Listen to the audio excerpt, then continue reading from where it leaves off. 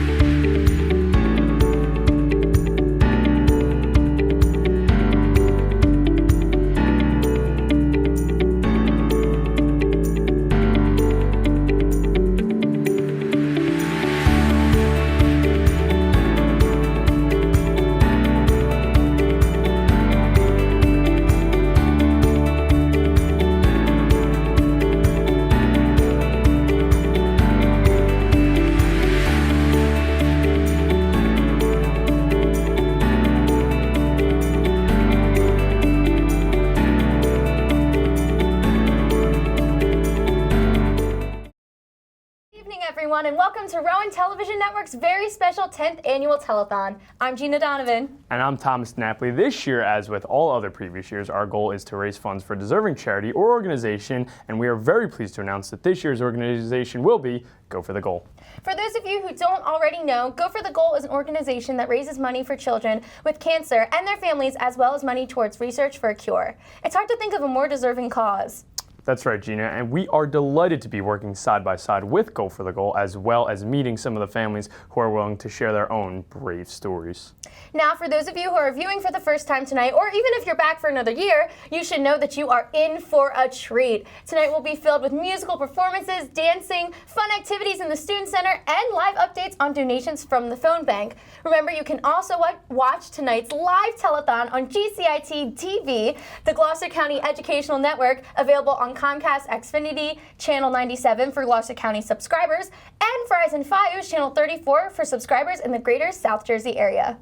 If you are wondering how to donate, it's simple. You can donate by credit card by calling our phone number at our phone bank at 856-256-5555 or on our website, rtntelethon.com. If you happen to be in the Student Center, you could donate with Rowan Bucks until 9 p.m. Keep in mind that Go for the Goal is a 501c3 nonprofit and as such is tax deductible. Just remember, every little donation counts, especially when it comes to this cause. Tonight we have a ton of musical performances. Kicking off the show is Charles Gilbert. Throughout the evening, we'll be checking in with the phone bank and interviewing athletes and their families. One of the best parts about donating for Go to the Goal is that you really get to see the results of your donations. Throughout tonight, we will be showing you what your donations can accomplish alongside with footage of sports teams supporting Go for the Goal, as well as the wonderful and brave children who have been affected by pediatric cancer. Go for the Goal was founded in 2006 after Richard Stefanese was diagnosed with a rare bone cancer known as Ewing sarcoma. Unfortunately, young Richard lost his battle with cancer just before his 15th birthday. But that did not deter Go for the Goal. After Richard's cousin Blake was diagnosed with another rare form of cancer, Go for the Goal's resolve was strengthened, and now Blake is a healthy teenage girl. Today, Go for the Goal has put smiles on faces of children through their Carts for Kids program, which delivers toys to children in hospitals around the country. Through their family support program, Go for the Goal assists the families of children suffering from pediatric cancer with medical and household bills, travel to treatment centers, and much more. Let's take a look at Go for the Goal. Every day, every child chases a goal. Come on, come on, come on! Ah! One boy believed nothing should stop the pursuit of childhood, not even pediatric cancer, the #1 killer of children by disease. In his memory, we're building a movement to help children with cancer achieve their goals. At Go for the Goal Foundation, we're bringing assistance to thousands, spreading awareness, and funding critical research. Join us as we work towards the ultimate goal, curing pediatric cancer. Go for the Goal can stop it, and we will eventually. Let's go for it. Donate to Go for the Goal today.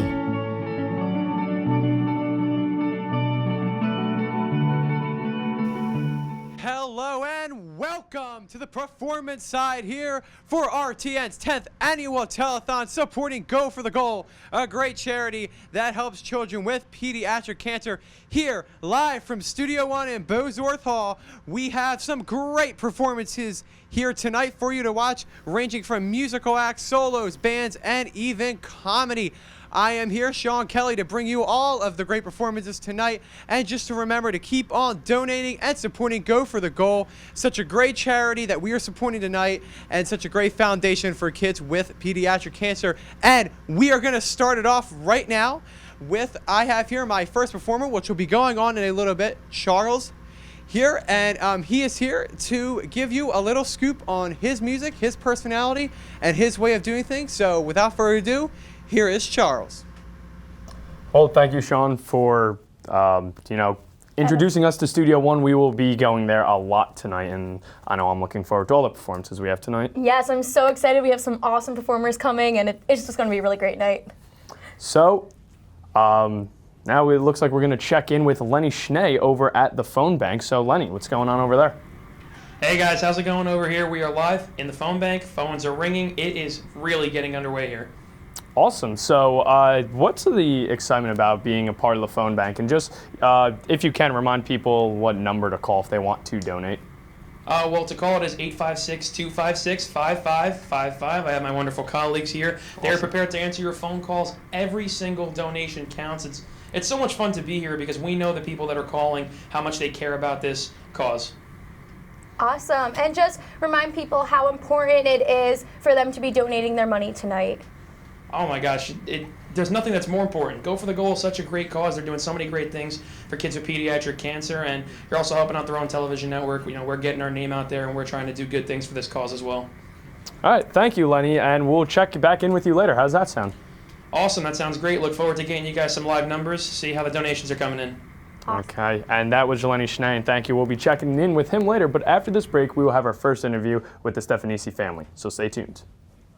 Production consideration for tonight's broadcast provided in part by Sicanti's Pizza in Glassboro, Cookie Munchers, Steve's Grilled Cheese and Quesadilla Company, Wawa, Tony Luke's at Rowan University, Panera Bread, CVS, Artcraft Promotional Concepts, Gourmet Dining.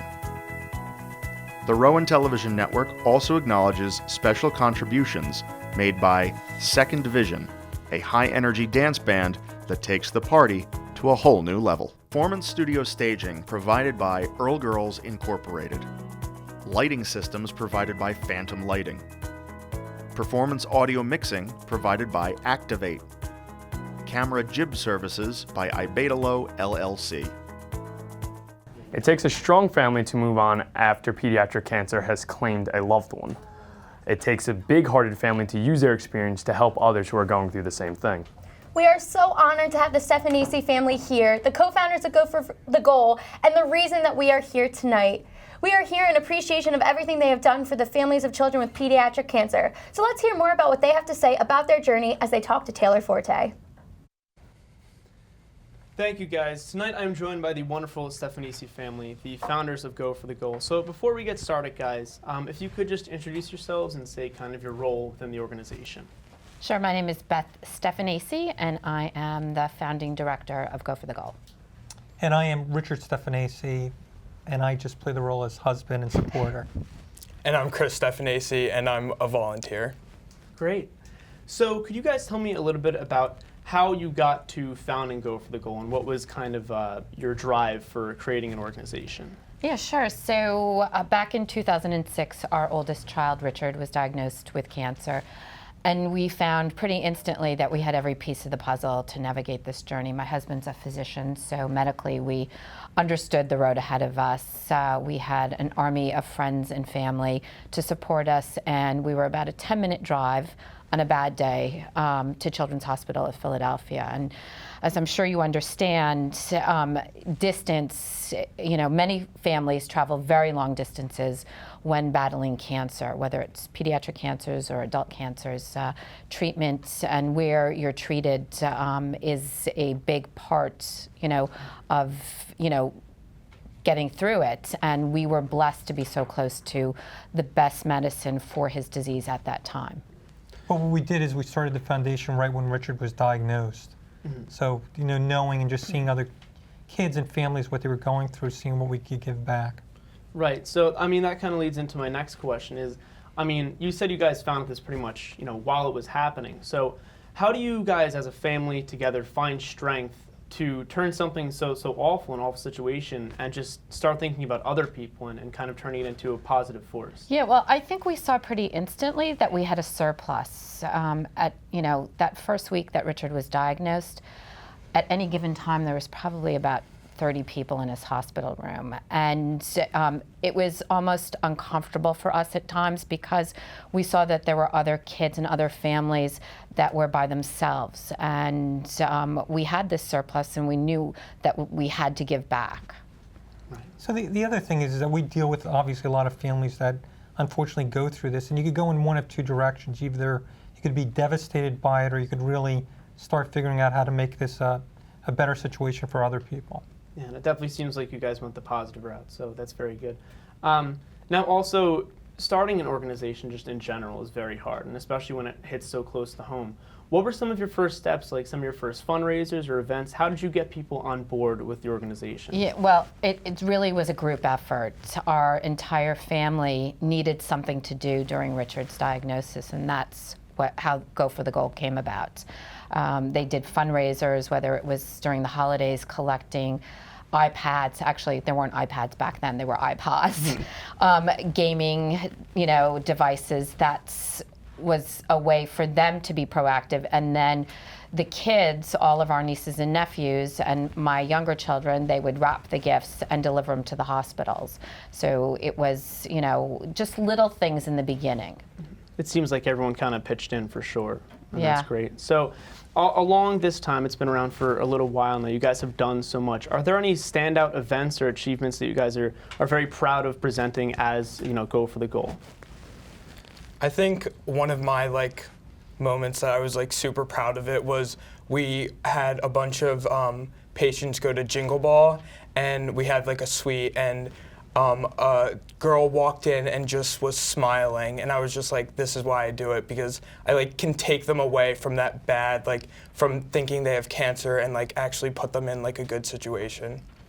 Yeah, that's great. And moving forward now, because you guys have done so much, and there's been so many events and fundraisers, and hundreds of children have been helped. In moving forward in the future, what do you plan on doing in terms of events or just kind of a game plan? Yeah, so I think we're really focused on just expanding our 3 national campaigns that we have: Lace Up for Pediatric Cancer, National Pediatric Cancer Awareness Day, and Spring into Action for a Cure. And I think with those growing, and they've grown, immensely since they started back in 2011, that we can reach more children, more families, and support more hospitals. And we always find that, the more lives we touch, the more needs we find.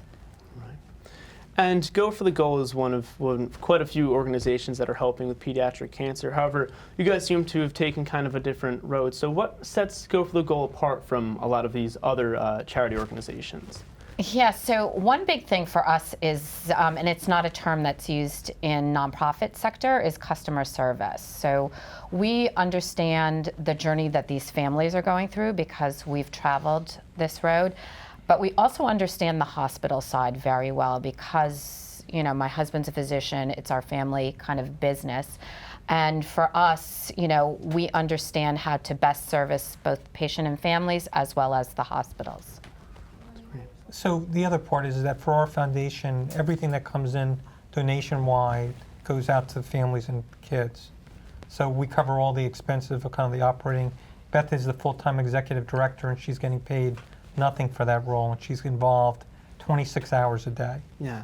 So it seems like a lot of hard work involved with Go for the Goal for sure, but it's all positive, and it's certainly taken an effect, and we've seen that with our time here. So thank you all so much for being here. Thank you. It's Thank been you a for having us. Now we will be joining our very own Sean Kelly with a special performance in just a few moments. So, Sean, take it away. All Right, and welcome back to the performances here at the RTN's 10th Annual Telethon supporting Go for the Goal. Remember to keep on supporting, and thanks to Tom and Gina for their great stuff. And we are not going to wait to get started with our great performances here tonight. And get ready for some nice R&B soul music here from Charles Gilbert. He's going to bring you some great stuff. Get ready for it. Give it up for Charles Gilbert. Hello, everyone. I'm Charles. This is my band from Pleasantville, New Jersey. So hope you guys like our performance. Here you go.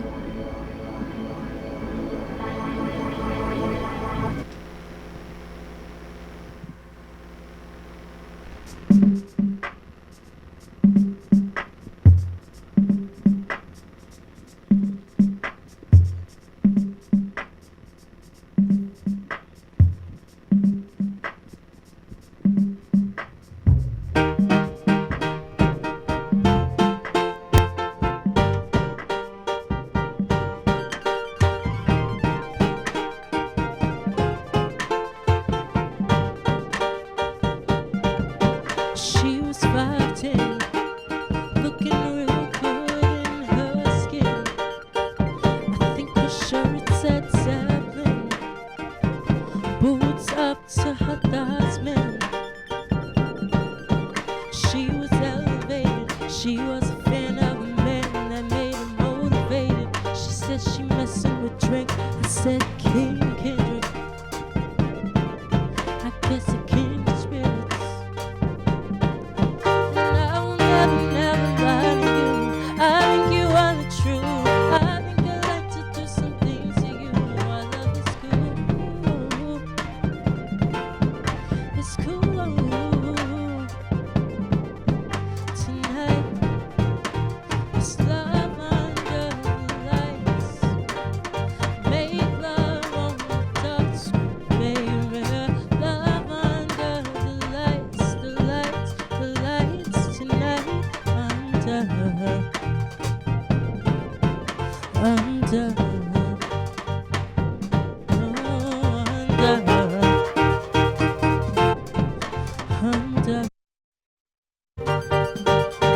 He was 6-something.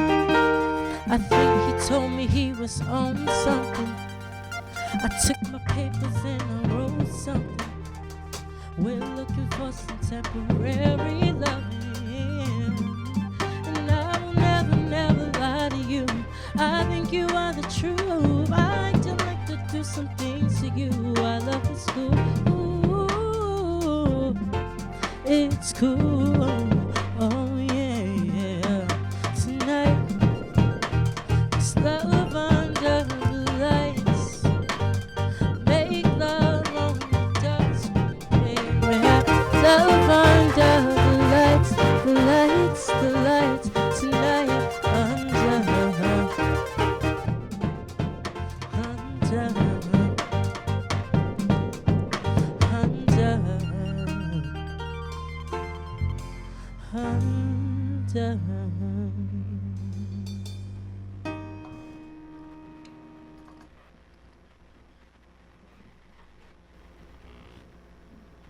My next song I'm going to be performing is called Titans. Hope you guys like it.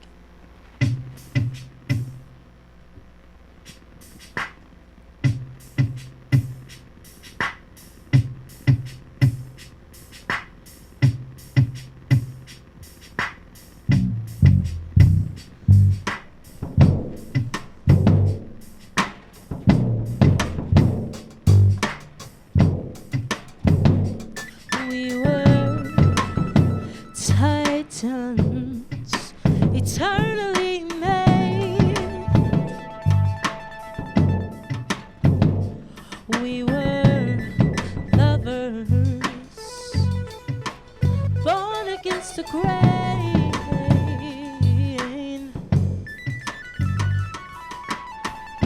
Why would you wanna die if you can't live with me? Listen, I can make you stay. No, listen, I can make you stay. We were titans. We were Titans. We were Titans. We were Titans. We were Titans. We were Titans. We were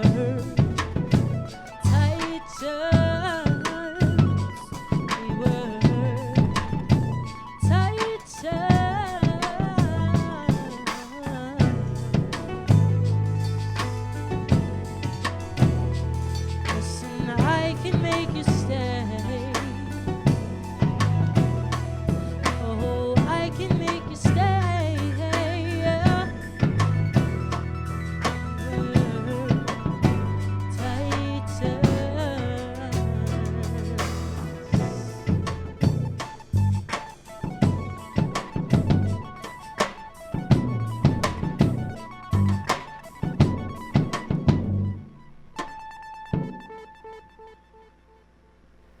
Okay.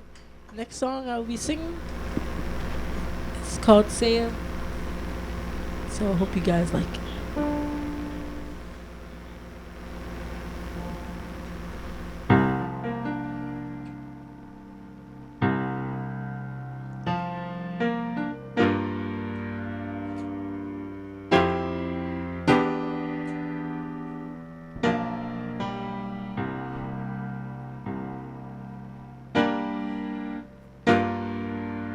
Pictures remind me of all the oceans that were. Pictures on the wall remind me of all that we lost. It ain't right, but that's life.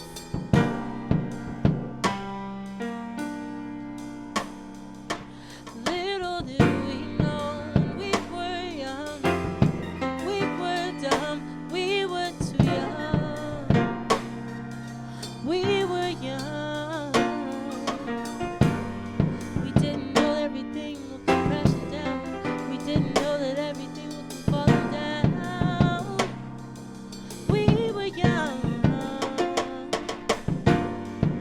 I should have told them that I was flying when I was falling down. I didn't understand why the life was a more important sound. I didn't want to go things that could have me feel low. So I guess I gotta run away from the labels.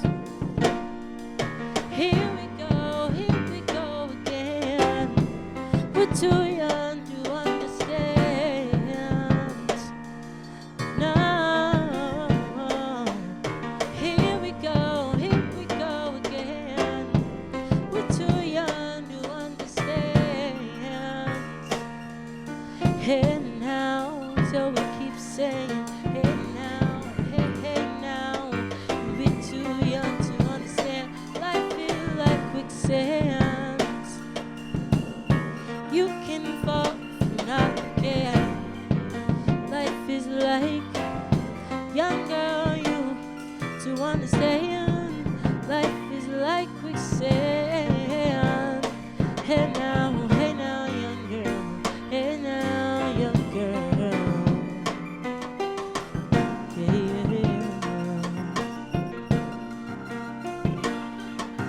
Hey now, young girl. Hey now, young girl.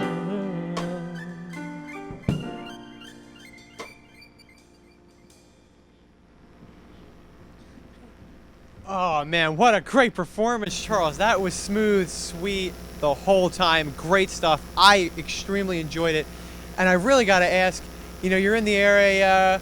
How did you get into this kind of music? Well, I've been in music since I was little. I've been growing up in church. Basically, all of us have grown up in church. It's great. So I've been singing since like 4 or 5. So it's like it was in my blood. Oh, it's good. Well, you have a great voice and a great sound for everybody here. And as I do, and maybe others do, how could they find your group's music that if they want to listen to it all the time? Well, right now we don't have any really music out, All but right. it's gonna be out there, and I'll let you guys know. All right. Well, I can't wait for it. And let's give a big round of applause. Thank you so much, Charles Gilbert, for being here, doing a lot of great music, great sounds here to kick off this telethon, supporting such a great organization, such as Go for the Goal. I really appreciate, and I know everybody else appreciates you guys being here.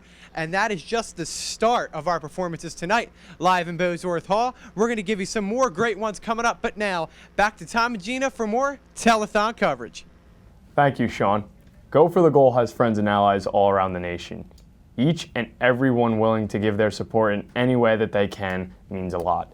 This support can be seen throughout the country at lace-up sporting events.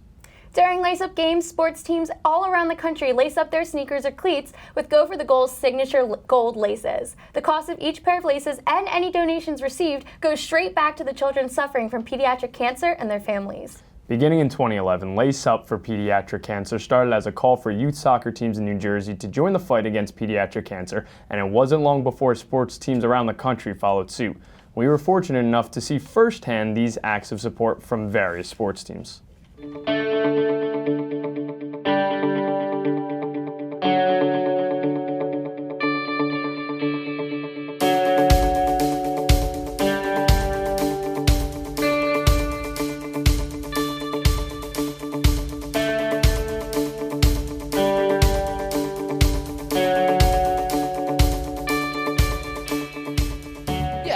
Anyone here right now, I'm sure, knows someone either very close to them or a friend who is going through cancer or has lost a fight to cancer or want to fight. So anything that promotes unity and togetherness, especially in a high school atmosphere, is always a plus.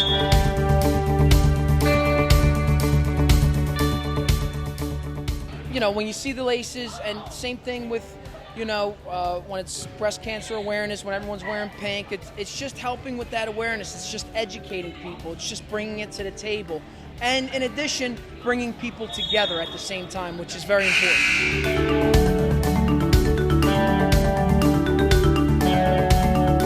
As for my second year here, I can already tell, you know, we get notified that this is a big event, you know, and that we are very serious when we run this event, and we know the potential that it has and the rise in which it's coming.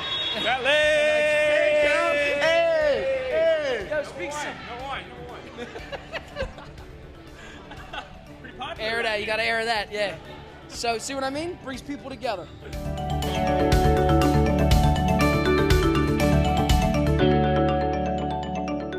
I think it's pretty important because as athletes, we all think that nothing's going to happen to our body and that we're all healthy and stuff like that, but cancer can literally happen to anyone. So it's pretty important to raise funds and raise awareness for something that isn't really shown in like the classroom and stuff like that, you know what I'm saying?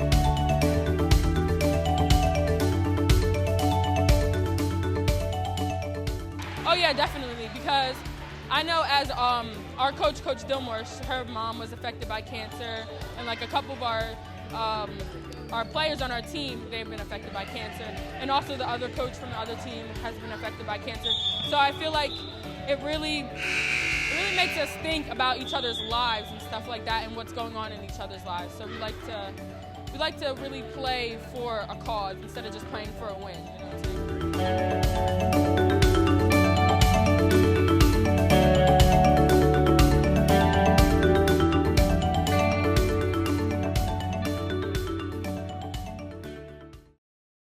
An awesome package, like we said. You'll be seeing a lot of that throughout the night, seeing firsthand where your donations go if you choose to donate to Go for the Goal, and wonderful package put together by the production team here. Yes, it's so great to just see like live action, like everything, where all of your money's going, and see those kids like supporting such a great cause. Definitely, they're so cute too. Oh, so adorable.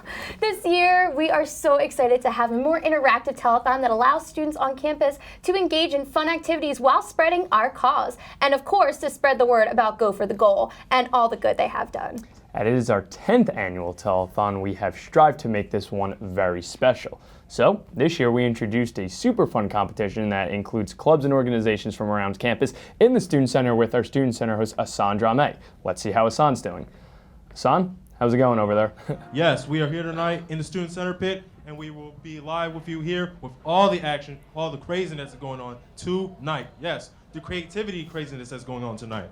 As you can see, we have the Lego competition, which will take place tonight. And you can see we have a bunch of pits laying around where teams will be building their own creative, crazy-looking Legos. Yes, they will be building a masterpiece, a masterpiece. We have 3 of the 4 teams right here. We have the Cool Tigers, the Physics Club, and the Astronomy Club. 2 of the teams are from Rowan University's own. Yes, they are our own profs here tonight. Other than the Lego competition, which will be spectacular, I'm assuming. Yeah, not assuming. It will be spectacular. It will be a spectacular experience. We have a photo booth that's available around here. We have a table where, we have henna tattoo designs. Everybody can get their nice little designs on their arms or their fingers, all that good stuff. We have catering, which is available from the good old gourmet dining of Rowan University. And we also have, hold on, I'll give you a little secret. We have popcorn and cotton candy. Yes, popcorn and cotton candy. All over tonight in the Student Center pit for the 10th annual telethon, where we've been giving you guys 10 excellent years of charity. That is right, 10 excellent years of charity. Right here from your Student Center pit host, Hassan Drame. So, we will be back with you guys for the Lego competition. We will give you updates on each round, and we will find out who is the creative group, the creative team of the crop. I'm Hassan Drame. Back to you guys. Awesome. Well, thanks, Hassan. That sounds pretty fun over there in the Student Center. Hassan's so funny. Before he starts a thought, yes, we're doing this. And then again for our 10th annual telethon. Yes, the 10th. I love it. Well, as you guys already know, Rowan's telethons are large live productions that are put on by our very own Rowan Television Network. And though it may be our largest production, there is so much more that RTN offers. Rowan Television Network offers great opportunities for students to get hands-on experience in the workings of the television industry through the programs like news programs, talk show program, live events, and sports coverage. Whether students are planning for their futures in the industry or just have fun, RTN is a great community with many opportunities. RTN is a great place to make lifelong friendships and even professional connections. It offers opportunities for learning and growth for anybody willing to take the time and have fun while doing it. Tonight, as we are celebrating the 10th annual telethon, I'm going to be doing that all night, by the way, we are also celebrating another huge milestone. This just so happens to be the 25th anniversary of the Rowan Television Network. That's 25 whole years of memories and programming brought to you by Rowan University's own student body. So let's watch and take a look back fondly on the growth and the evolution of RTN over its 25-year span. My favorite part about RTN would probably be, one, the experience you get from it. Because of RTN is where I've learned everything I know. You learn a lot in the classes, don't get me wrong, but you get the real world feel within this club. And along with that, you get to establish relationships, both professional and friends. And you get an idea of what it's like to just work in the real world.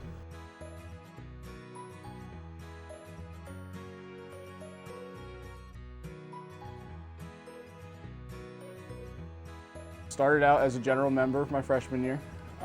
Sophomore year, last year, I was the programming director on the executive board. So that basically entailed programming our channel, evaluating our content.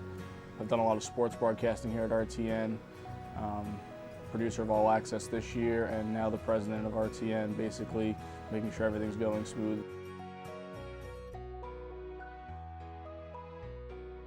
It's been so much. I've had such a great experience, and I've been happy to have this club as a place to go to when I came to college. I was really nervous coming in. I had no idea what I was going to do and get involved with. And when I came to one RTN meeting, I knew it was going to be the thing I was going to do. And 1 year already, there's just been so much I've done, and I felt like I'm a part of the family, and I'm really excited about that, and I'm excited to keep on going.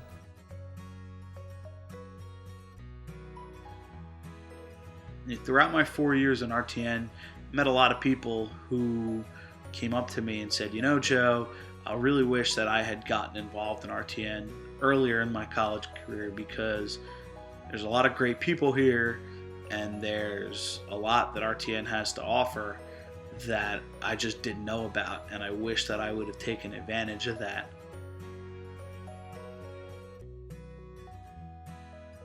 I want to say it really hasn't changed as much as I thought it would have. There's still a really strong, you still have the really strong members, you still have everyone working together towards everything. We have the same shows for the most part. A lot more camaraderie. I mean, it was always camaraderie, but it was a lot more now. Everyone works together, everyone kind of just really, you put your differences aside and you really work towards the future.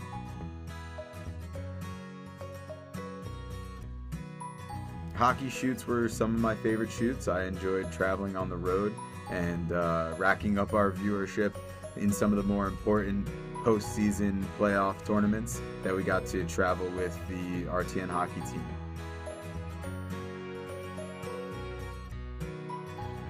Last year is when I joined RTN because I was a transfer student. And from my experience from then until now, there has been improvements in terms of everything that happens within the office.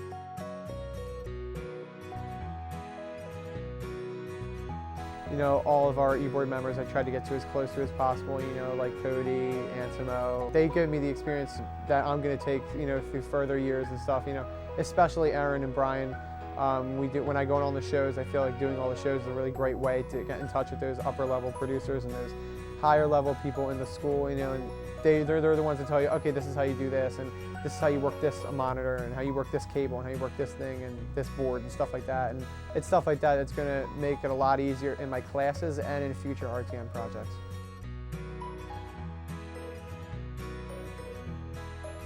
All the telethons I've been on have been really eye-opening to me. When we did Habitat for Humanity freshman year, all those stories were very heartfelt, and that was my first telethon working on it, and they put me in a pretty important position as floor manager in Studio 2. That was rewarding for me. And being an interviewer on last year's telethon for Special Olympics, I've enjoyed those. My favorite part about RTN was getting to problem solve and come up with ways to do our coverage and improve our coverage. With the TriCaster, we did a lot of live programming and really enjoyed hanging out with my friends and producing sports coverage.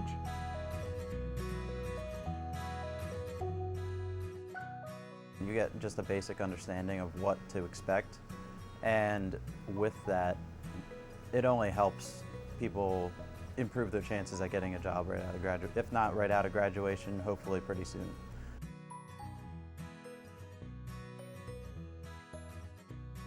I love the family environment of RTN. I really think that it's kind of been my second family away from home.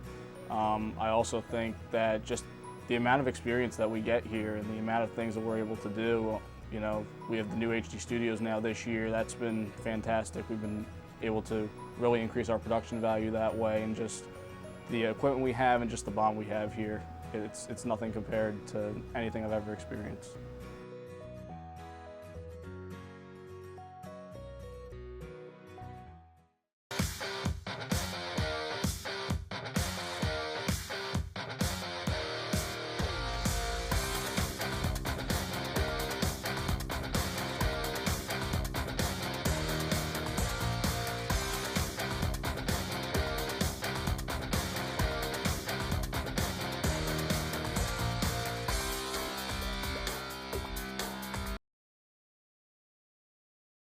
Welcome back to All Access. I'm Lenny Schnee with this week's edition of Prof Spotlight. Joining me are wide receiver Zach France and defensive back Bobby Barberi. Thanks for joining us, guys. Thank you for having us. So, guys, I want to start out really quickly just reviewing the team, how you guys are doing so far. You are 4-1 overall. You're 3-1 in the NJAC, which is fantastic to start. Hi, welcome back to Game On. I'm John. Nick. No. Nick, we have a show. No. Oh, hi show. No, you have to stop playing. No, you got to do the it's show. Fire Emblem. Rowan 911 is filmed on location with the men and women of law enforcement. All suspects are innocent until proven guilty in a court of law. No, it's not a cigarette. It's a marijuana. It's a cigarette. No, Paul. sir, Calm put down the joint. Please, you're gonna get us both in Put trouble. down the joint, sir. Dude, you have a lighter? Do I have a light? He said fire. He said fire. Hey, put it down or I'll be forced to fire warning shots. Dude, please. Dude. It's just a cigarette. You've been It's warned. a cigarette. You've been warned. Dude, it's a cigarette.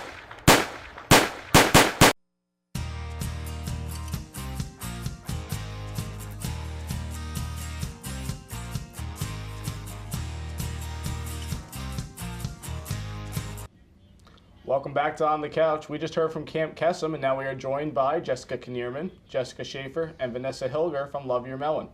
Ladies, thank you for joining us today. Thanks for having us. So, Love Your Melon, what's it all about?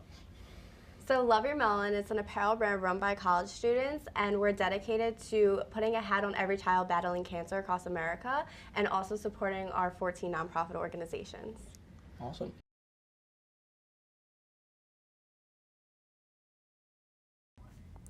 As you view tonight's telethon from wherever you are, keep in mind tonight would not be possible without our very hardworking crew here at Rowan University. Students from the College of Communication and Creative Arts, including members of our very own Rowan Television Network and its sister club Cinema Workshop, are working together to bring you this telethon, and all of their hard work will not go unnoticed. Besides what you are seeing here tonight, the work that goes into putting on a production of this magnitude extends far beyond. Months and months of preparation must be made before we are ready to go live. Rowan students and faculty alike dedicate hours and hours of their time to ensure that our telethon runs smoothly. From finding hosts for the telethon to set design, finding performers, and finally going live, the crew of our telethon has a lot of work cut out for them. That's why we'd like to take the time to take you behind the scenes to see just how hard everyone's working. So let's take a look. Sean, what's going on behind the scenes?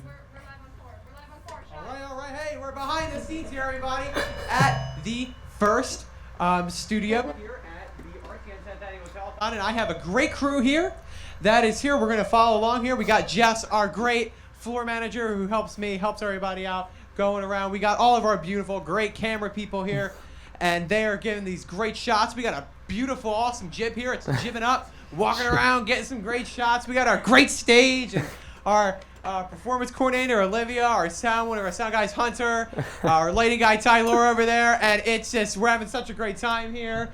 And I'm loving it. Everybody's loving it. And I'm excited to bring even more great performances here to you tonight. And everybody's excited to do it. And that is usually the follow-up of our studio. And we're having great stuff here. And we are excited to keep going. And I encourage everybody to keep on watching and keep on donating to Go for the Goal. Great organization. Awesome, Sean. Well, nothing like the high energy of Sean Kelly. Yes. There's nothing like it. We are going to continue with our tour. If you would like to follow me, we're going to get really specific here Yes, so with excited. Jess, our floor manager. Jess, what is your favorite part about being the floor manager? Okay. My favorite part about being floor manager is probably because I have the power to tell people to do things, but I don't have to be the one to make the calls. All right. That way if something goes wrong, it's not exactly my fault. So do you have power of the floor? I have so much power. Look at this. Look at the power of the floor, Jess. I have. The power of the floor is amazing, except for the part where I can't be under the jib. Otherwise, I'll probably get a concussion. Yeah, look at that jib. Don't want that. It's really huge and nice. It looks like a big crane. Looks like a roller coaster. We're having fun. Look at that. It's even stationed before. It's got 3 wheels. This thing is crazy. I walked in here today and I was like, this jib is crazy. And let me tell you, we're going to keep on moving on here. We got our lighting system over here. Actually, we have Tyler. He's over here. If he wants to come over, we're going to check out the lighting.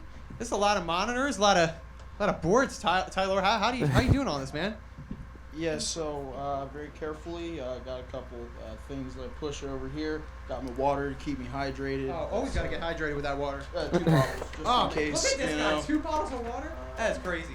Yeah. All right, well, thanks a lot, Tyler. That is the nice little interview of our studio. That's behind the scenes look that you can only get by tuning in to the RTN Telethon supporting Go for the Goal. And we're going to keep it going, and we're going to come back soon with some more great performances. So stay tuned for more great coverage. Once again, there's really nothing like Sean Kelly. He is so in love with that jib. It's crazy. Oh, he is so excited about just everything over there in the studio, but I mean, rightfully so. It's all pretty awesome. Yeah, and as we mentioned before, and as Sean just mentioned now, so there's a lot of stuff that goes into production. And he went behind the scenes, and that's just a little snippet of actually what goes on here. There's more than 80 people who have helped work on this production, whether it's going out in the field and getting interviews, editing, graphics, hosts like ourselves. So much goes into it. So let's take a look at our production team video.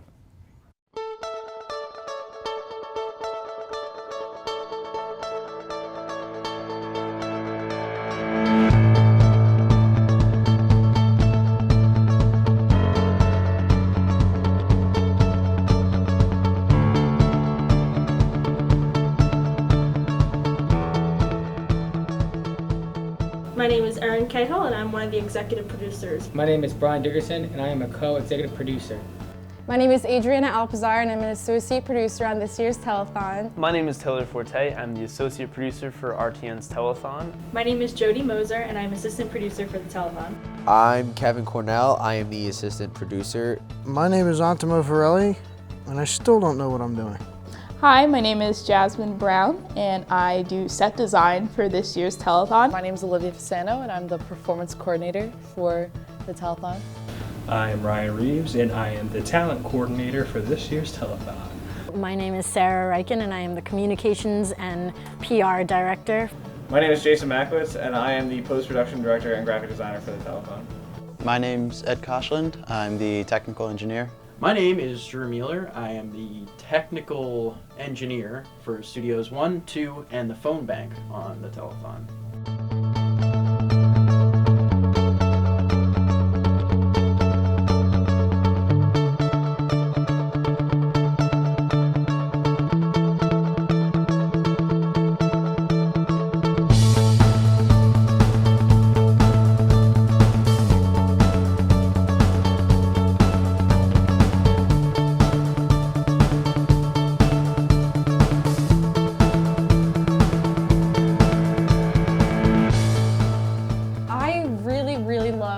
Go for the Goal as an organization. Because they're local and they're supporting a cause that everyone can get behind. And we really get to see the great things that they do for children who are suffering from cancer. We can actually see, the impact that the charity has had. They assist in any way that they can. It's a great concept. I honestly like helping children with pediatric cancer. I can't think of anything more beneficial than that. They are helping benefit the children that are going through their treatment. Everybody should donate to, and everybody should support because they're doing a great thing. Helping kids with cancer is a phenomenal thing. Especially since any donation can help them. They've renovated hospitals, they've helped pay for treatments for people. So I think that's really something amazing, and I absolutely love the Stefanaccis, and I really love helping everyone else who is associated with Go for the Goal.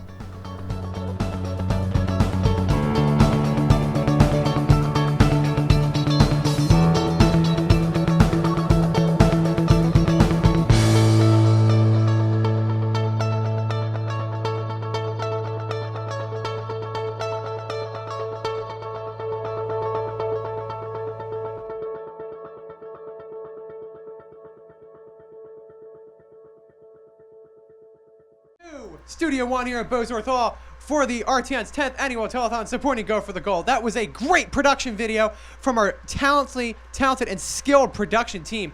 But now we're going to continue with the great performances tonight, and to give you a sneak peek of what's coming up, we have the one-man band, Steve Sokola, here. And we are going to give you a great promo of him right now, so get ready for it. Hello, ladies and gentlemen. I'm Steve Sokola, the proud member of Steve Sokola's overpopulated one-man band. Now, one day I got an accordion, and one day I brought home a cowbell and tried to play it with my foot as fun just because I was using both my hands with the accordion already. And before you know it, I started playing 10 different things at one time, and now I'm my own one-man band. Just about every song I write is original. I think that's how it goes. Once again, I'm Steve Sokola, and thank you for watching, and keep watching the Rowan Telethon and donate money. As we continue through tonight's events, we would like to encourage you, like Steve said, to please donate. You never know just how much your donation, large or small, can affect the life of a child suffering from pediatric cancer as well as their families. There are many ways to donate tonight. You can donate by credit card by calling our phone bank at 856-256-5555 or on our website, rtntelethon.com. If you happen to be in the Student Center, you can donate with Rowan Bucks. And keep in mind that Go for the Goal is a 501c3 nonprofit and as such is tax deductible. Now let's check in with the phone bank. Lenny, how's it going on over there? Guys, what is going on? I just received word we have nearly $175 donated so far. Guys, those are weak numbers though. We've had over 700 viewers. We need to get those numbers up here. It's a fantastic cause, Go for the Goal, and maybe to kind of spice things up a little bit, get you to donate. We are going to do our first giveaway here. For the next Rowan student / Glassboro resident that calls, we're going to be giving away a $10 Cookie Munchers gift card. I've had Cookie Munchers. I'm sure you guys have had them. They are amazing. This is definitely a worthy reason to give a call, not only just for Go for the Goal, but why not get some free cookies?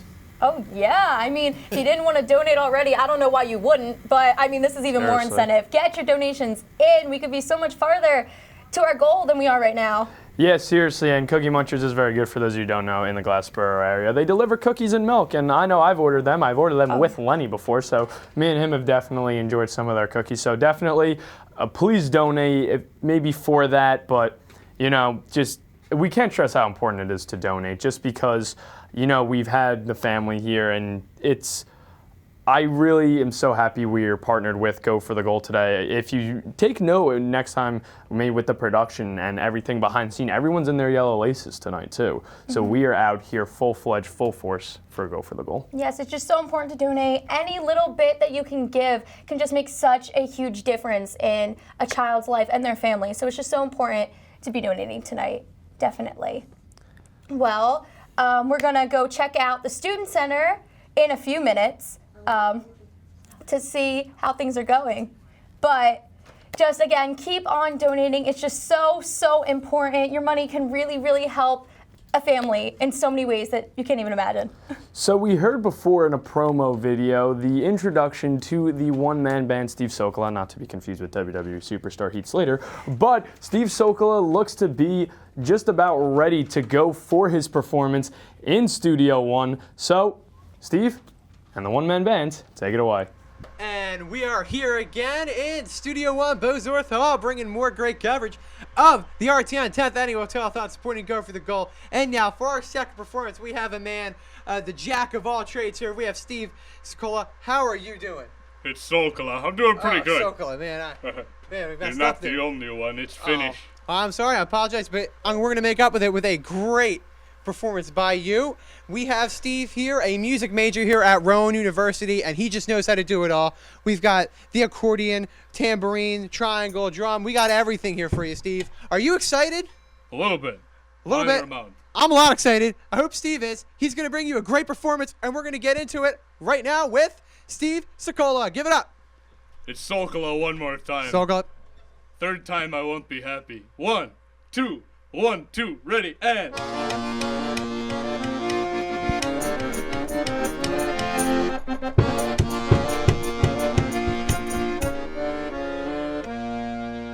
I don't really know why everybody seems so uptight. Because when I close my eyes and look around, well, everything's going right. And although there's lots of things going on in the world of which I don't know, well, right now I know for certain that there's no denying it's a sunny day in Glassboro. Woe is me, I long to see the childlike simplicity I once knew. Long ago, well, that time's over, I'm going on, moving strong, not looking back and learning from goes wrong. As I go along, it seems like life hands me punches to the face. And try as I may and try all day, it puts me right into my place. So when things go bad and it's just not my day, and I'm overwhelmed from head to toe, if I stay optimistic that even when it's raining, it's a sunny day in Glassboro. Every accomplishment begins with the choice to try. Many people have done great things, so why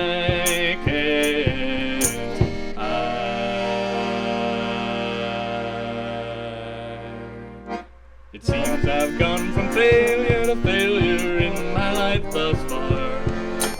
People see random streaks of luck and I don't know what those are. So when things go bad and it's just not my day, I'm overwhelmed from head to toe. If I stay optimistic, then even when it's raining, it's a sunny day. Nicholas Borough.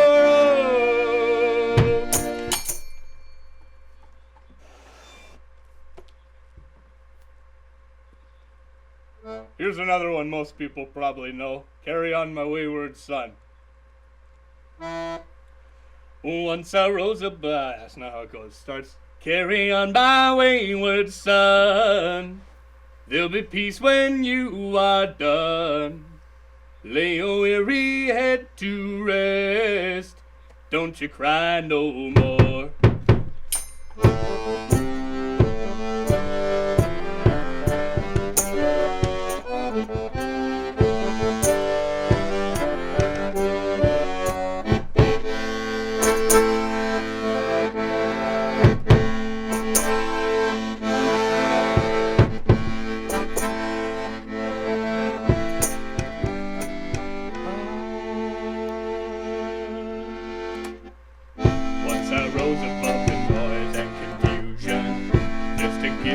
Beyond this illusion, I was soaring ever higher, but I flew too far. Though my eyes could see, I still was a blind man. Though my mind could think, I still was a madman. I hear the voices when I'm dreaming. I can hear them say, carry on my wayward son. There'll be peace when you are done. Lay your weary head to rest. Don't you cry no more.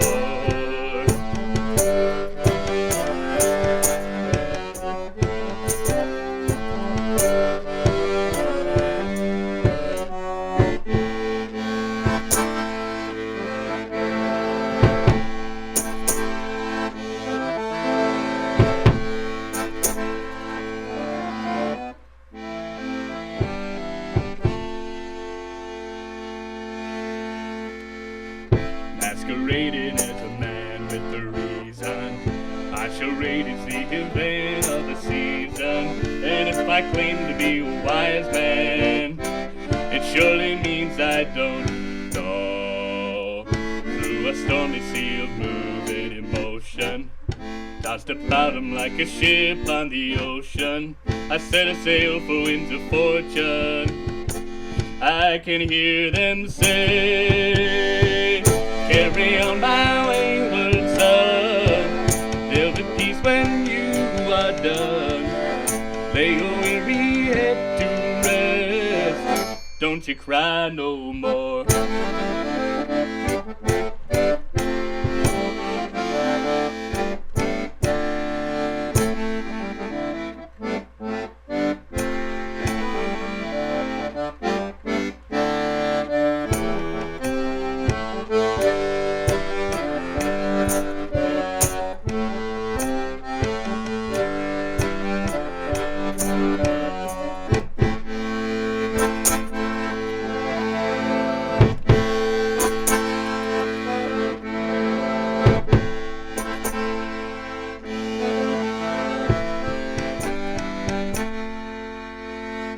Carry on, you will always remember. Carry on, nothing equals the splendor. Now your life's no longer empty. Surely heaven waits for you. Carry on, my wayward son. There'll be peace when you are done. Lay your weary head to rest. Don't you cry no more.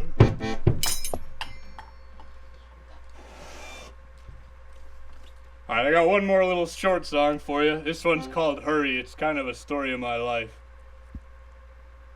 I have a story they all tell about a guy you know real well who fills this whole wide world with his tune.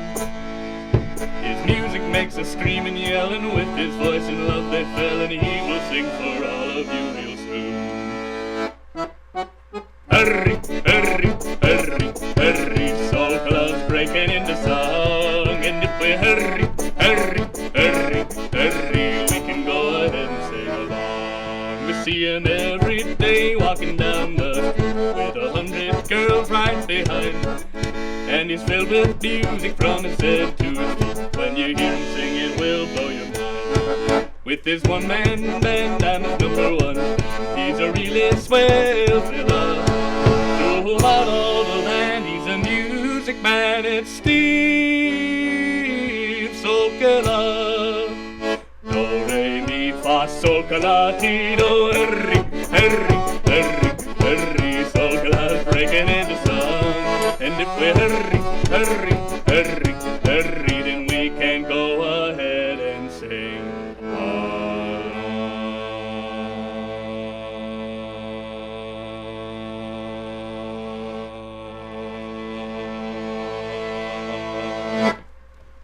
All right, and what a talent, everybody right here. That is Steve Sokola bringing the one-man band to the RTN Telethon. Steve, coming all the way from Minnesota, why did you want to study music here at Rowan? The major kind of chose me. A lady heard I was enlisting, and she made me come audition here as an opera singer. And I found out I had talent, which I didn't think I did, so yay me. All right, and Steve, I've seen you around campus. I know others have. Is there any upcoming events we can see you at around campus? Oh dear, let's see. Well, I perform like 3 times a week. I'll be performing at Relay for Life. Let's see, that's this Friday through Saturday, 6 p.m. to 6 a.m. It's a 20 or 12-hour event, yeah. I think I play at like 2 in the morning, so get you late-nighters out there. All right, well, thanks a lot, Steve, and thanks for coming on here to support such a great organization and such as Go for the Goal. We thank you a lot. That was a great performance, and we have more coming for you for the rest of the night here live from Studio 1 until 11 p.m. supporting Go for the Goal, the great foundation supporting kids' pediatric cancer. And for one more time, a great thanks to Steve Sokola, the one-man band. And we have more great RTN coverage. Thank you, Sean, and thank you, Steve. You know, like Sean said, Steve is from Minnesota. He is Finnish. He could speak it. Trust me, if you ever go up to him on campus, he will have no problem telling you about it and no problem speaking Finnish either. So Steve's quite the character and quite the musician as well. He definitely is a lot of talent over there. For sure. Definitely. Well, as promised, we are going to head over to the Student Center to see Hassan and get an update. Hassan, how is the Lego competition going? What's up? What's up? How are you guys doing down there? I'm pretty sure it's going lovely, dandy, and fine down there in Basel part here at Rowan University. But as you can see at the Student Center pit, we are ready and we are rocking and we are rolling. We are rolling. Yes, indeed, we are rolling. Yes, with the Lego competition. Although one of the teams, you know, they're running a bit late. They're not, you know, they didn't really show up yet. But 3 of the teams are already out and running, building their creative, big Legos for the Lego competition. We have the Cool Tigers who are currently down there, and we have Rowan University's own astronomy, and the Physics Club down there, doing their thing down there. They're working, you know, they're bringing their creative minds together. They're bringing their nice creative minds together and hoping they can take home first place. That is right, first place for the Lego competition. But in the meantime, like I said in the previous segment, we have the photo booth, which is down there. We have food, which is over there as well.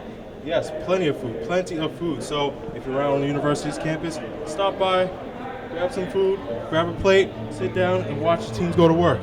3 of the 4 teams, that is, 3 of the 4 teams that are going to work at this moment in time. Yes, you know, I would like to be a part of the competition, but you know, I gotta defer to the other guys down there. Defer to the other guys, that is. Defer and let the creative minds go to work on building those giant, fascinating, creative Lego pieces. I wonder what the teams are building though. It'd be very interesting to see what indeed they are building. And I think the 14. I'm not sure the 4 teams come yet, but once we give you guys in the next update about the 4th team, we will give it to you. But for now, we have 3 of the 4 teams here. It's the Astronomy Club, the Physics Club, and the Cool Tigers. We're here at the Student Center. Back to you guys. Thank you, Hassan, and the emphatic yes, always. So, ladies and gentlemen, it is our sincerest hope that you are enjoying everything that Telethon has to offer tonight as much as we are enjoying being here.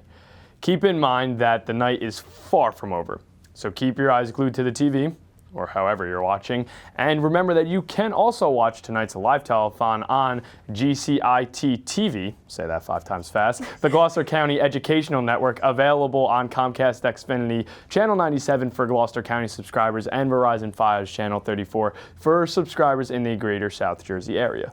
Well said, Tom. You won't want to miss any of the performances or activities we have throughout the night. Coming up next, we have shout-out videos and an interview with Amanda Yetman, the woman in charge of the school programs that fundraise and host events for Go for the Goal, and Kaylee Whitmore, a longtime volunteer and also my roommate. So stay tuned.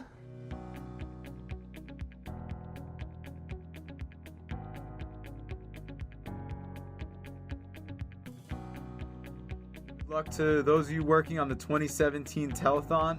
Everyone watching, please keep donating. I really wish this telethon a bunch of luck. I definitely will be tuning in and definitely will be donating. So everyone at home, make sure you donate. Hey everyone, thank you so much for tuning into RTN's 10th annual telethon, helping raise money for Go for the Goal, helping kids with cancer achieve their goals. Every single one of you is doing such an amazing job helping us raise money for an amazing charity. We appreciate each and every one of you. Hi, I'm Brian Dickerson, And I'm Erin Cahill. and we are the producers of this year's telethon. Go for the Goal is an amazing organization that I've been a part of since I was in high school. It means a lot to us. We've been working really hard towards it for 5 months. We appreciate everyone that was on our team and all of our crew that are here tonight working really hard, and the organization itself. They've been helping us out a lot and really supportive, and we want to support them. So everyone, please keep donating and please keep watching and support this charity. It's a great cause. Hi, I'm Cody Decker. And I'm Chris Devine. And this is All Access. Thank you for watching RTN's 10th annual telethon benefiting Go for the Goal. Stay tuned for more live performances and interviews. Keep watching and keep donating. I'm Gina Donovan from Rowan Roulette, Rowan's #1 source for games, fun, and a lot of puns. And you're watching Rowan's 10th annual telethon for Go for the Goal. Make sure to keep buzzing in those phone lines and donating what you can. Hi, I'm Summer Shiki, And I'm Sean Kelly. and we're the anchors for RTN News. You're watching the 10th annual RTN Telethon supporting Go for the Goal. Please remember to support and donate to this wonderful organization. And stay tuned for more amazing content. Hello everyone, my name is Hunter. I'm Taylor. And I'm Allison. And we are the cast of Game On. Behind us we have our lovely camera crew. We have Ethan, we have Donald, and we have Adriana. Over in the control room, we have Adriana. Over in our control room, we have our lovely men there, and women. We are here at the 2017 Telethon supporting Go for the Goal. And if you have a couple minutes of your free time, we want you to come check out Game On YouTube, RTN Rowan Television Network on YouTube. So please check us out, it'll be very helpful. See you guys later. I'm Mavish Khan. And I'm Tom Snapley. And we're the hosts of On the Couch. You're watching RTN's 10th annual telethon benefiting the charity Go for the Goal. Be sure to check out myself and Mavish Khan on the couch. Hello, telethon viewers. I am Sarah Reichen, and with me here I have Amanda Yetman and Kaylee Whitmore. How are you doing, guys? Good. Good.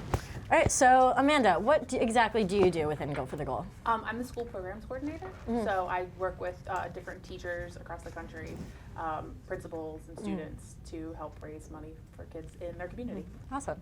And Kaylee, I understand that you have been a volunteer for Go for the Goal for a decade. That is a long time. So what exactly do you do as a volunteer? So Go for the Goal began when I was in 3rd grade. I've done a little bit of everything over the past 10 years. My grade school, St. Peter's in Birchville, really started this National Dress for Pediatric Cancer Day, which has now become National Pediatric Cancer Day.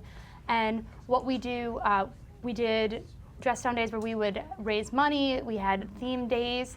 In the past, I have reached out to principals across the country and coaches. I've attended national conferences, and I've gotten to travel with the foundation. I was actually one of the first recipients of the Presidential Volunteer Service Award through Go for the Goal. So I've done a lot of really cool things. I even got to lobby on Capitol Hill for funding for pediatric cancer research. That's awesome. All right, so what drove both of you to be so involved with such an amazing organization?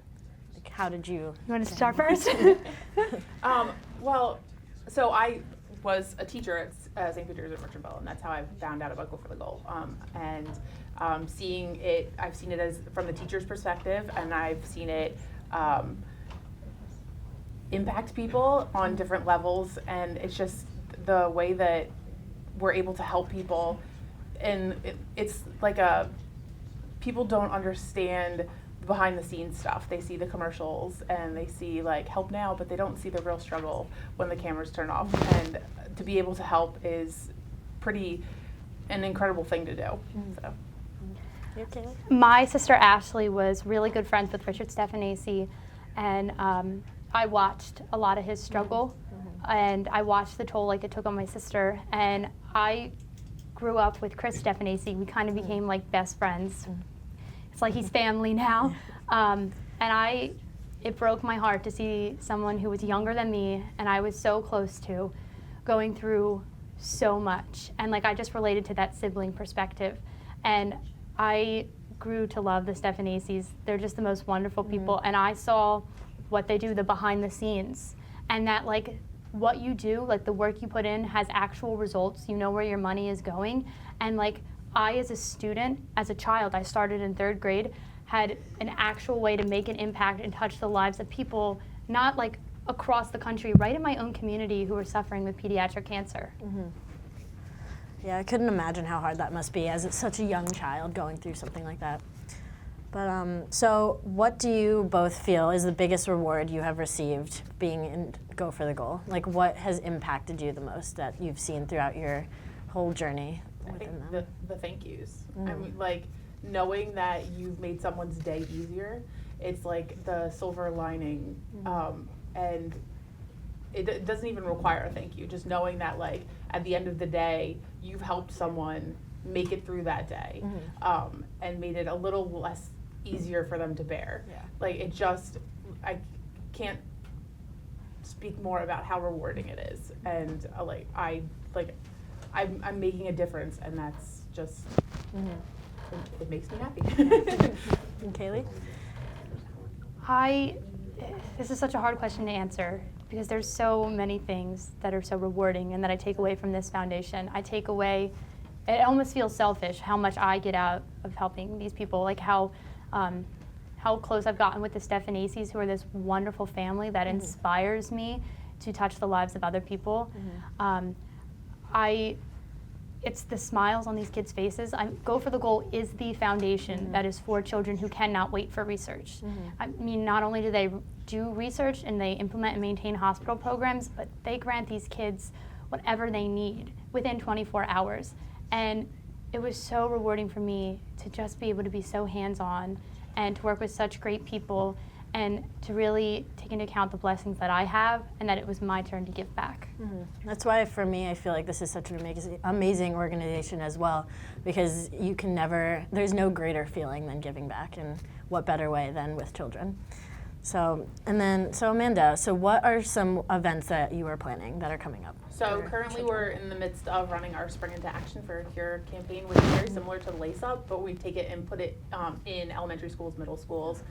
So we'll see kids lacing up for field days, for fun runs. Sometimes they create a whole event around it. And once we get through with Spring into Action, then we turn our sights to September and National Pediatric Cancer Awareness Day, where we have thousands and thousands of students across the country go gold for the day. And they really grab onto it because they know that, like Kaylee said, it's not going across the country to some place that they'll never see it. They know that they're helping the kids in their own community. So it's amazing. So, and then also, you were an advocate in Washington, D.C., so how was that and what exactly did you do with that? So that was life-changing for me. That was everything, and that was it was a pivotal moment in my work with Go for the Goal. I was in 8th grade, and I was vice president of student government, and we were really having a lot of success with these National Dress for Pediatric Cancer Days. And we met with the head of Catholic schools, and we approached the idea with her, and she did like it, and it really helped us bring it to a more national level by being able to contact so many different schools, high schools, grade schools, you name it. And then I actually went to Capitol Hill and I got to lobby for funding for pediatric cancer research it is vastly underfunded nationally. These children are treated like young adults, and obviously that cannot be the case. Their bodies are still developing, and they're using treatments that are outdated from the 70s and the 80s. And it's just so unfortunate. The children are the future, and we want to give children the world, but we're not doing everything we can. So I got to stand up and be a voice and stand with these parents, these siblings like Chris, who had lost their child, their brother, their sister, whoever it may be. And I realized I couldn't stay silent, and I couldn't be still. And if I could make this difference in 8th grade, I knew that anyone at any age, and myself included, at any point in my life, could continue to keep working with Go for the Goal and be the difference. What other locations have you gone to around the country for Go for the Goal? I've been some really cool places. I've been to California. I got to go to Anaheim. I've done some stuff in Philadelphia, some stuff in North Jersey, Pittsburgh, and Washington, D.C. So I've had such a great time getting to spread a passion of mine. There's nothing better than going around the country and doing what you love and also traveling.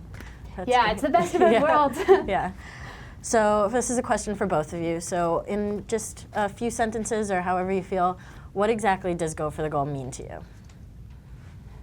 Well, what does Go for the Goal mean for me?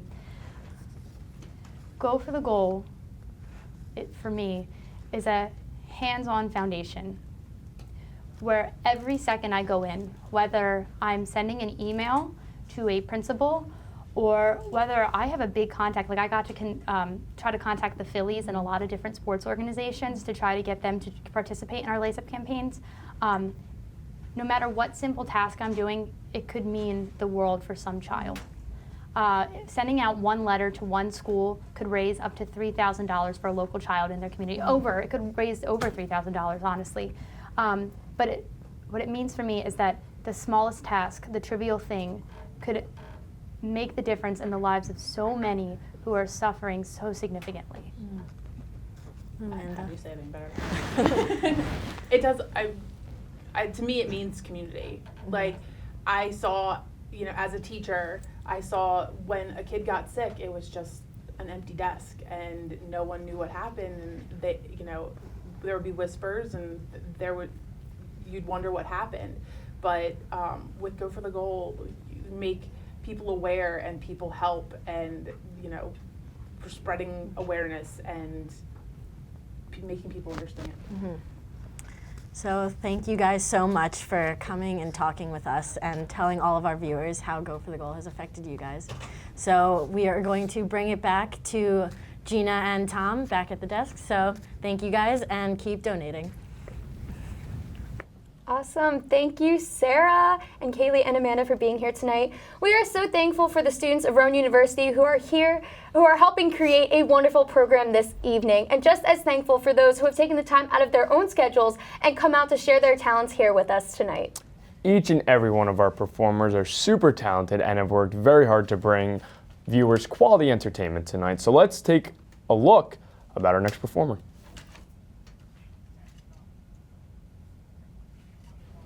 And welcome back here to the performance side of the RTN 10th Annual Telethon. And coming up, we have comedian Kyle Hamilton here giving you some great laughs, a nice other realm of the performances we have here tonight other than just music. And right now, before Kyle goes on, he's going to give you a little insight on his personal life and his path to comedy. So here's Kyle.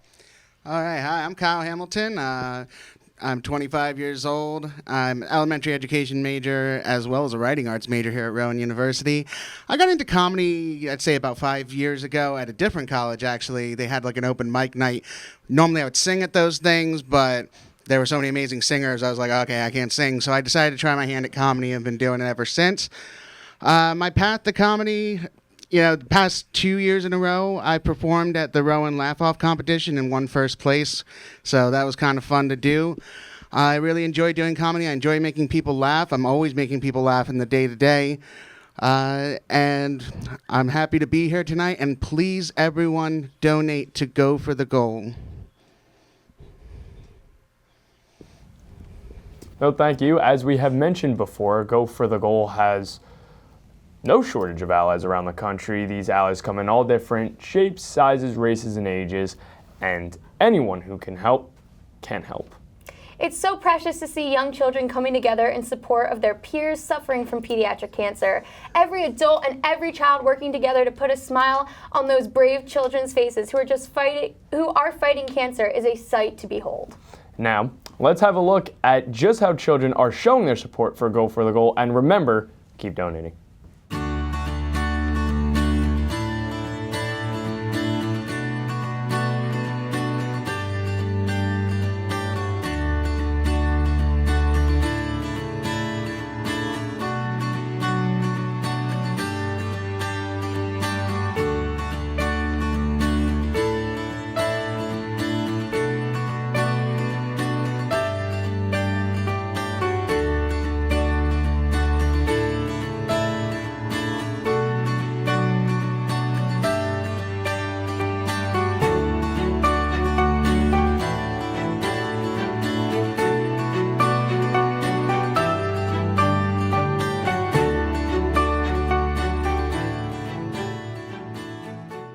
I'm doing it because I think it's important to teach kids to help others that are in need and how cancer can devastate a family. And a lot of our kids in this district have either had cancer, we have had students that had cancer, or they have a family member that has had cancer. We've even had a student that her little brother died of cancer a couple years ago. So I think it's good to teach them that being healthy is important, and sometimes we can't help the outcome of our health, and that it's good to give to others that are struggling with diseases such as cancer. Especially children should not have to go through cancer.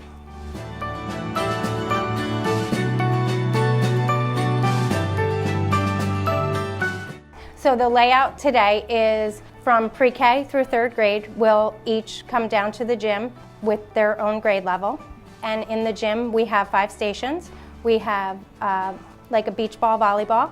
We have a jitterbug game where they throw balls at the bugs on the wall. We have soccer where they're kicking on the goal, trying to get the soccer ball in the goal. And then we have a basketball shooting game where if they make it, they take the poly spot with them. And then we have the Go for the Goal shoelaces. A lot of parents and teachers have asked us, a lot of kids struggle with the fine motor skills of tying their shoes. So the goal is to try to get them to tie their shoes. And then in the library we have We Dance.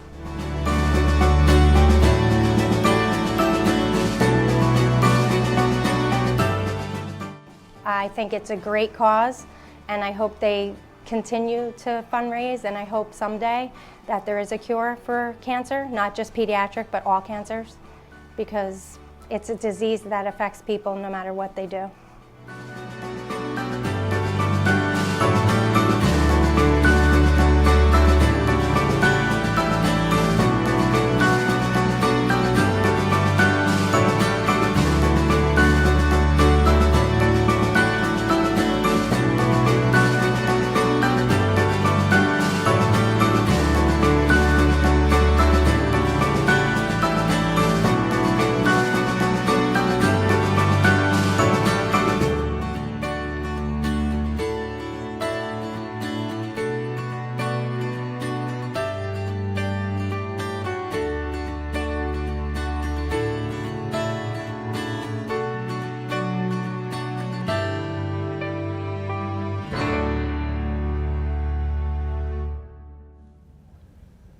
Well, another excellent package put together by our production team, and it's really good to see why people are involved with Go for the Goal, and how much it really means to them, as we saw in the interview and as we just saw there. Yes, and it's just so great to see schools like this school, like bringing children from a young age, knowing the importance of how important it is to care for everybody around us and do what we can to help them out.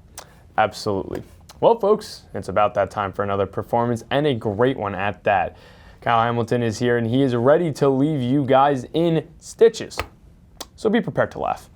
Tonight will be a night of firsts for us, and for the first time in telethon history, we have a live comedian here to put a smile on your face. And we sincerely hope you enjoy his routine, and as always, please remember to donate for those children in desperate need of your help. Now let's check in with Sean and Kyle.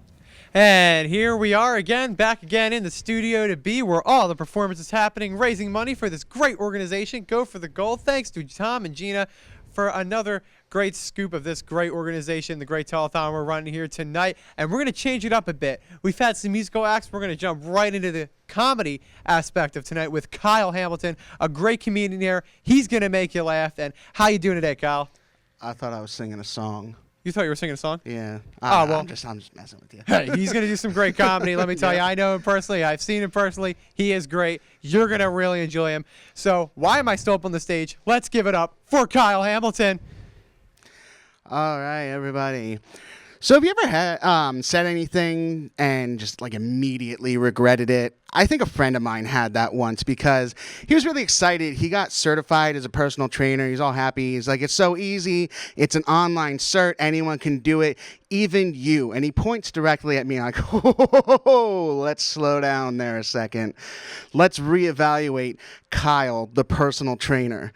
First of all, the gym is at the top of a flight of stairs.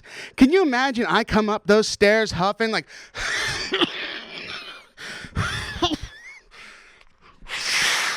My name's Kyle. I'm going to work you out tonight. No, that is absolutely not happening. Although I have to say, speaking of being physically fit, I was out on a blind date recently, and the whole night she was just really unhappy. And I finally got to the point I was like, why? Why are you so unhappy? And she's like, because you lied on your dating profile. You said that you had an athletic build. I'm like, no. You must not have heard. Pro video gaming is now a sport, and this is as athletic as it gets. But I'm so stupid. So I did actually just get out of a relationship. It did not end on good terms at all. And I don't really think it was really my fault because I did everything that I could. She was like, Kyle, I need you to fix something. I'm like, totally. I'm there to fix whatever you need. She's like, Kyle, I need you to go to the store, get me some feminine products. I'm like, totally, no problem. I'll do that. And then she said, Kyle, I need you to kill a spider. And I said, we need to see other people. Kyle don't mess with no spiders. But I'm happy to be back at Rowan. I was home this weekend, and I was just relaxing after a lot of work, a lot of schoolwork. I was watching TV. A commercial came on, and I heard like that Sarah McLachlan song, like "In the Arms of the Angels," and I'm like, oh, here comes the sad puppies. But it turned out to be an advertisement to raise money for starving children in Africa. And it ended with that classic line of, you could feed a starving child tonight for just one donation of 99 cents. And then the immediate following commercial was an advertisement for Wendy's, letting me know I could have a bacon double cheeseburger tonight for just 99 cents. And that's when a decision needed to be made. On the one hand, there were starving children in Africa. And on the other hand, I was also kind of hungry. On the one hand, Africa's really far away. And on the other hand, Wendy's is down the street. I'm not going to tell you what decision I made that night. I'm just going to tell you that I regret nothing. The other beautiful thing that is about being at home is my parents remodeled while I was gone. They added a second bathroom to the house. And what was nice about that is it wasn't until I came home that anyone realized the genius of this design, because by total accident, the toilet paper holder now sits directly above the heater. And I don't know if you have ever used heated toilet paper, but oh my God, it's magic. Seriously, I came back to my apartment here on campus, had to use cold toilet paper. I was like, am I a freaking savage? Is this the 1800s? This is no way for a civilized man to live. Oh, man, a lot of people seem to ask me, how do I come up with my jokes and comedy? And, a lot of it's somewhat true stories about things that have happened to me I tell on stage. But another part of it's just, I always say I'm so stupid. It's my head. It's the way I see things. Like, a friend of mine got a ticket for distracted driving, and that's funny to me because he drives a Ford Focus. And I'm like, ha ha ha. That's the stupid stuff. Or like when I'm at the Barnes and Nobles and I'm looking at the escalator, I'm like, well, the up one is an escalator, but the down one's a de-escalator, if you ask me. But But then sometimes you get those little gems that I can tell on stage. Like when I was at home having breakfast and I asked my mother for some butter and she gave me a tub of that, I can't believe it's not butter. And I'm like, first of all, I can totally believe it's not butter. But I had a thought. I'm like, wait, they've gotten away with this too long with this slogan, I can't believe it's not butter. It's been disguising us from the real question, well, if it's not butter, what is it? And I had to wonder, and nobody seems to know the answer to that. So I decided to call the 1-800 number that's on the back of every single product we have. I called them up, and they're like, yes, how can I help you? And I'm like, yeah, I have a question. Like, so your product name is I can't believe it's not butter. Well, then what is it? It's not butter, sir. No, I get that. I very much get that. Your advertisement was clear on that one, that you are not butter. What I want to know is, what are you? And the line hung up. So I tried calling back, and there was just a long, busy signal.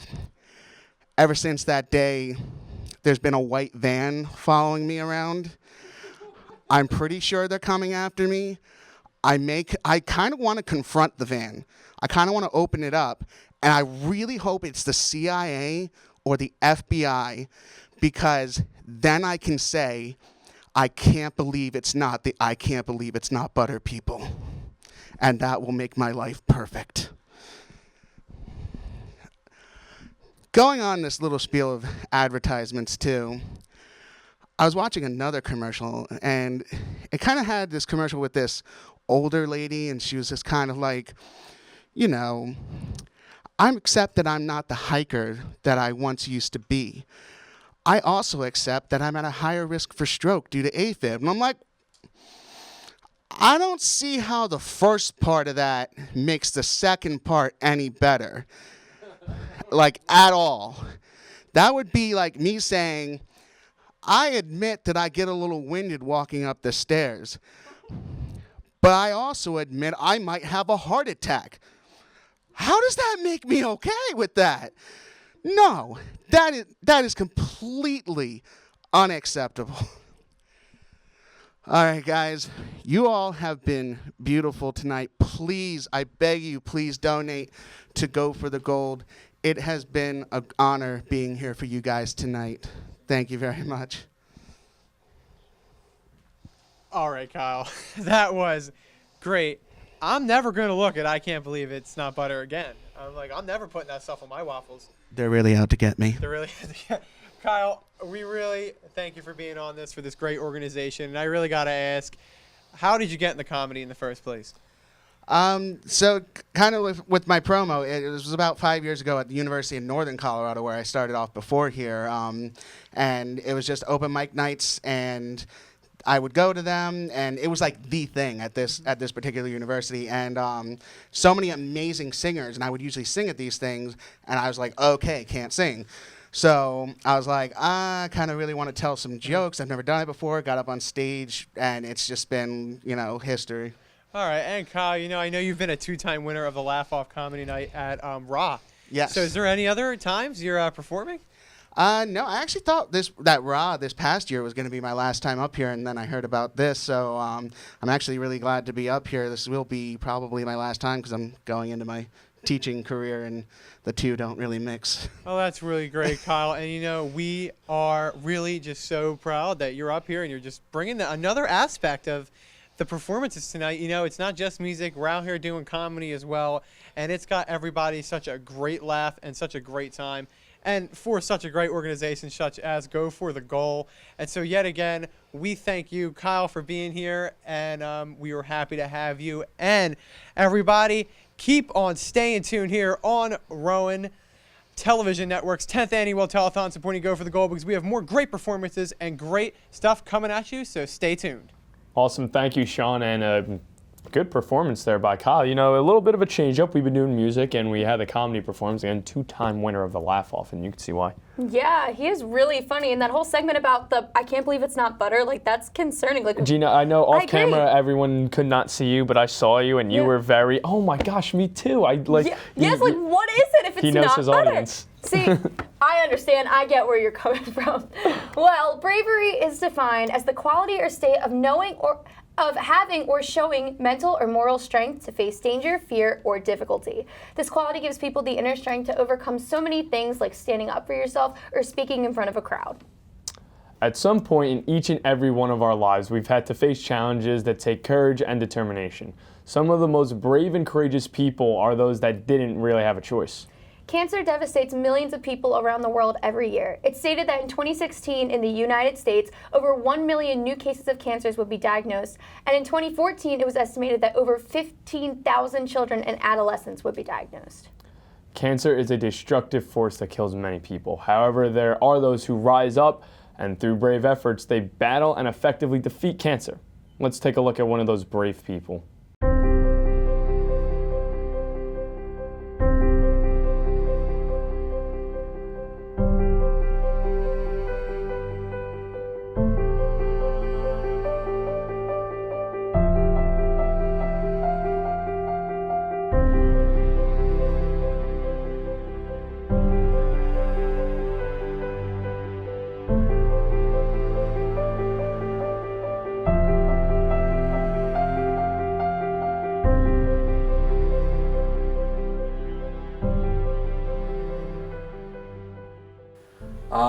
It happened really quick.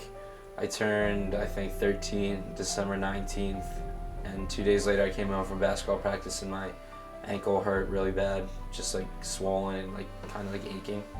Went to the doctor and they like sent me for an x-ray, and from the x-ray they said like there's definitely something there. It's not broken, there's nothing torn, it's either infection or cancer.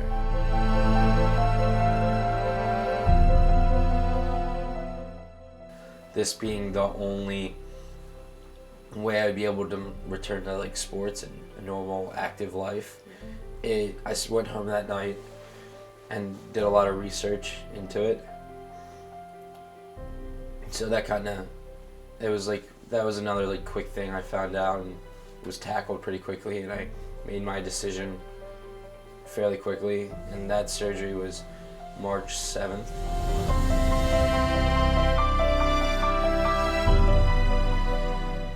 Eventually, my goal was always to return to sports, and that took a lot of physical therapy, going in multiple days a week, doing this kind of sports, and then sports physical therapy, then normal physical therapy.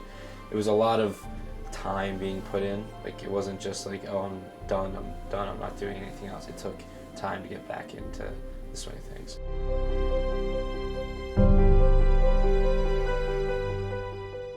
They helped definitely with the support factor, the fundraising, the selling the laces, because I think selling the laces, and like I think the total number of laces they sold was 30,000 in this area, which is incredible. And I think that not only showed support for me, but just to like all the other kids who were battling pediatric cancer at the time, like that we don't go unnoticed, and it's a good cause and everyone cares and wants to support you and be there.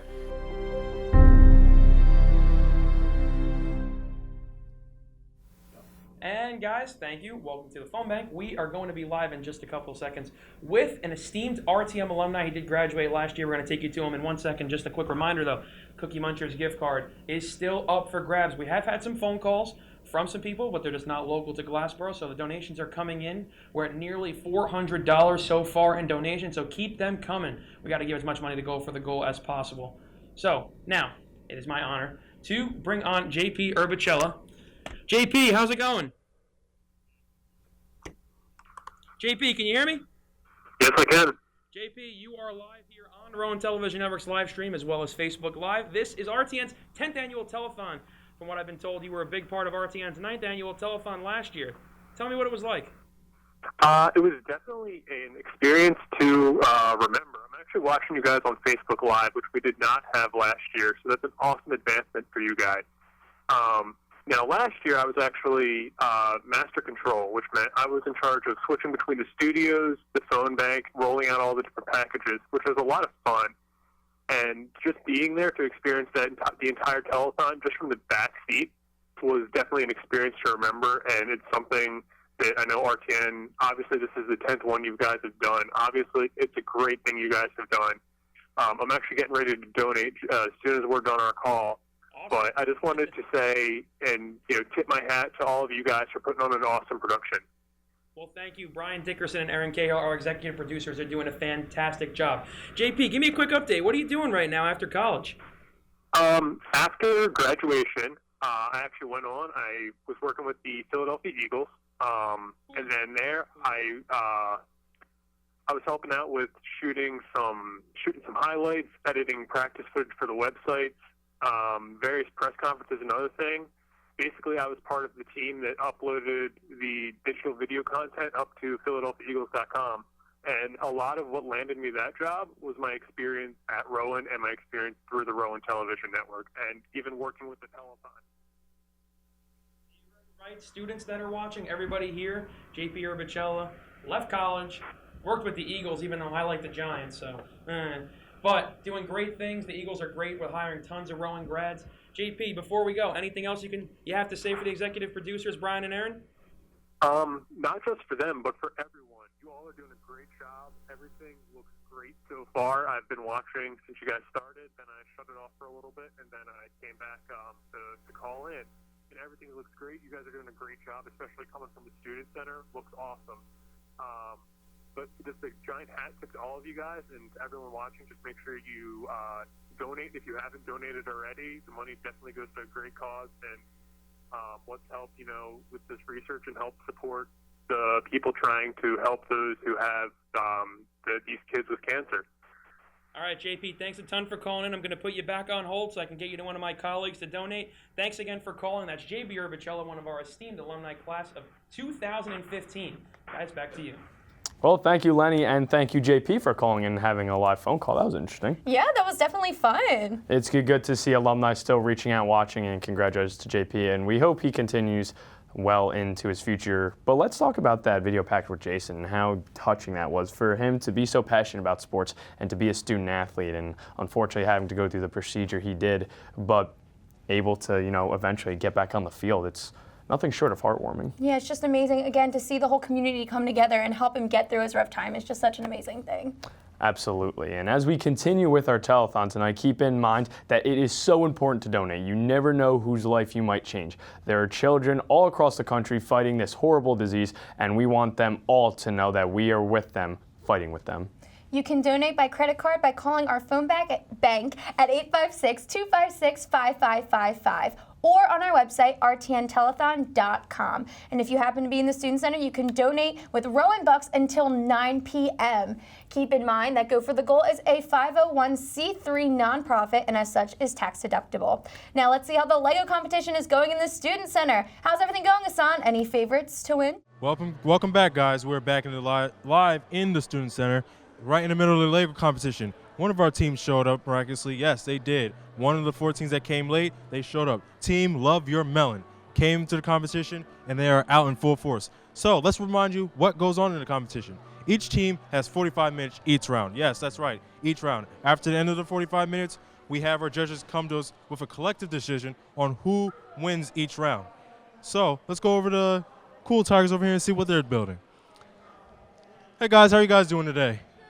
Good. Do you want to give me some of your names? Tarek. I'm Sarah. Dima. Roseanne. Sabrina. Ahmed. So let us know what you guys are got going on so far. Let's see the creativity. Let's see the madness. Okay, see the golf course right there. Soccer field, soccer. And we have a tractor up, right there, right up to here, right there. One. Oh, wait, dead end. You guys are gonna go back down. All right. So we got the Cool Tigers here. They're working. So let's leave them alone for a bit and let's go to the other teams. Good job, guys.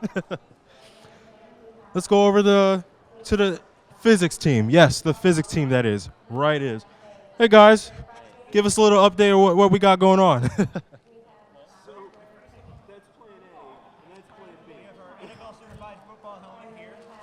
Right there, the football helmet. Very safe, very safe.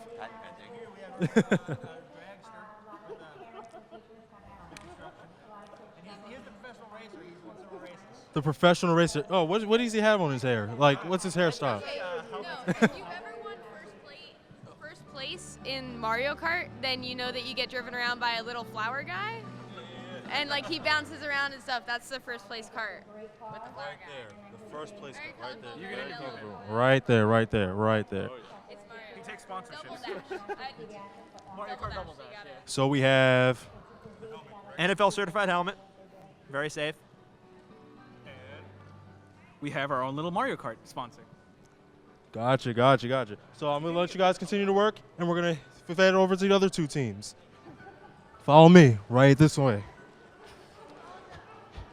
All right, guys, quickly, what do we got going on here?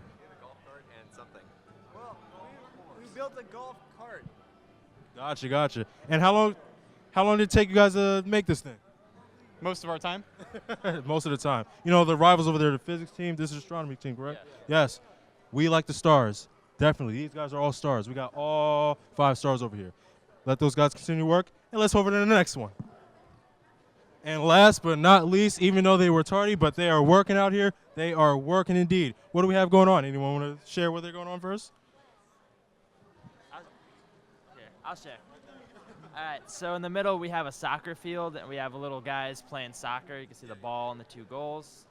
Here's our mascot for the soccer game. This is the prof.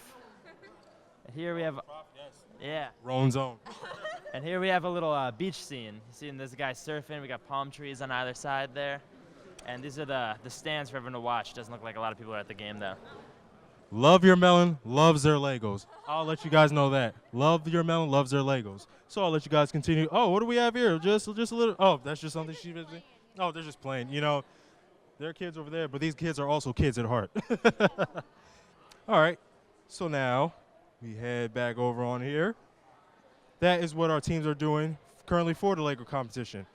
You know, we have some really, really great creative pieces going on here. You know, some really, really cool creative pieces. And the first round's about to end, so we'll see what our judges collectively come up with during the process. You know, I'm pretty sure Tom and Gina, I'm pretty sure you guys would love to be all in this competition. I'm sure you guys would love it, love to be feeling like kids again, because this is pretty fun. But we are currently at the live at the Student Center. We also have the photo booth that is over there.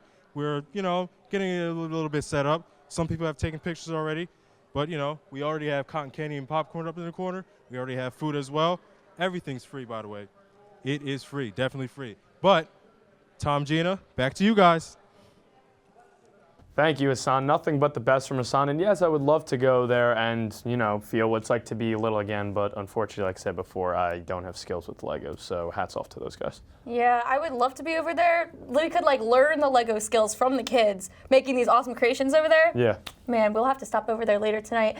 But instead of that, we have another band coming up pretty soon, Oblivion Her Majesty. So let's hear a little bit more about them and who they are. I'm Ian, I play keyboards. My name's Mike, I play drums. I'm William, and I'm the guitarist, and we are Oblivion Her Majesty from Gloucester Township, New Jersey. Muse is a huge inspiration. We really like arena rock, and we're trying to bring arena rock down to this smaller scale. And one thing I'd like to point out is that Ian, he kind of got me out of my shell. I had never played live before, and then he was like, yo, I need a drummer. And I almost said no, and then none of this would ever happen. So finally I said yes, and we ended up playing a live show, and we became a cover band, and then got to this point. Got anything? Over to you. These guys are alright. That's it. No big deal. We just really like music, and we like the influence it has on other people and the power it can bring to the world. Once again, we are Oblivion Her Majesty. Keep watching RTN's 10th annual telethon, and keep donating for Go for the Goal.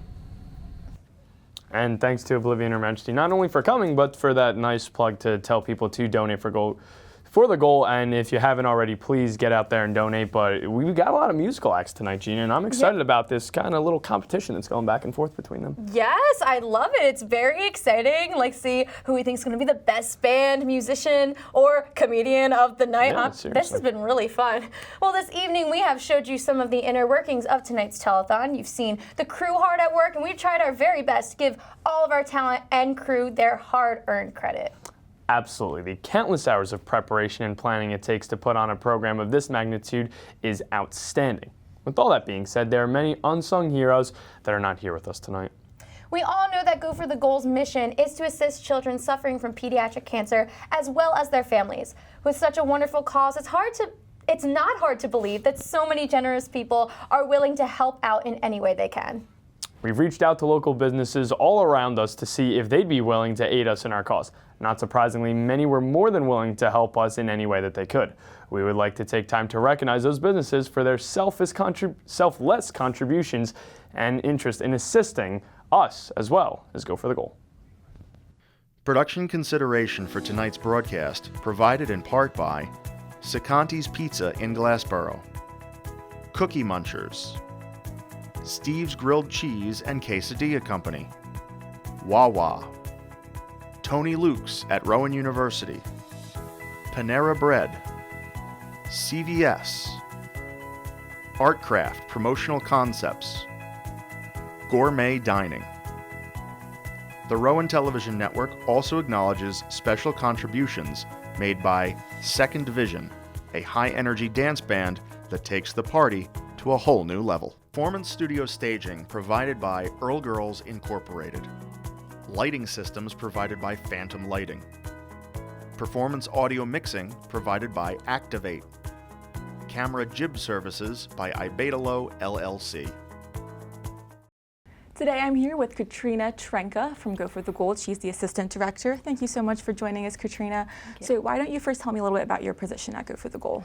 I'm the Assistant Director at Go for the Goal, which means I kind of do a little bit of everything as we're a very small employee-based nonprofit. And you pretty much handle these programs, Cart for Kids, there's a Wish Foundation. Why don't you start with Cart for Kids? The Cart for Kids is one of Go for the Goal's unique programs. It's a 3-tiered cart that gets wheeled around in the hospital to the patients that are staying there during their cancer treatments. And Go for the Goal keeps it stocked with all sorts of toys, activities, snacks, electronics, anything that can just brighten up their time there. Does it come in every day? Does it come in every week? And are kids just kind of just shopping through and picking what they want? What is it like? It usually goes around once a week. Some hospitals change that. We really leave it up to them to monitor it and to take control of it and make it their own. But yeah, it goes around once a week, and mostly for the patients who are staying there. And what are some of the toys that you see kids are always going for? Well, it really depends on the age of the kids. We try and keep something stocked there for all ages. So we have a lot of baby Lamaze and rattle and very structured things for little kids and toddlers, and we have electronics like Bluetooth speakers and headbeats and all these things for the teenagers, also with gift cards, and then a little bit of everything in between. It can be arts and craft kits, it can be stuffed animals, all sorts of different toys, Slinkies. I mean, we can go back retro. And they're all donations from around the community? Actually, Go for the Goal purchases most of the items, but yeah, we do sometimes collect through school programs and stuff. It's a little tricky because we have to make sure they're toys that are unique but also new and popular and trending. We want the cart to be filled with toys that these kids want. They know, they know what's cool and they know what's out there. They know which movies are new, so they know they want the Marvel superheroes and stuff like that. So we want them to know that they get the newest and best toys. That's great, and I bet it really brightens up their day to have some fun, going through that tough time. So why don't we talk about, now you have funding for in case the family goes through something where they can't pay for their bills. Tell me a little about that. How does that fund come together, and how many times do you get that phone call? Sadly, we work with about 100 hospitals across the country, so I don't think a day goes by that we don't get an email or fax or phone call from one of our social workers about a patient or family in need. And that need can vary from financial assistance for household bills, or they're having problems paying for gas to get to and from the hospital for treatments. It can be requests, especially for students who are going to be missing a lot of school and they need a laptop so they can keep in touch with school and keep in touch with their friends and family. It can be for a really special item. We had a request from a child that really loved Legos, and he was going to go into the hospital for 3 months and wanted a really big Lego set, so we made sure that happened right away. And where does that money come from? Is it donations? Primarily donations. Most of the money comes in from our 3 national campaigns, our National Pediatric Cancer Awareness Day, our Lace Up for Pediatric Cancer, and Spring Into Action for a Cure, which are mostly school-based programs. We do get businesses involved and corporate sponsors and grants as well, but primarily it comes from schools and communities that are trying to get involved and raise awareness and support And all those funds that the schools and teams raise go back to help children in hospitals in their community, in their area. And I read that you do it within 24 hours. That is ridiculously fast. How do you do it that fast? Well, we develop really strong relationships with the social workers and child life specialists in the hospitals. So what we do is we rely on them to be our filters. So when they send us a request for something and they tell us it is an emergency request or that this family needs it right now, we know we can rely on them and trust them. So we don't have to do all those backgrounds and anything. We trust them to filter out the requests that are needed right away.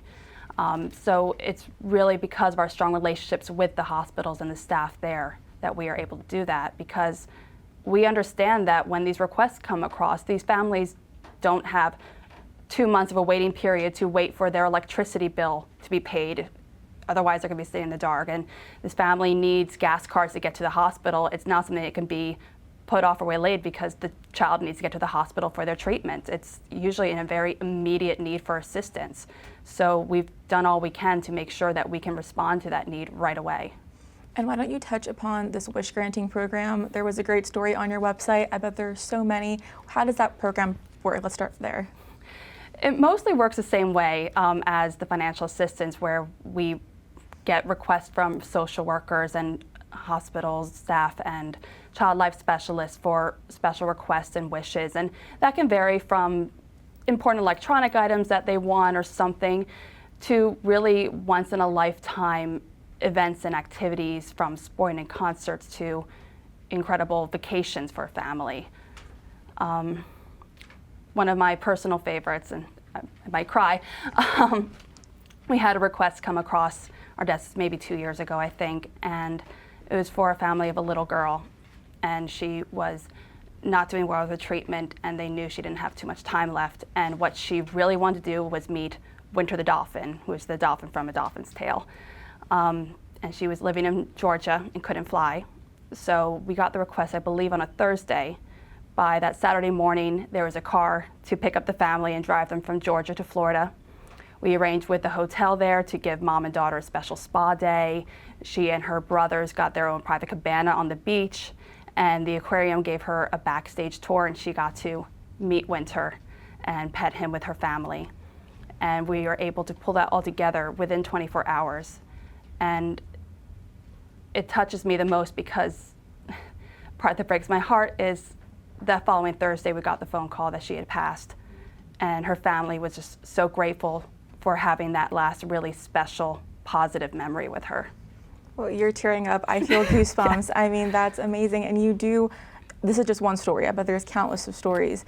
How do you do that? Do you have a team of volunteers? Do you have a team of workers? Who are the people that are working with you to put these amazing things together? It's, you know what, it's mostly a lot of volunteer help, but primarily it's, you know, our very small staff at the office that puts it together.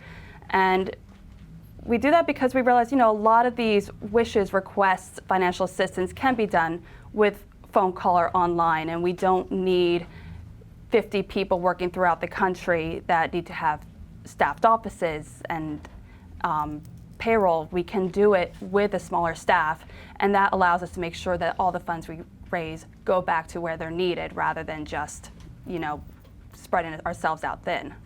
So even though you are based locally, you cater to people nationally?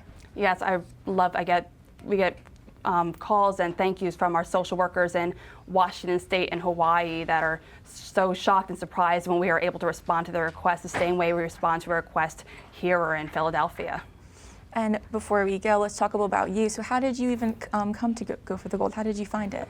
I met the Stefanesi family shortly before their son was diagnosed. I was in college at the time, and I didn't know too much, but when I came home, I started volunteering for the organization at some of the local events and doing what I could to help promote them. And as I worked and volunteered, I learned more about pediatric cancer and how little help was out there, and it drove me more and more to volunteer and work with the organization. And so when I got the opportunity to make it my full-time job, I had another job at the time, and I gave my 2 weeks notice that day.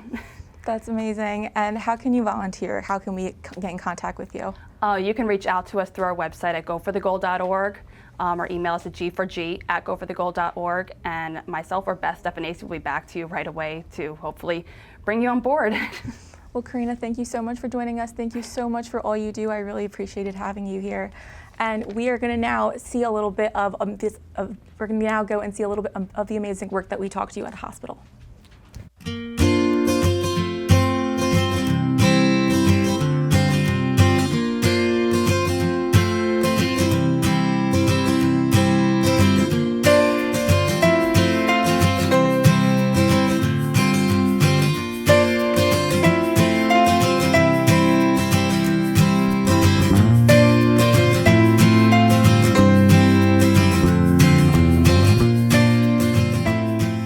My name is Peg Raimondi Scott, and I'm a volunteer working with the Child Life Department, and I have the honor of being the cart lady. And every Thursday I come in and work with Jen from Child Life, and I get to take the cart around to the rooms of the children on this particular wing. These are children in the bone marrow transplant unit and the oncology area.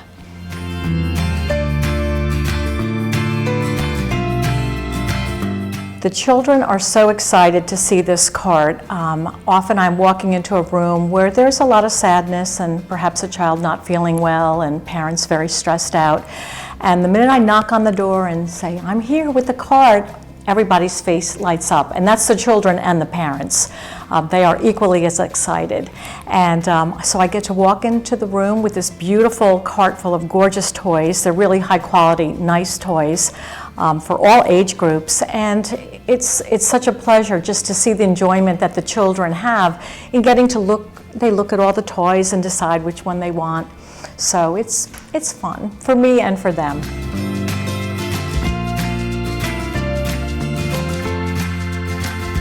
I was impressed from the start, first of all, with the quality of the toys that Go for the Goal provides for families, and just the whole concept is so beautiful because these are people that are giving of themselves to families who are in probably the most terrible time of their lives. Their child is sick. I mean, I've had family members that have been hospitalized for periods of time, so I know what a terrifying place that can be. So just the kindness and the outpouring of generosity from another family means so much. And you know, they're wowed. I mean, I've had parents cry when they see these toys. They can't believe that someone is doing this for their child. Obviously the kid is delighted to have a toy, but the parents are very touched by the kindness of strangers, literally, to reach out to them and help them get through this really awful time in their lives. So I've been very impressed, and we constantly have beautiful toys. When we run out of something, they magically appear, new beautiful things, not magically, our representative brings them. But they're very responsive to our needs. If we say we need more for the younger children or the teenagers, for example, we're getting more things for younger children and more things for teenagers as well.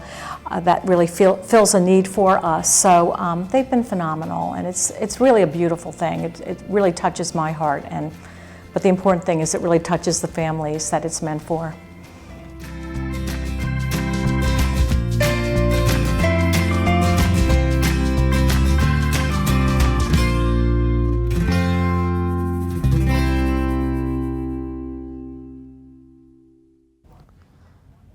So another amazing interview that was courtesy of Karina, and another amazing package as we took a look inside of the hospital itself, and you really see what this means to people as she started tearing up and getting all choken up during the interview with Mavish. A wonderful interview by Mavish, may I add, but it really shows the impact of Go for the Goal and what it has on people. It's just really great to see how this organization can help people so much. It's just really great to see it firsthand how it affects people. So we hope you are having a great time here tonight at our 10th annual telethon benefiting the Go for the Goal charity. Whether you are viewing from the Student Center, streaming us on the internet, or watching in the comfort of your own home, we are committed to bringing you quality entertainment throughout the night. Our next performers are an upcoming band from the South Jersey, Philadelphia area. Their futuristic sounds mixed with their rock is a combination that is sure to blow you away. Let's go to Sean Kelly to see what they have to say. And welcome back to the performance side of the RTN's 10th annual telethon supporting Go for the Goal. And here we are going to keep on bringing you just amazing music. And this band coming up is amazing. We have a bunch of different instruments from a bunch of different guys, all friends coming from different areas, to combine a bunch of instruments to make this great music called space rock. And this is Oblivion Her Majesty here supporting Go for the Goal, and they're going to give you 2 of their great songs. I've heard them. They are amazing. So I'm going to let you guys hear it for yourself. So without further ado, we have Oblivion Her Majesty.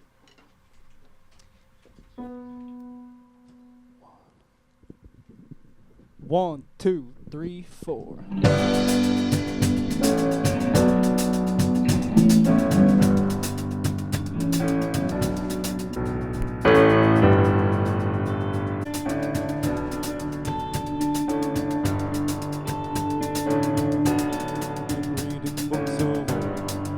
legends and the myths, the testaments they told, Hercules and his gifts, Spider-Man's control, and Batman with his fist. And clearly I don't see myself up on that list. She said, where'd you wanna go? How much you wanna risk? I'm not looking for somebody with some superhuman gifts, some superhero, some fairy tale bliss. Just something I can turn to, someone that I can kiss. I want something just like this. Do-do-do-do-do-do, do-do-do-do-do, do-do-do-do-do. Oh, I want something just like this. Do-do-do-do-do, do-do-do-do-do, do-do-do-do-do. I want something just like this.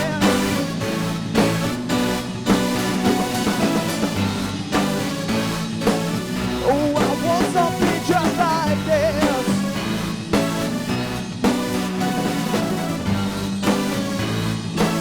Ooh, I want something just like this.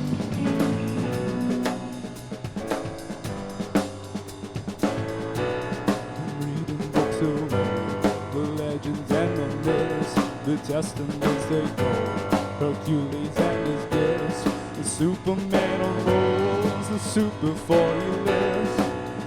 But I'm not the kind of person that it fits. She said, where'd you wanna go? How much you wanna risk? I'm not looking for somebody with some superhuman gifts, some superhero, some fairy tale bliss, something I can take, someone that I can miss. I want something just like this.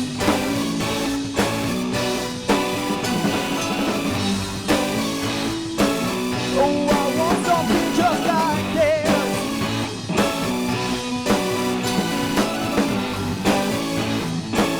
Oh, I want something just like this. Do-do-do-do-do, do-do-do-do-do, do-do-do-do-do. Oh, I want something just like this. Do-do-do-do-do, do-do-do-do-do, do-do-do-do-do. Where'd you wanna go? How much you wanna risk? I'm not looking for somebody with some superhuman gifts, some superhero, some fairy tale bliss. Just something I can turn to, someone that I can miss. I want something just like this.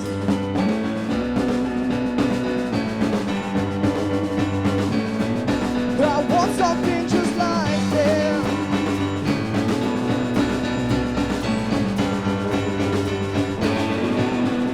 Something just like this.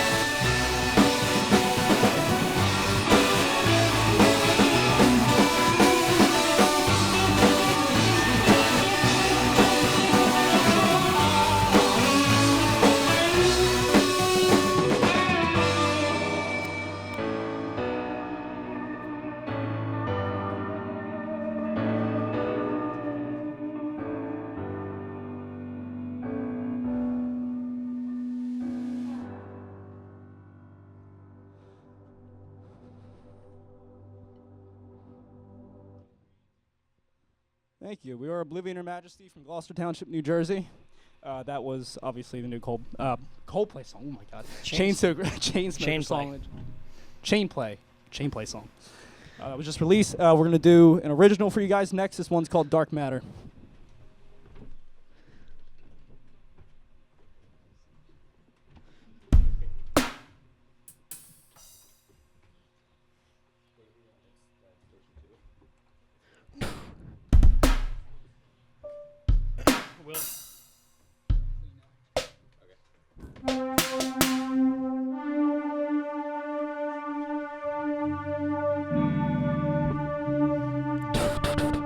Check. Hello.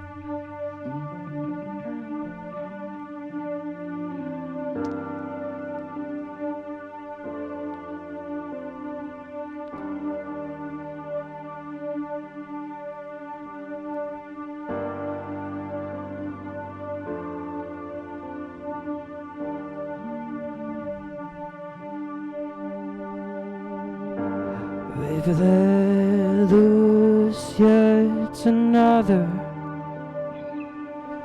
crusades unknown.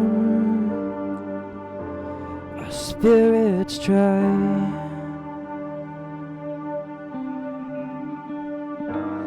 Although our path is to discover an old state of mind keeps me trapped inside, and I will fall right down on my face to keep my eyes locked into place. Dark matter, and where to find it? Does it fill the space in your heart? I'm blinded. Oh, each wandering mind, thoughts for 3 galaxies combined. Excuse me, son, I'm not your father. An old state of mind left me broken inside. They'll execute and slaughter, void of guilt. Their machines know sorrow, and I will fall right down on my face to keep my eyes locked into place. Dark matter, and where to find it? Does it fill the space in your heart? I'm blinded. Oh, each wandering mind, thoughts for 3 galaxies combined.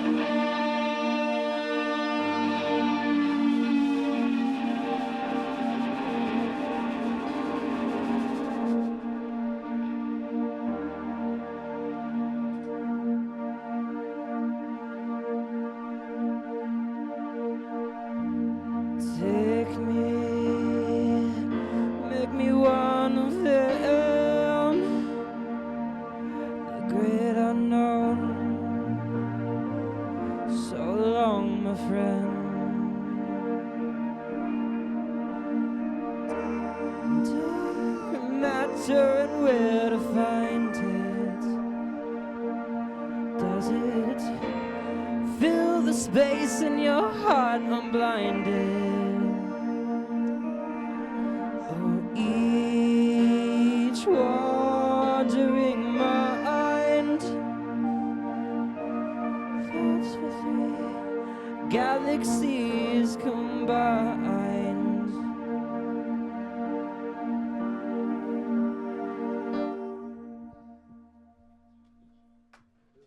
Thank you. Wow, guys, that was breathtaking. Every minute, up and down, back and forth, just an amazing group of people here playing a great music, space rock, which I don't think a lot of people actually know about. So that was a great, interesting performance, and a great piece of information I heard was your first album was based on a book, influenced.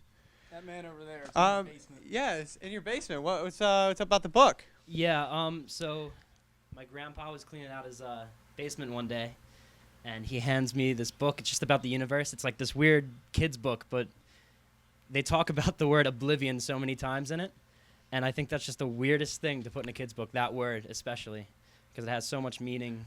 The fact that you could put it in a kid's book could be, possibilities are endless. Oh, wow, and that is a very interesting story that goes with a very interesting and energetic band. If that didn't get your heart racing, I don't know what will. And if you're like me, and I know you guys have a lot of platforms where your music is on, where could people actually find your music? You can currently find us on SoundCloud. We're on Spotify, iTunes, I think like Napster or something. There's a lot. Almost anything, anywhere there's music. You can find. We put it on every single platform that we know of. So. All right. Well, thank you so much for performing here. I know you guys were so happy to come on and to perform just for this great organization. I'm so happy you guys came on and gave people the urge, to go out and support this and donate for this great Go for the Goal that will support pediatric cancer. And yet again, I thank you so much for coming on, everybody. That was Oblivion, Her Majesty. Thank you again. Thank you for having us. And now back, we have some more RTN Telethon coverage from Tom and Gina. Take it away.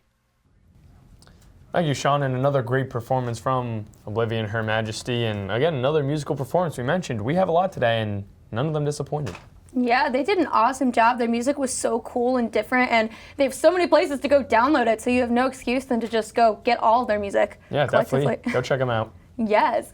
Well, Go for the Goal's Lace Up events are spreading like wildfire around the country. These Lace Up games shine light on Go for the Goal and their mission to help all children around the country. As more and more sports teams around the country participate in Lace Up games, Go for the Goal's mission grows. We've had the opportunity to cover some of these exciting events so we could take you through Clearview High School, who held their very own Lace Up game. Let's take a look.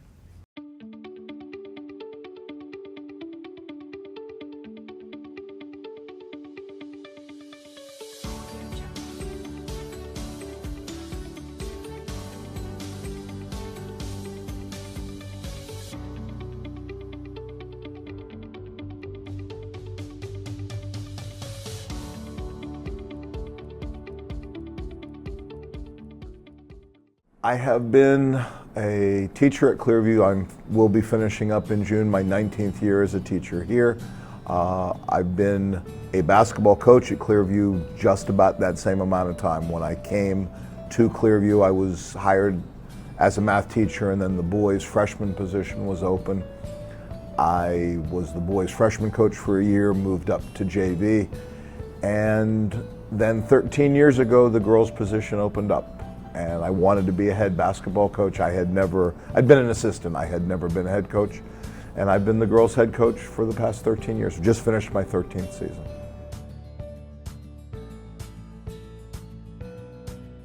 The Go for the Goal organization broadened our horizons for community service. And they provided a really excellent blueprint to help us in what we were doing. I'm a 7th grade math teacher, I'm a high school basketball coach, and during basketball season, there's not a great deal of time during the course of the day to do everything that you need to do. The fact that they are so well organized and the fact that they are so geared into helping people help them. It made it really easy. The blueprint was phenomenal. The communication was great. I had requested whether we could use one of their logos when we did the t-shirts, and I had it in a day. And we were able to do it. And they sent along things that our announcer could say during the course of the game, and things that we could say to folks when people that would ask, we don't want to buy a t-shirt, we're not going to come to the game, can we still do something? So they had literature that we were able to get to them. And it's I always say, when I don't have to think, everybody's better off. And I didn't have to think about this. I just had to respond to the things that they gave me. And they've just been as good an organization to work with as any we've worked with.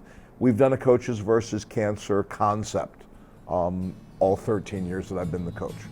And sometimes we work through the Women's Coaches Group, sometimes we work through the Jimmy V Foundation, and I would put them up with any of the ones that we worked with. No one's been bad.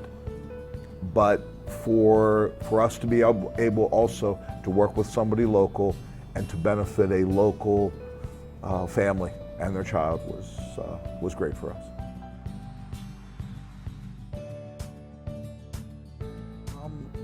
Continue to benefit the people that they benefit. The money that's raised and the research that's conducted is near-term positive.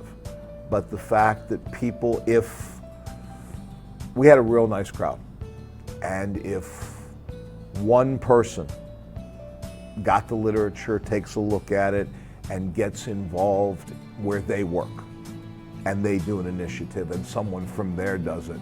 I mean, I teach the kids exponential growth, and the only way that you can successfully battle disease like cancer, the only way that you can individually make an impact is to involve more people.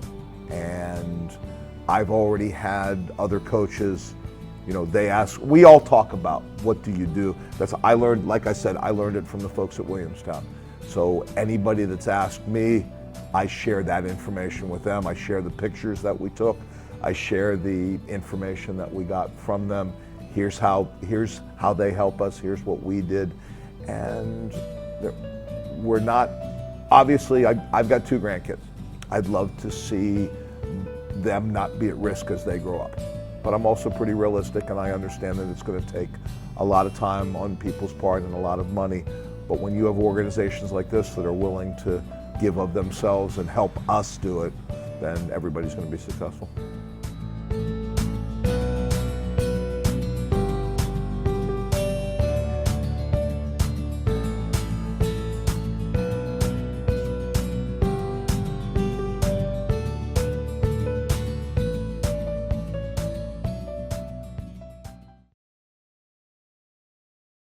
Hello everyone, and welcome back to the 10th annual Telethon. I'm Dino Arantulis, and joining me here is Karen Flint and Nick Kelleher.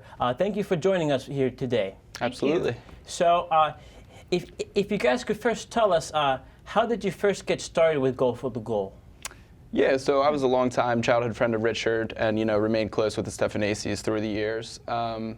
After college, I was kind of in the process for applying for jobs, had a lot of free time on my hands, so I decided to volunteer with Go for the Goal, and that very quickly turned into a job. Okay. And for me, my best friend's 18-year-old son passed away from Ewing sarcoma, just like Richard Stephanacy did. So my friend and I, naturally built this friendship with Beth, and when I was looking to retire from my job in a South Jersey high school, it was just an easy transition for me. Okay. So how does the sports component relate to Go for the Goal? Well, if you think about sports, and if you think about soccer, where, okay, you're going to score a goal, or football, you might kick a field goal, or basketball, you're going to try to score. In athletic event, you're trying to score or, get points, goals, whatever. And you think about kids with cancer, and they all have goals too, whether it's to get through chemo, or to get back to school, or to get into remission. So then you go for the goal, and what we try to do is, make their dreams and their goals achievable. And Nick and I, through the Lace Up for Pediatric Cancer campaign, were able to kind of tie it all together. Okay. So describe for me a average day where you guys are part of the organization. Yeah, so Karen and I both work remotely, which is pretty nice, but at the same time there's a lot of communication. I would say our day is generally a mix between reaching out to new teams to try to get them involved with Lace Up for Pediatric Cancer, managing current relationships, and then planning for the future. Sure. Okay. So out of all the sports that you do, is there a sport that the children they prefer to play the most? Well, it's Lace Up for Pediatric Cancer started in the youth soccer community in New Jersey.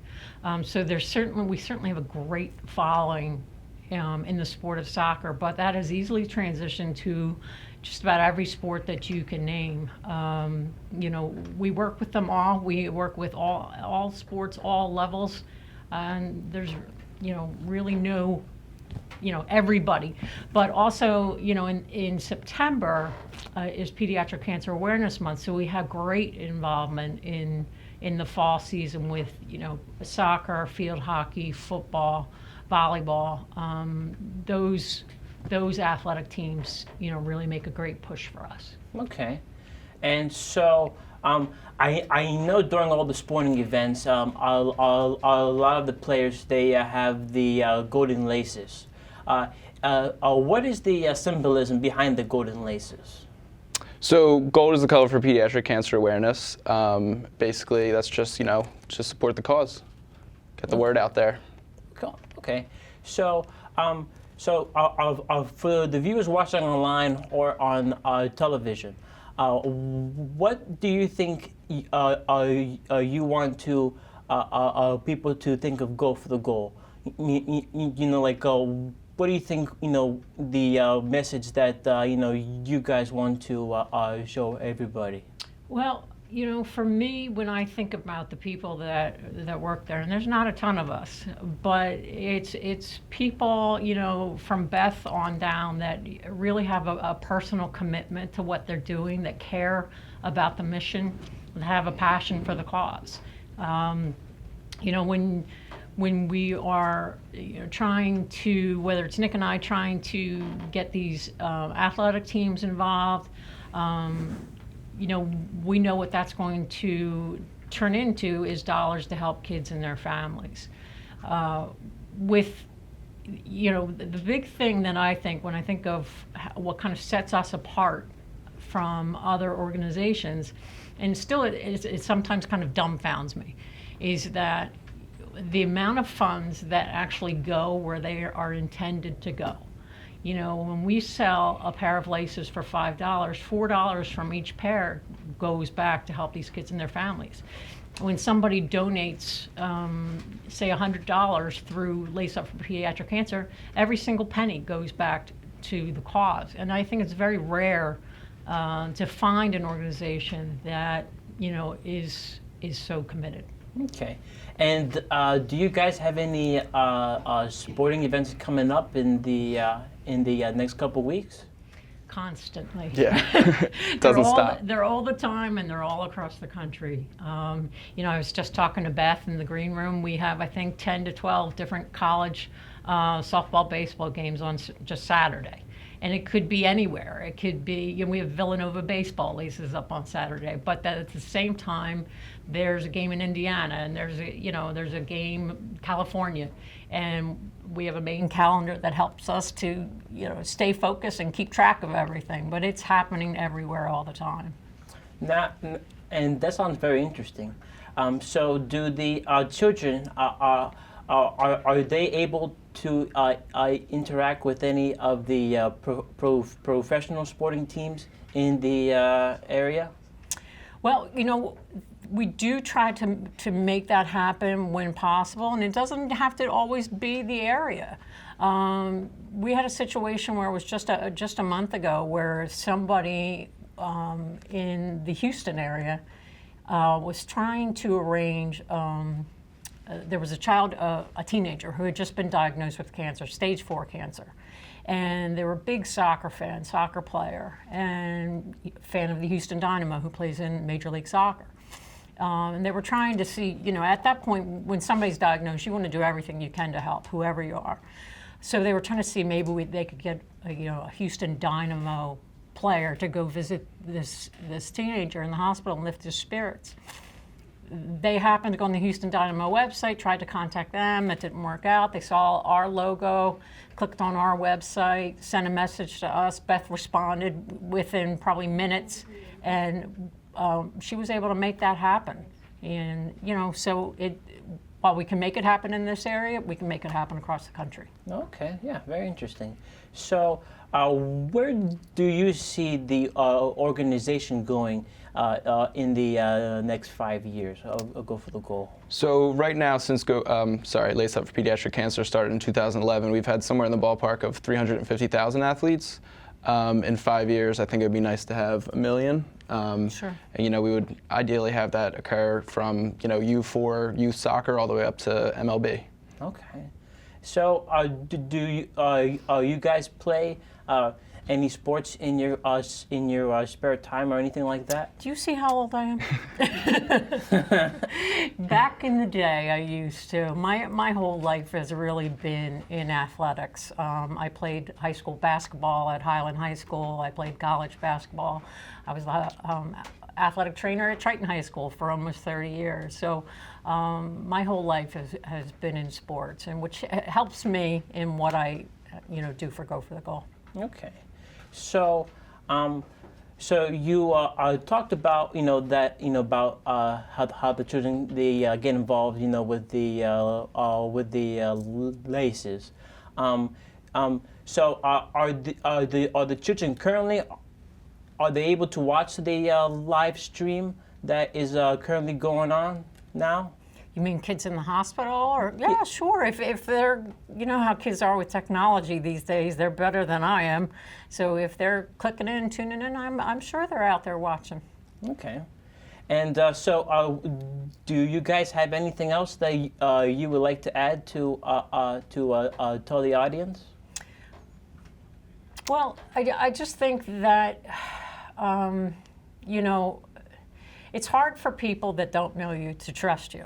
To say, okay, we can donate this money to them, or we can work with them, and it's going to go the way we would hope it would go. I think that we've set a pretty good standard. Certainly before I got there, they had that standard set. And I think, if people give us a chance and want to get their team laced up, we'll work with anybody. And, like Beth said earlier, we pride ourselves on our customer service. So we don't, whether it's a patient request coming into Beth and Karina, there's no waiting time on that. Whether it's a Clearview coach that wants to, use our logo or needs information, there's no waiting. It's just, constant. Okay. It's really just an easy and efficient way to make a difference. I completely understand. So, okay. So, well, thank you guys for joining us here today. Thank you. And now let's head it over to Sean Kelly in Studio One. And we are back here with the performances side of things here at the RTN 10th Annual Telethon supporting Go for the Goal. We are about halfway through, but we're not stopping. We have so much more great stuff to go into, but I'd like to take a minute to say how much we appreciate the foundation Go for the Goal here, and the fact that they are raising money for pediatric cancer and to stop it. And it's going to make the world a better place. And this organization is so prominent in making that happen, especially in children. And I'm just so happy to be up here giving you great performances that will support this great organization. And guess what? We're only halfway through. We have another half left to go, and we have so many more great performances to go. And we are going to get it started right now with a promo from our next performer, Soph. Hey guys, I'm Soph, and I'm going to be singing for this year's telethon. I don't think there was ever really a point in time where I found singing and was like, yeah, this is the moment. I think I've just always been screaming. Oh, okay. The first performance I ever had, I think I was either 4 or 5, and I was on a cruise ship with my parents, and there was this talent show, and they basically asked anybody who wanted to participate, ages like 4 and up, to, they could come in and do an act, and it wasn't just singing. And I'd been singing forever, and I told my parents I really wanted to do it, and I got up and I sang Again by Jennifer Lopez. I still remember this to this day. I've performed at, I think, 3 in the past, and I really, really love all of the causes that the telethons each year support, and I'm just really happy to contribute and to support such a great cause. Hey guys, I'm Soph, and keep watching and keep donating for Go for the Goal.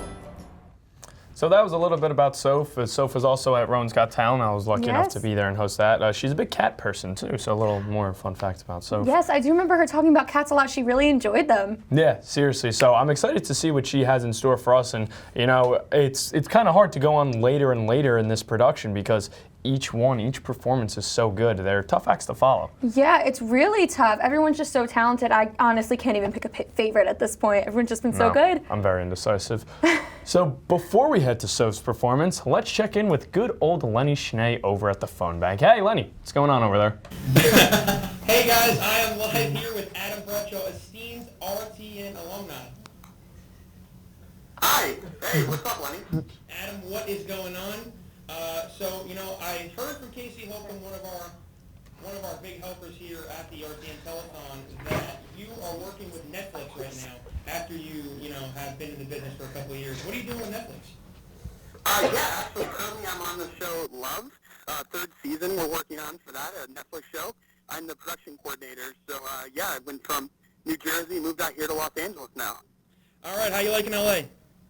Oh, I love it. I mean, can't beat the weather. It's beautiful here right now. Yeah, we got lucky. We had a nice day here today, but I would love that LA weather. So, Adam, I was told by some other people that you were one of the producers for one of the telethons while you were here. You guys did some work with Big Brothers Big Sisters of Gloucester County. Tell us about that. Which telethon was it? Yeah, actually, I was there for the beginning. So we started it, the telethon #1, my freshman year.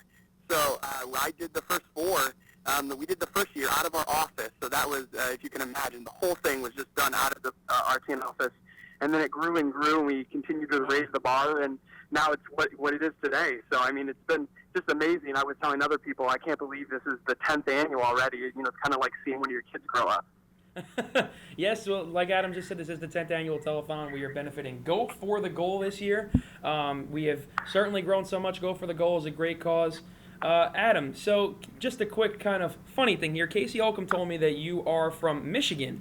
What made you come over to Rowan? How did your experiences at Rowan help you transition into the real world?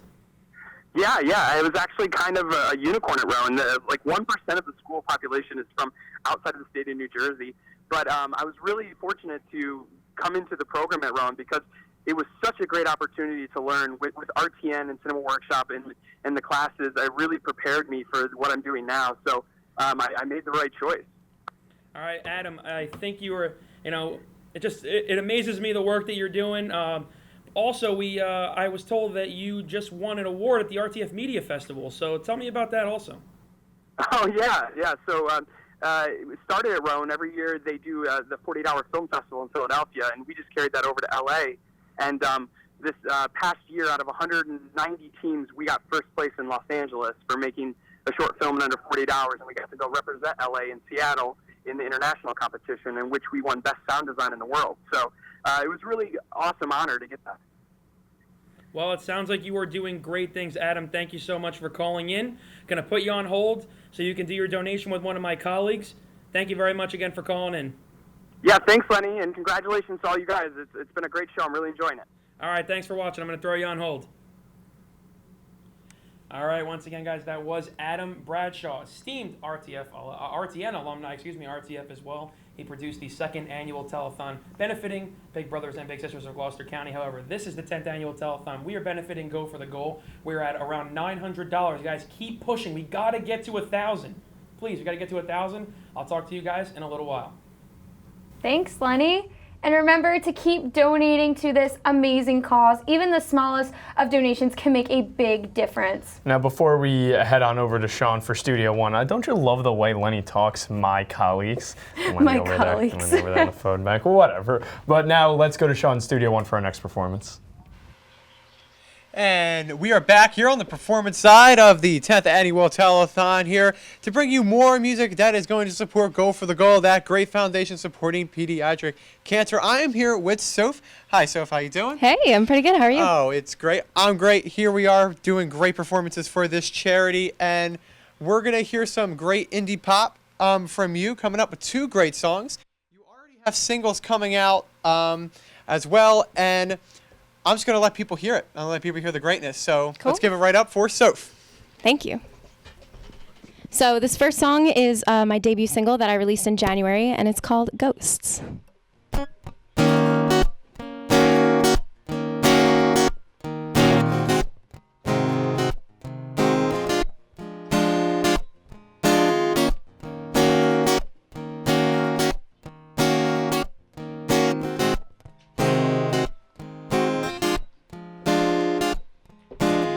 Cigarette stained kiss with a breath to match. Smokes 2 packs a day. I'd say she's quite the catch. Small frame, brittle bone. She's got ink in her skin. I wonder how much of you she mindlessly let in. And I've given it some thought, what I'd say aloud.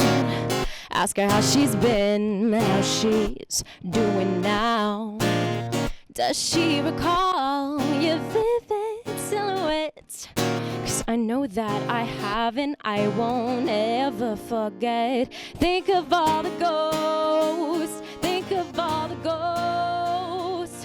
The ones who are still here haunt you the most.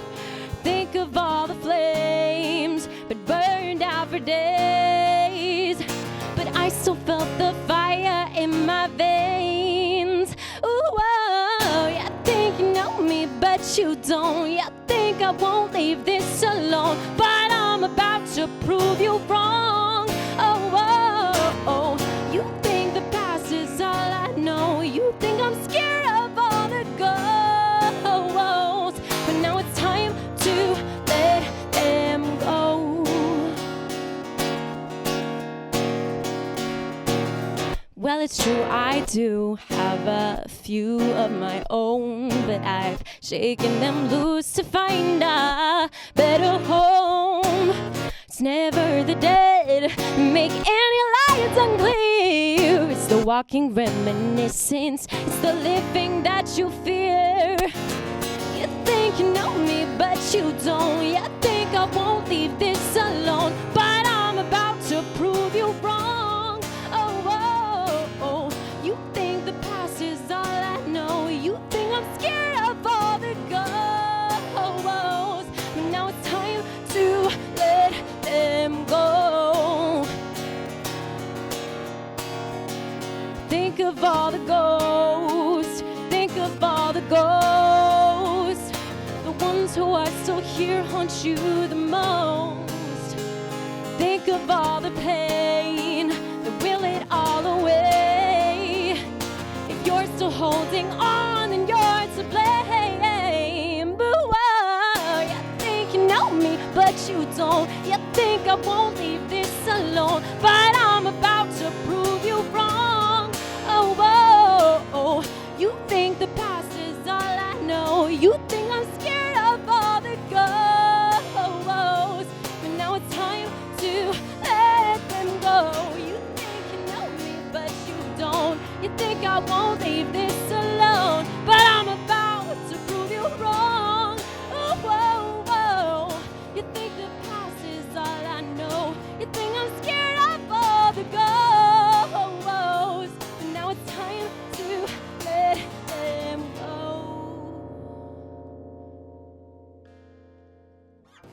Thank you guys so much. And this last one I'm doing is a song I just released last month, actually, March 27th. It's my latest single, and it's called Shame on Me.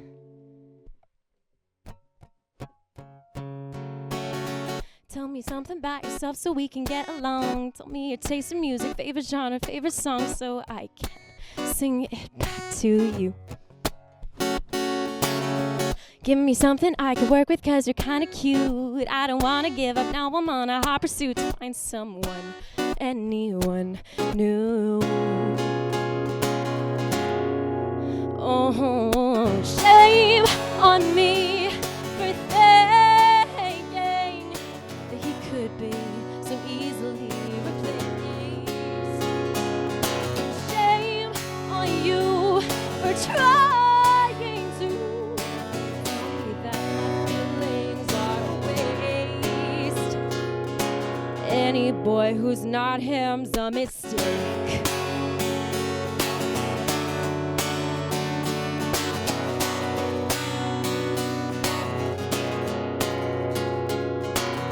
He's got green eyes, you've got blue. I'm sorry, that won't do. Your favorite songs are not obscure enough to listen to. He sets the bar higher than you reach.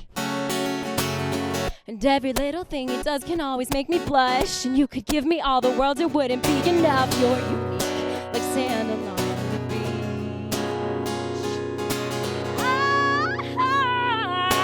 Shame on me for thinking so easily replaced. Oh, and shame on you for trying to tell me that my feelings are a waste. Any boy who's not him's a mistake.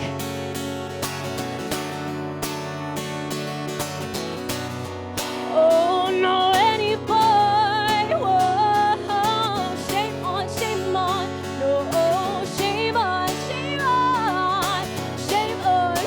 shame on me. You're not him and you never will be. You can't see that I'm unhappy. Being free has never felt so limiting. You're not him and you never will be. You can't see that I'm unhappy. Baby, please come back to me. Yeah, ooh. Shame on me for thinking they could be so easily replaced. Oh, and shame on you for trying to tell me that my feelings are waste. No, any boy who's not him's a mistake.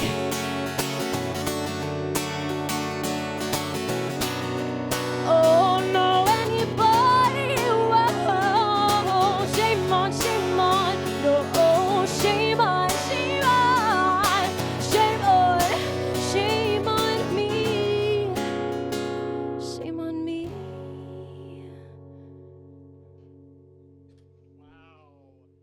What a powerful professional performance there with those two songs. It's great. And it is not surprising knowing that you already have singles out. And on that note, Shame on Me is a single that came out last month. Yes. How has having singles already coming out at this time influenced your music?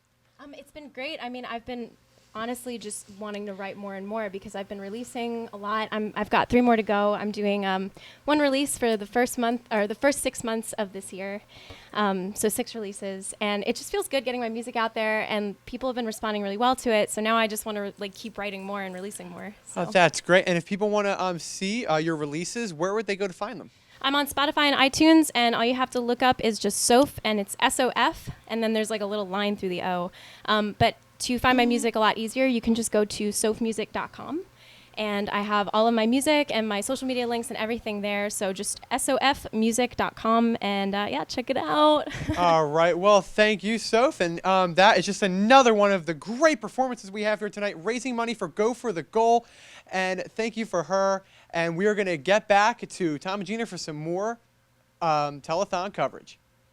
Production consideration for tonight's broadcast provided in part by Sicanti's Pizza in Glassboro, Steve's Grilled Cheese and Quesadilla Company, Cookie Munchers, Wawa, Tony Luke's at Rowan University, Panera Bread, CVS Pharmacy, Artcraft Promotional Concepts, Gourmet Dining. The Rowan Television Network also acknowledges special contributions made by Second Vision, a high-energy dance band that takes the party to a whole new level. White Cell Construction Company, Incorporated. Shore Summer Rentals. Bishop Eustace Preparatory School. Dustless Hardwood Floors. R&T Management Services, LLC. Four Quarters Plumbing, Heating, and Air Conditioning. Performance studio staging provided by Earl Girls Incorporated. Lighting systems provided by Phantom Lighting. Performance audio mixing provided by Activate. Camera jib services by Ibetalo LLC.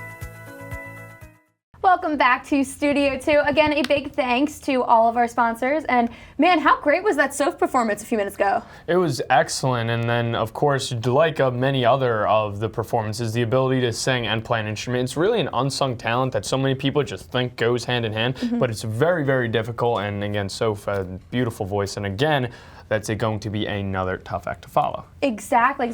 So much talent in one person. It's crazy. Absolutely. So as you are already aware, thousands of children are diagnosed with cancer each year here in the U.S. alone. It's the reason we've come together tonight in support of Go for the Goal and everything they hope to achieve.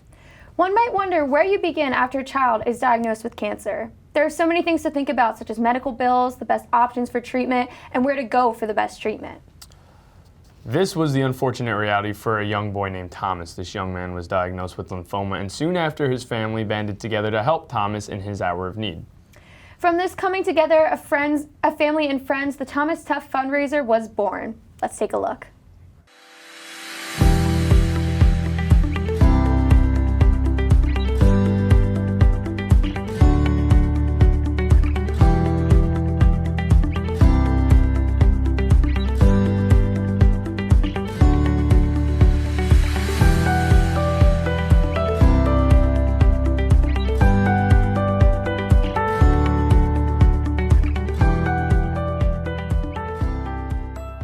When we got involved and when we decided to focus on pediatric cancer generally and Thomas initially, my middle school coach, Scott Wagner, actually taught Thomas.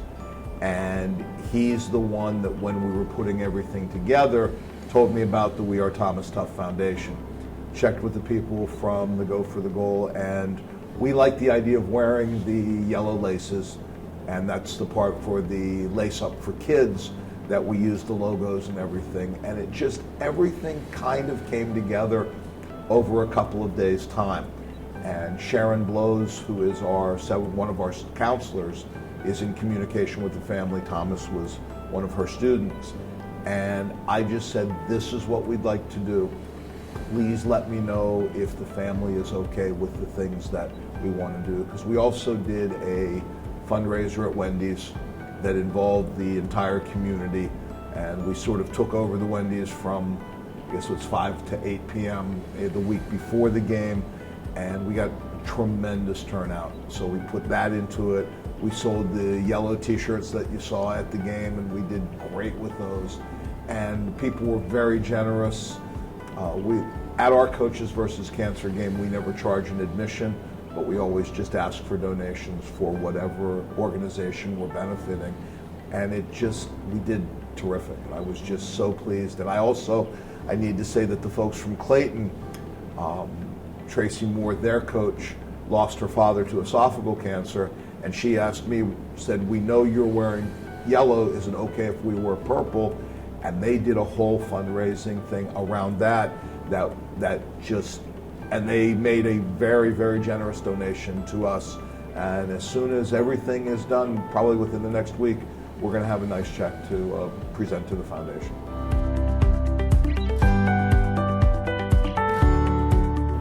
Actually, there was a benefit that the family, and I believe folks from the campground, where they spend the summer season, organized a beef and beer fundraiser in National Park last Saturday. And that was the first chance I had to meet the family. I didn't teach Thomas, so I didn't have a chance to meet them at any of the functions, but I had a chance to meet them there, and the word that Mom used was they've been overwhelmed with the response from everyone and everywhere. The word she used was overwhelmed. And when Scott and I went over to say hello, we talked about how we will rally for one of our own.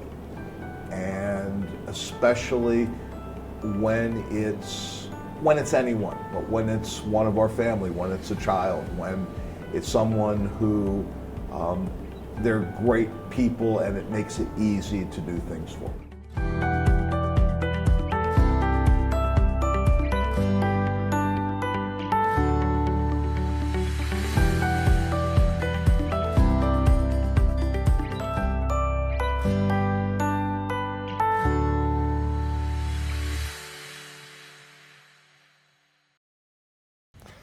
And it goes without saying, again, a very good fundraiser, the Thomas Tell fundraiser. But also, we've done shout-outs to our production team the entire night, and to just bring awareness not only to Go for the Goal and running this telethon, but to put together packages like that are so meaningful and so driving. Yes, those packages are really like a great add to this telethon, to help people even more understand how great this organization is and where the what money's going to, and you see it firsthand. It really is outstanding, delightful.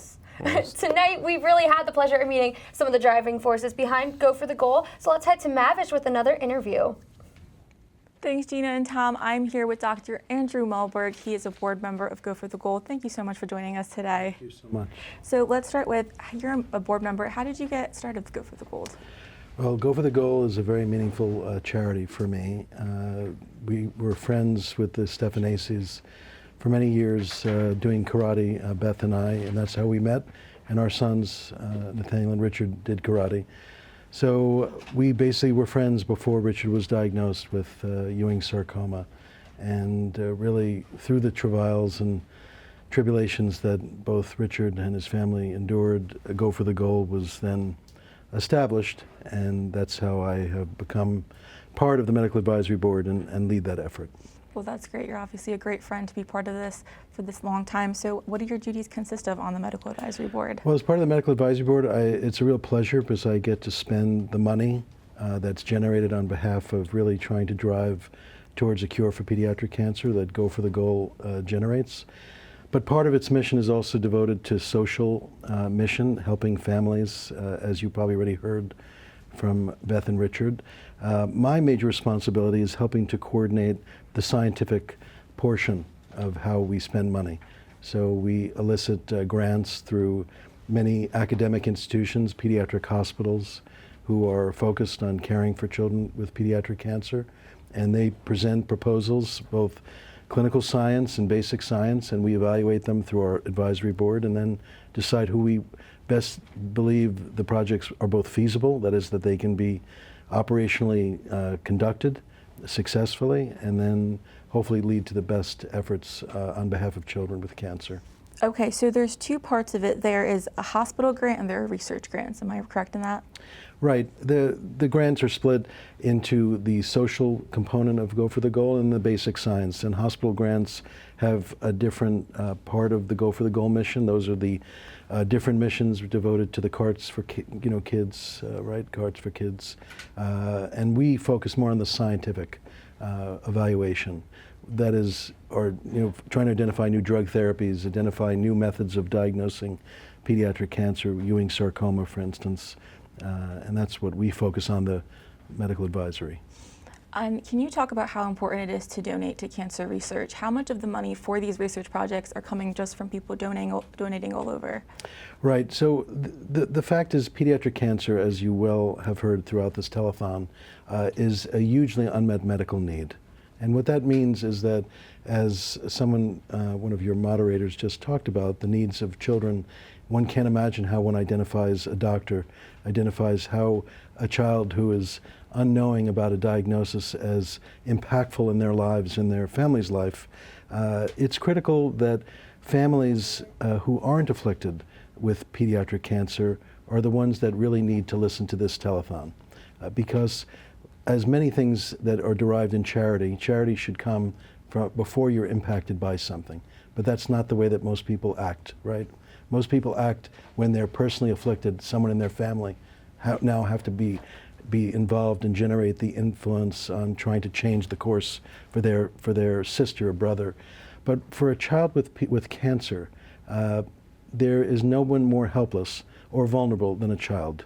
And we need the support of people who are not just suffering with it in their own families, but we need to elicit the support of all people who are not affected by it, because that's the way we raise money. And pediatric cancer is one of the most underfunded research initiatives in this country. Can you talk about some of the grants that have come across your Sure, table? it's a pleasure. We have had the pleasure of working with some of the major children's hospitals in this country. Go for the Goal is represented throughout the United States through many pediatric hospitals, and some of the grants we funded are parts of Children's Hospital Boston, for instance, Harvard University.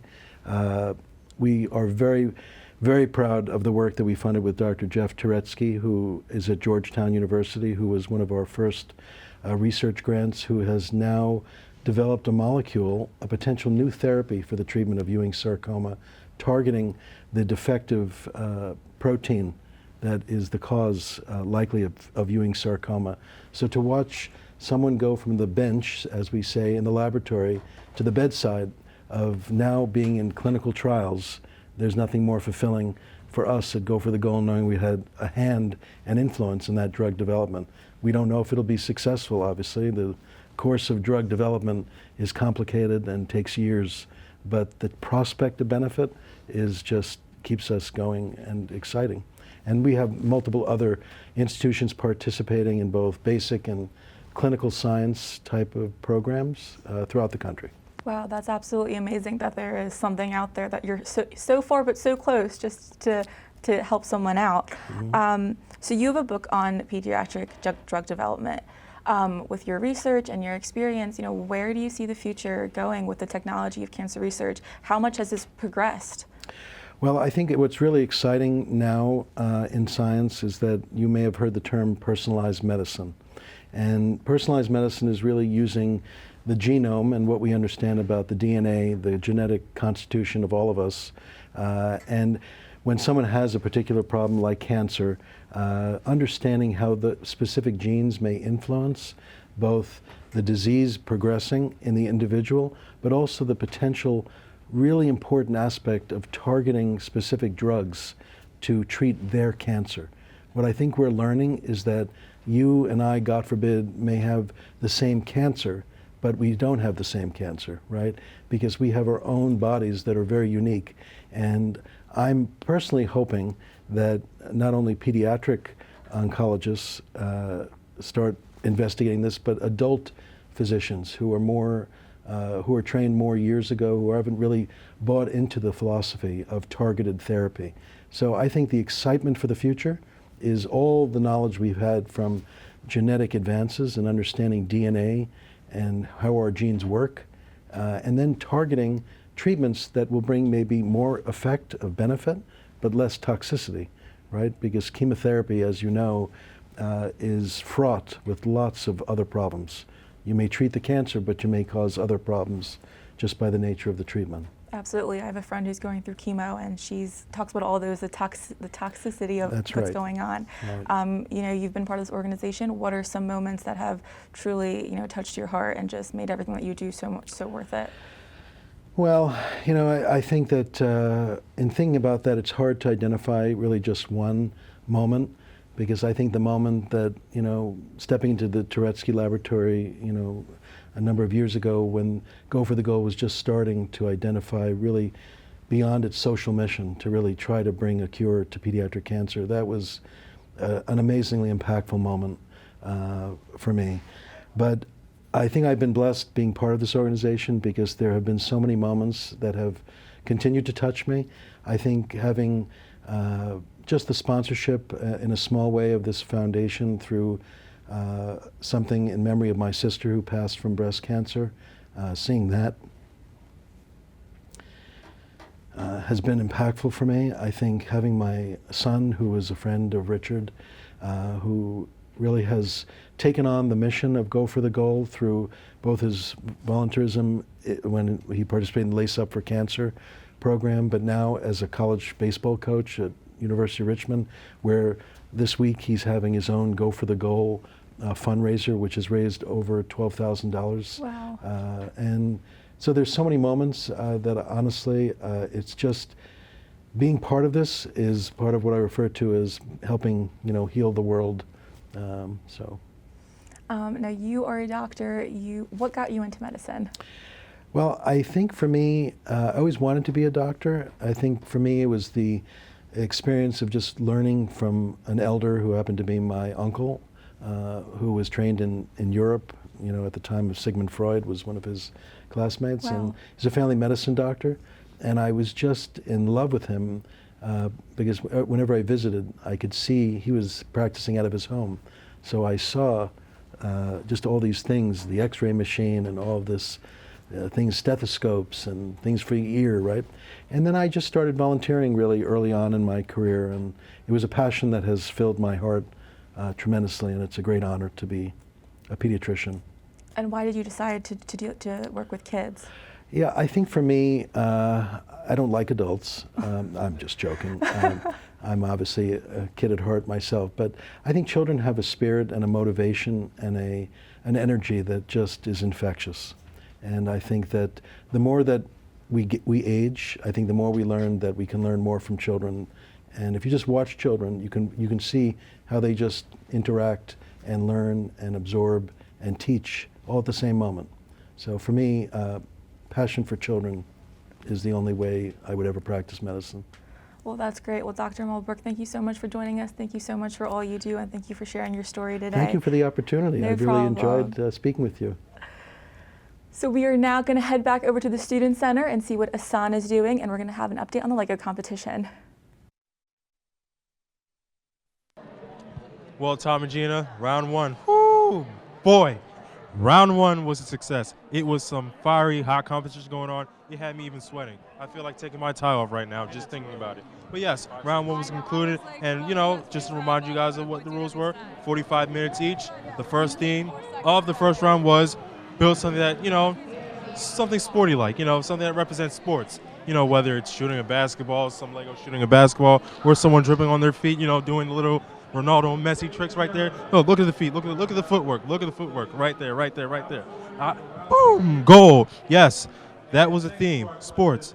And what happened during the sports round? Well, we have Love Your Melon competed for first place in the first round. It was something very spectacular, something very creative, and something our very own club, Love Your Melon, here at Rowan University, does best. Yes, they're representing Proud Pride all day.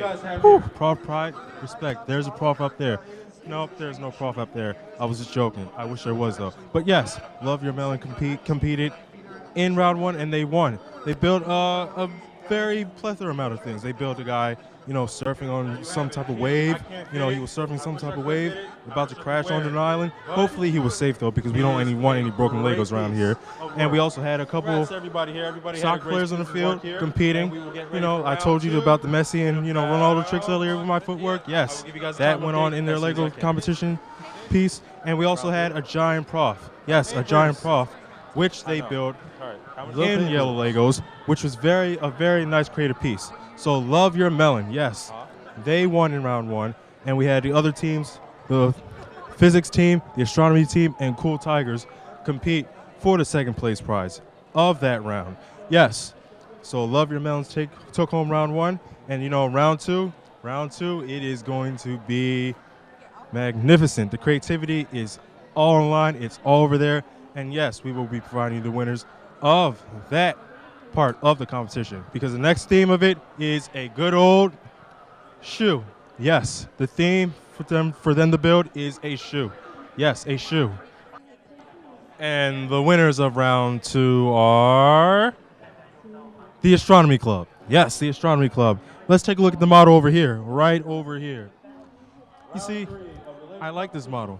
I liked all the models, of course, but I think the judges have spoken on what model they like. As you can see, the wheels down here. What type of model of a shoe do you think this is? It is the classic Heeley models. Yes, Heelys. You know, guys used to, ride on a middle school, on your heels like this, riding down the street, gliding down the street like that. Whoa, right, oh, up. Almost tripped, but we're good. But yes, they made a Heeley. The Astronomy Club made a Heeley, and you see the different colors and designs that are on it. We have the pink up top, we have the green, the brown, purple, more green. I think some type of grayish. Maybe I'm wrong, maybe I'm right. But yes, we have all types of different colors on this Heeley model, and it is a nice shoe, I could say. I wish I could fit it. Let's see if I can fit it. Well, before we could think if I could fit it, let's compare the sizes. Right there. Look at the size between my shoe and that Heeley. Right there. You can see the difference between the two. The difference is, what size you guys think this is? I'm trying to think if this is like a size, maybe a size 7, maybe. I took one of the pieces off. I should fix that. Right there. Let's see if I could do what they did. Right there. Up, see? Right there. It is nice and fixed, and it is ready to go. Right there. Let's see how it goes like this. We got a member of the Cool Tigers over here. See? Take a look at it. See the heel? Here, hold it. What was that? It's kind of heavy. I think it's pretty light. Do you like the wheel that's at the bottom? I like it too. Hopefully everybody else at the RTN2 crew likes it as well. So here we are with my man. What's your name? Murad. I'm over here with my man Murad right here, and we will be back right after this. Tom, Gina. Welcome back to the great performances here at Bozarth Hall Studio One, the performances of RTN's 10th annual telethon supporting Go for the Goal. If you're just joining us here on the telethon, then there are various ways you can donate to support this great cause. You can donate Welcome back to the student pit. We are here live at telethon.com, cash, credit, or debit allowed, as well as calling into the phone number 856-256-5555. And also, if you are a student here at Rowan University, you can go to the Student Center and pay cash there as well. All of this money will go towards Go for the Goal, this great organization that does help children with pediatric cancer. And now we're going to keep it going with all of the great performances here tonight. And we have Andrew Moore coming up, so stay tuned. Hi guys, my name is Andrew Moore, and I will be singing at the telethon. I started singing when I was 7, because that's when I started doing musical theater, and then eventually I learned how to play guitar and write music in 8th grade, and I've always wanted to pursue a career in it. Hi guys, I'm Andrew Moore, and be sure to keep watching the telethon, and be sure to keep donating. Good evening, everyone. I'm David Muir, and great to be here on RTN Channel 5. And all of us here at ABC's World News Tonight would like to give a shout out to Rowan University's RTN for your 10th annual telethon supporting Go for the Goal. And a special shout out to Go for the Goal, a charity that raises money for pediatric cancer. Over the last 10 years, they've raised more than $5 million for research, grants to fund programs, and renovations that improve the lives of children being treated for cancer. We know the primary goal is to assist families with financial and logistical burdens so that those families can then focus their energy on their child and their brave battle ahead. So please join me in wishing RTN and Go for the Goal all the best in their efforts and hard work to raise awareness and assistance trying to conquer this disease. I hope you'll learn more about Go for the Goal. Have a great telethon and good luck. We're the Davis family, and we want you guys to keep donating and keep watching the telethon because Go for the Goal was really important to us, and we'll continue to do great work for families like this in the future. Say Go for the Gold. Go for the Gold. Hello everyone, my name is Hunter. I'm Taylor. And I'm Allison. And we are the cast of Game On. Behind us we have our lovely camera crew. We have Ethan, we have Donald, and we have Adriana. Over in the control room, we have Adriana. Over in our control room, we have our lovely men there, and women. We are here at the 2017 Telethon supporting Go for the Goal. And if you have a couple minutes of your free time, we want you to come and check out Game On YouTube, RTN, Rowan Television Network on YouTube. So please check us out, it'll be very helpful. See you guys later. I'm Gina Donovan from Rowan Roulette, Rowan's #1 source for games, fun, and a lot of puns. And you're watching Rowan's 10th annual telethon for Go for the Goal. Make sure to keep buzzing in those phone lines and donating what you can. Welcome back. Games, funs, and puns, huh, Gina? Rowan Roulette. Actually, it's games, fun, and a lot of puns. And a lot of puns. My A bad. lot of Okay, puns. I'm sorry. Well, it's been a while since me and you have been back. Good for the people back home, I guess. They don't have to see us the whole time. But there was a very interesting interview. We had Dr. Mulberg on here who brought up a very interesting point that people, charity is something you should do maybe before your loved one gets affected. Mm-hmm. And, that's kind of a really powerful statement. And it was a very good interview. Mavish conducting that as well. And, Hassan back in the Student Center, he's doing his thing. He does a lot of moving around there. Yeah, he was all over, all up in the Legos, playing with them. He was having a good time over there. Laying on the ground in nice clothes. Not something I would do, but Hey, to each his own, to each his own. And then we got Andrew Moore's performance coming up soon. We got a lot to look forward to tonight. Yeah, lots happening, but like you said, a lot to look forward to. Yeah, but I think that now is the time for another phone bank update. Let's check in on Lenny and see how we are doing with our donations. No, it is your co-host Thomas DiNapoli's 21st birthday today. I mean, come on. That's, I didn't expect that. You definitely didn't warn me about that. Yeah, well, happy birthday to you, Tom. And Thank now you, we're going to Lenny. go over to somebody slightly more important, no offense, but this is Anthony Valpaggio, a friend of some RTN members who so generously donated $500 to the cause. Anthony, how's it going? Hey, what's up, Lenny? So, Anthony, I'm going to jump right into it. What made you call and donate such a generous sum? Well, I know how much you guys been working on this project together at school, and personally, my mom actually beat cancer. So, from like a parent's perspective, I couldn't imagine going through that with your child. So, I'm just trying to give back, Well, thank you very much. We really appreciate it. Is there anything that we should know about you, Anthony? Did you go to Rowan or? No, I didn't. I just actually graduated from Rider University. Got my degree over there for supply chain management. But that's about it. All right. Well, Anthony, thank you so much for your generous donation. Obviously, everybody in Go for the Goal, we're all so grateful for people like you that want to give back to the community and give back to such a great cause. Of course. Thank you guys for doing this, for the children. It's a good thing you guys are doing. All right. Thank you so much, Anthony. Have a nice night. Real quick, I just want to shout out the Finnish kid who just killed it on all the instruments. Oh, and, Steve Sokola. Hell, yeah, he's the man. Yeah, we got to bring him back. And shout out to Adriana Alcazar also. Adriana, she is doing a fantastic job. She's running back and forth. I guess that's your connection to the Rowan Television Network? What's that? Yeah. Yeah, she's your connection. Yeah, exactly. Yeah. All right, well, Anthony, thank you once again for your really, really generous donation. Everybody here at Rowan Television Network, as well as Go for the Goal, appreciates it.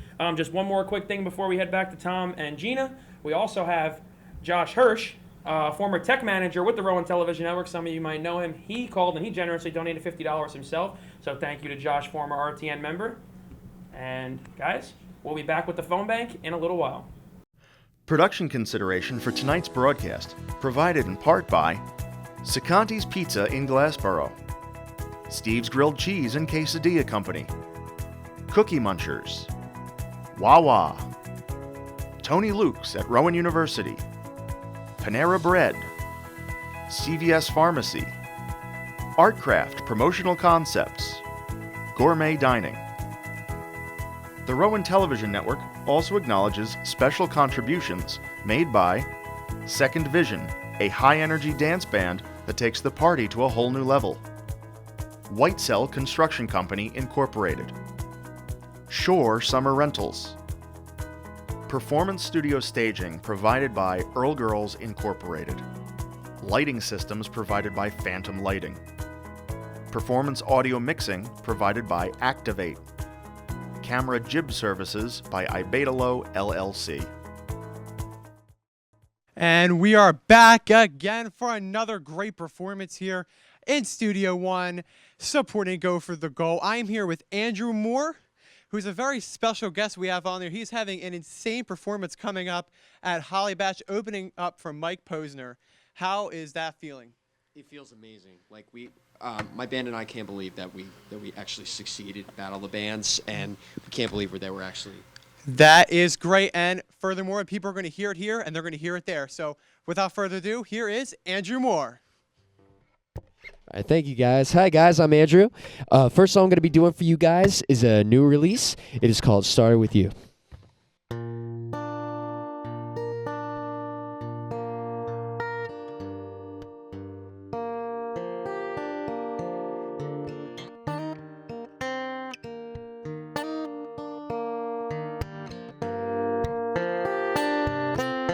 It all started with you. I was nervous and a venture for two. I was certain that your love was good for me, so I didn't want to set you free. Look in my eyes and know that my love is true. There are no lies, 'cause the only one I love is you. Don't let me sing the blues, oh, because it all started with you.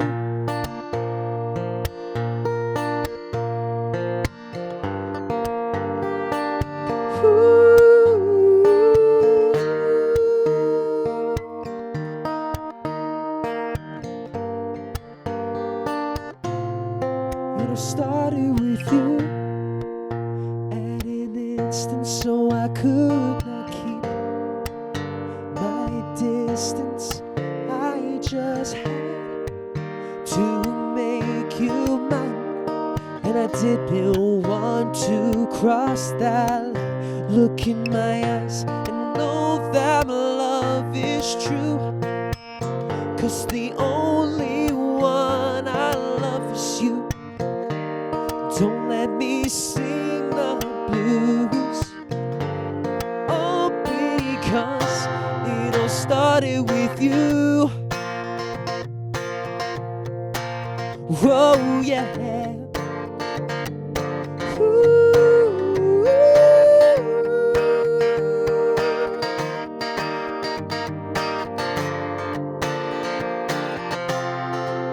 Look in my eyes,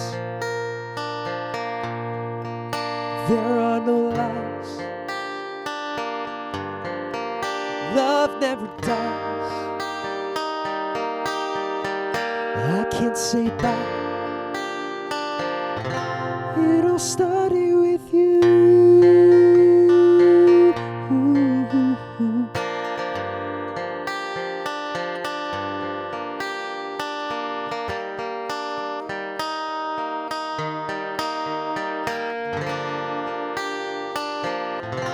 It all started with you. You guys. All right, next song is an older one, and this is called Every Time You Look My Way.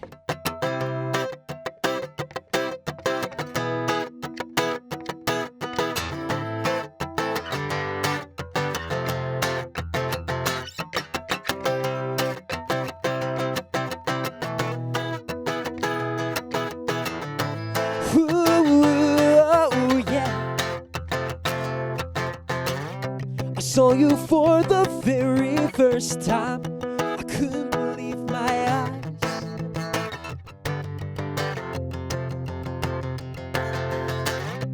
When we met not too long ago, I just couldn't get you off my mind.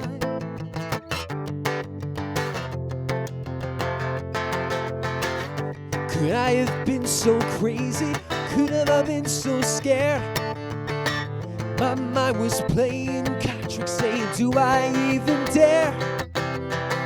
It's not a crime committed, expressing how I feel. This world is free. I really like to test this out for real. Every time you look my way, my eyes are looking back at you. It's the funniest feeling. Were we meant to be? curiosity. It's never happened before in my life.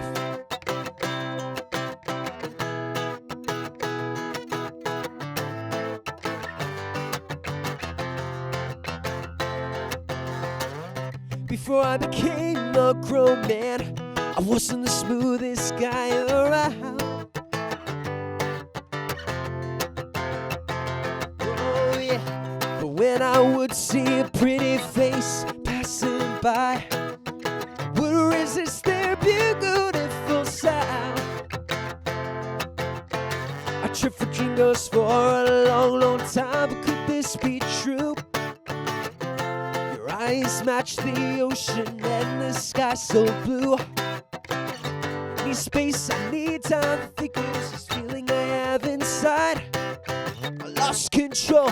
Why are you the only thing on my mind? Yeah, every time you look my way, my eyes are looking back at you. It's the funniest feeling. Were we meant to be? Just out of curiosity. This has never happened before in my life. Walking around this big old place, it's really hard to get around. Something tells me we both think the same, but I don't know. It's an awkward moment that we have now. I'm thinking it's a sign. Should we react even more? Instead of accidentally looking in our eyes. I like how this is going. How about you? You know what they say? Great minds think alike. Every time you look my way, my eyes are looking back at you. It's the funniest feeling. Yeah, were we meant to be? Just out of curiosity.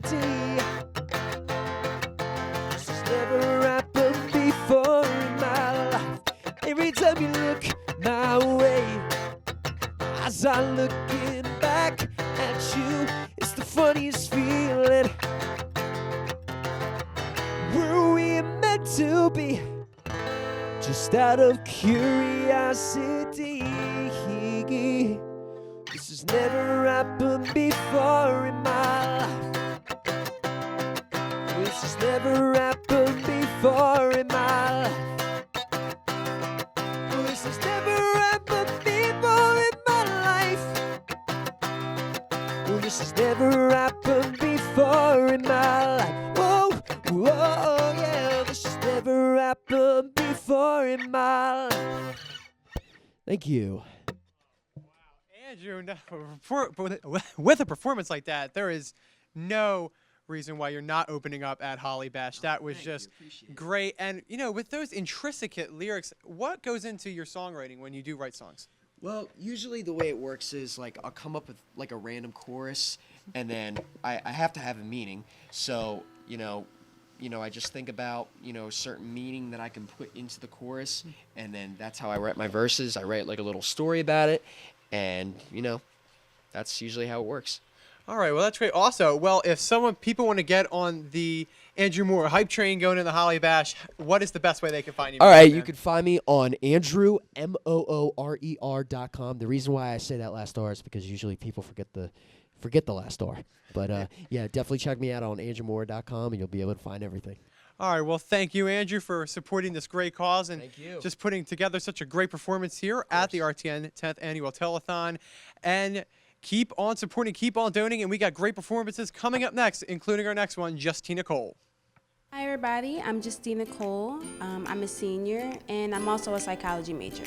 I started singing when I was around 12 years old because I was in middle school, and my choir teacher actually really got me into singing, so that's how I started.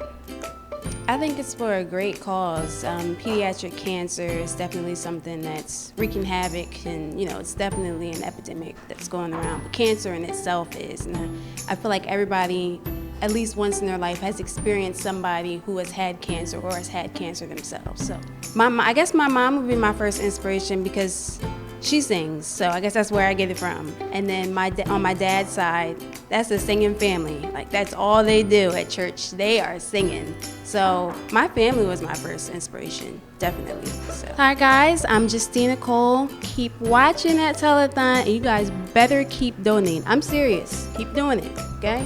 Thank you. An excellent performance by Andrew. We look forward to seeing him at Holly Badge, but also an excellent introduction from Justina. I'm looking forward to seeing her performance later. I'm really excited for Justina. She was also in Rowan's Got Talent. Yep. She did a great job then. I'm so excited to see her perform again. Absolutely. And as we mentioned before, this is the Rowan Television Network's 10th annual telethon. Every year for the past 10 years, RTN has worked hard to put on these large-scale productions to help those in need in any way they can. It's been a long and incredible journey, and we are so proud to be part of something so special. Our productions have definitely evolved and grown over the years, so let's take a look at what it's been like on this journey.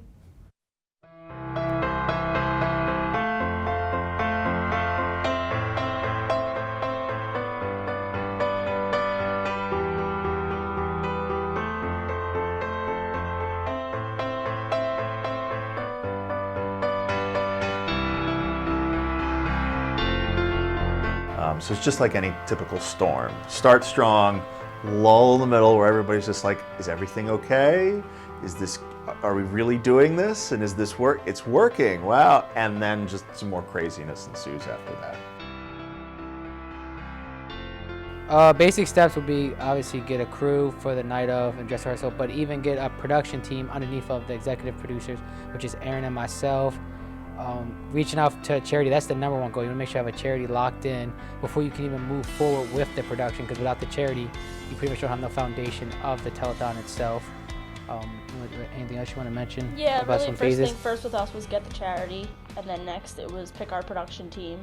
And then after that, it was just everything else that you have to do to prep for the telethon. Make sure your team's on board, make sure that you have enough people that will sign up for crew, and you get all your pre-production in. So it just kind of flows all together after that. There's a lot of people who want to get involved. Everybody's always really passionate about the telethon, no matter what charity we choose. So it was good to know that we had 10 live cameras rolling all night, and there were a lot of opportunities for people to get behind and either work on sticks, or if they were handheld, or even the jib. So it was really cool to be able to take advantage of our technology growing and our opportunities growing. Watching these college students who have a passion in television and television production in some regard show up in their own time and volunteer with these kids who all of these kids wanted was a smile on their face. My favorite memory of producing that telethon was coming to the night and being really stressed out and overworked and really excited, and then just watching the entire night fall into place as we went live. It was just so rewarding, and knowing that we helped a lot of people and we got to build a home for someone really touched my heart and really was a very special memory for me. Definitely the moment where it was probably 9 o'clock, maybe 8 o'clock, while we were taping the live telethon, where somebody came up to me and said, "We reached the goal." And we were able to raise the amount of money we were trying to reach in 5 hours in like 2.5 hours. And I remember screaming up and down the hallway like, "Oh my God, we did it, we did it." We're about like 5 minutes out. And it goes back even further than that, because we're writing the tape, and it was like a hour-long tape. Well, it took you an hour to write the tape. So we were sitting there like at 5:30 p.m. saying, okay, we got to get this ready, and all of a sudden it's coming up, time's coming up, and all of a sudden we're getting closer, we got to get, finally we start rolling, and you're like, maybe 5 minutes, and you're like, oh, there's a mistake, we got to stop, we got to do something, and then finally we were like, this is that time, we got to press play, we got to hit record, and it literally, when it popped out, after it was done, about that hour later or whatever, half an hour, I can't remember the time, but it was, when it popped out, I grabbed that tape, and I ran from the RTN office. We had people holding the doors open the whole way, because I ran all the way up into the control room. I threw it in the machine. We're like, all right, go. It was the fact that in that one night, a bunch of college students, people that weren't TV pros at all, just a big group of us coming together for that night and producing a high quality live television event, which on any level is not easy to do at all. And, you know, to have a bunch of students, you know, to trust those people and for them to pull through the way that they did is something that I'll never forget. Overall, the way that the telethon changed from my first year to the last year was just incredible. We continually raised more and more money. I thought about it since, and over the course of 4 years there, the 4 telethons that I worked on raised more than $10,000 for the 4 different charities that we worked for. Using the newest technologies that we have, we're really pushing the gamut this year. We're really going above and beyond and really, you know, going live from different locations. We're going across the campus, and I think it's going to be really cool seeing, you know, pulling that all together and really going forward and streaming it. We've streamed in the past, but now hopefully with our newer technology, it's going to work really good and really well. So we'll see. The first one was in the RTN office. It was a shoot directly on Channel 5. I think it was 1 camera, maybe 2 camera shoot, and it was literally for 2 hours with people pledging money over the phone. It was literally, hey, I've got $5 I can give you, I'll bring it to the office, does that work? And we'd say, yeah, sure, that's fantastic. So now it's totally high tech. So of course we're in multiple studios, multiple locations, we're on the web, we're streaming. It wasn't until maybe the 3rd or 4th telethon that RTN was streaming anything. So now that's just, you know, a thing that we do that's normal. The production book is the Telethon Bible, where you're going to look to that to learn everything, you know, production-wise, everything RTN-wise, everything logistic-wise, but you're also looking there as a sense to remember why you're there. I actually was involved with this charity in high school. I went to high school with a couple of the siblings of the boy Richard Stefanese who passed away. And he was the reason this whole charity started. And then I went to high school with his sister. She was in my class. His brother's in my brother's class. And then his older brother was like a year above me. So I was like close with the family. I did so much with them during high school. We went to a Mets game one time. We went to a Union game one time for Go for the Goal to like, get it out there and raise awareness and things like that. So I was just really close to my heart. And it was just like one of those things where it was like, I know the people. I know that they're really amazing. I know how much this means to them, and I knew that they would really be like on board with us and like communicate with us and help us as much as they could, which is really special because like it's hard to find like a charity that can help you as much as they have, and they really have been like hand in hand with us. Like whatever we needed, they've been there. So it was like really, really awesome that we could do this partnership with them. Erin was just brainstorming, listing off a couple of charities, and she mentioned Go for the Goal. And as an outsider, I went on their website, looked at their mission statement. I was like, wow, this is a really good charity, and like it touches you because you see children that have pediatric cancer that are battling this, and you don't expect for like a 4 or 5-year-old to be doing that at a young age in life. So it really hits hard to the heart and like makes you want to give and help out that family that's going through this rough time. The biggest challenge of the telethon is getting all the individual parts to all come together and gel as one cohesive unit. We have so many people working on the project, upwards of 50 or 60 people on the entire crew. You've got charities, you've got PR, you've got media involved, production, set design, building, lighting, sound, all these different departments coming together and making sure that everything just works. And that's, I think, one of the biggest challenges of putting together this telethon production. There are plenty of times today in my professional life that I take the skills that I learned specifically in a telethon production and apply that to my job and use those skills to help me accomplish what I'm trying to accomplish in the real world. I think it helped me out to be very organized, time managed, and really press for deadlines and how deadlines are very important outside of schoolwork.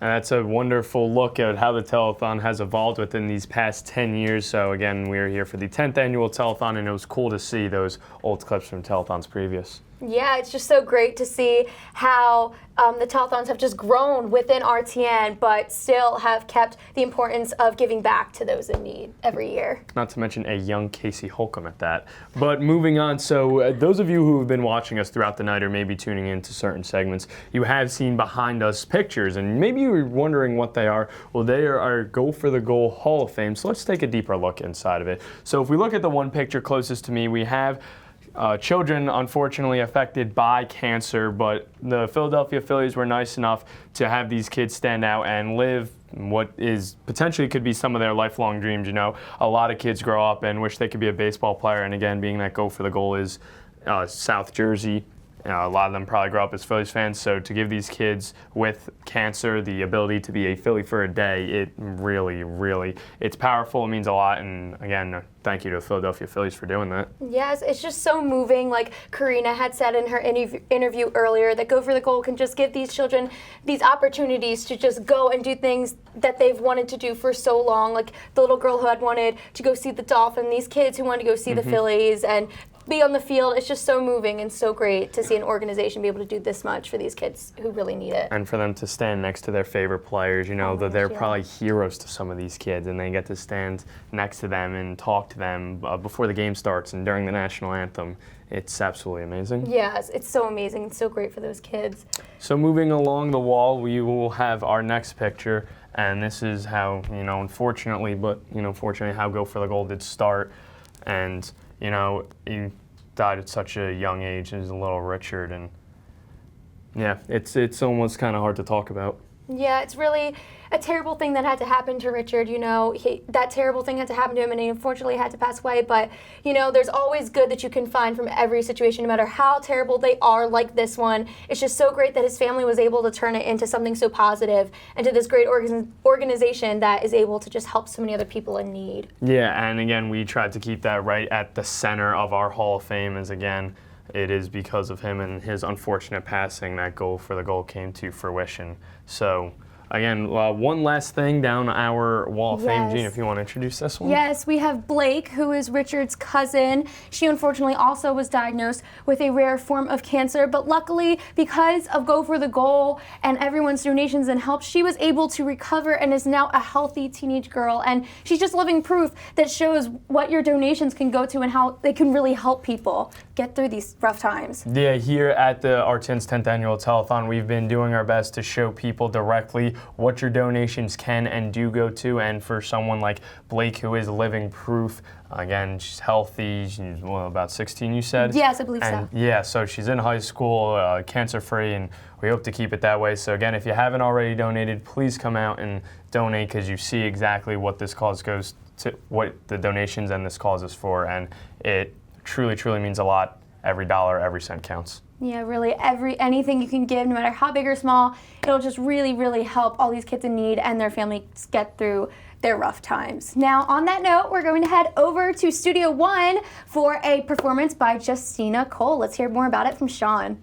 And we are back here in Studio One, the place to be for all the performances for the RTN's 10th Annual Telethon supporting Go for the Goal. And we are not stopping here, but outstanding performances tonight, and I am joined by Justina Cole, who's going to bring the soul and R&B to the stage here tonight, and it's going to be a great time, so get excited for that, and it is all in support of Go for the Goal. So without further ado, get ready for it is Justina Cole.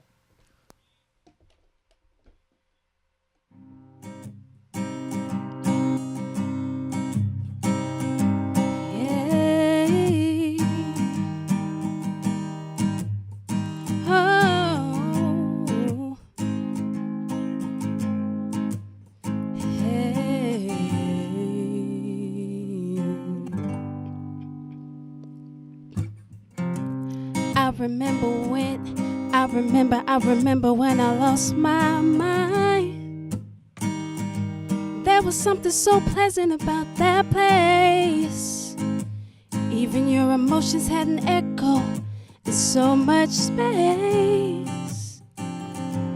Ooh, and when you're out there without care, yeah, I was out of touch. but it wasn't because I didn't know enough. The problem was I just knew too much. Does that make me crazy? Does that make me crazy? Does that make me crazy? Probably.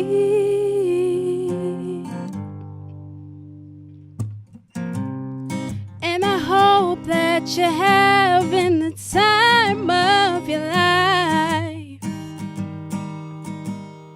but you better think twice. See, that's my only advice. Ooh, come on now, who do you think you are? Bless your soul. Yeah, you really think you're in control? Does that make you crazy? Does that make you crazy? Does that make you crazy? Just like me. Oh. My heroes have the heart to lose their lives out on a limb, and all I remember is thinking, I wanna be just like them. Ooh. Hey, ever since I was little, yeah, it looked like fun. And it's no coincidence that I've come. No, I can die when I'm done. Oh, does that make me crazy? Does that make you crazy? Does that make me crazy? Well, possibly. Maybe we're crazy.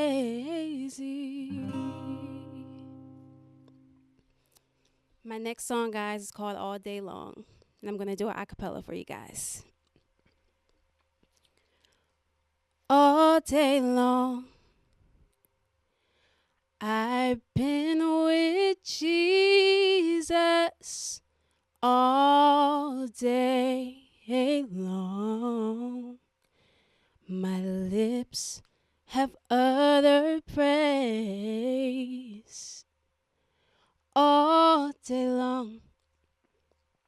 My heart, my soul's been lifted in worship all day long. I have been with him. Sing it one more time. All day long, I've been with Jesus all day long. My lips have uttered praise all day long. My heart, my soul's been lifted in worship all day long. I have been with him.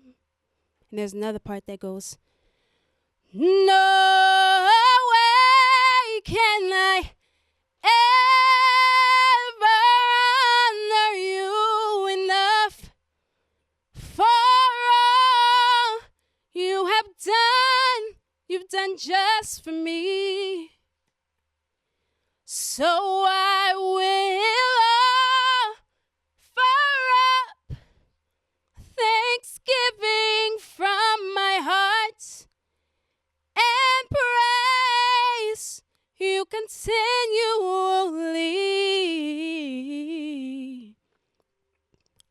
all day long. I've been with Jesus. I've been with him all day long. My lips have uttered praise all day long. My heart, my soul's been lifted in worship all day long. I have been with him. Now I'm going to do this one more time. No way could I ever honor you enough for all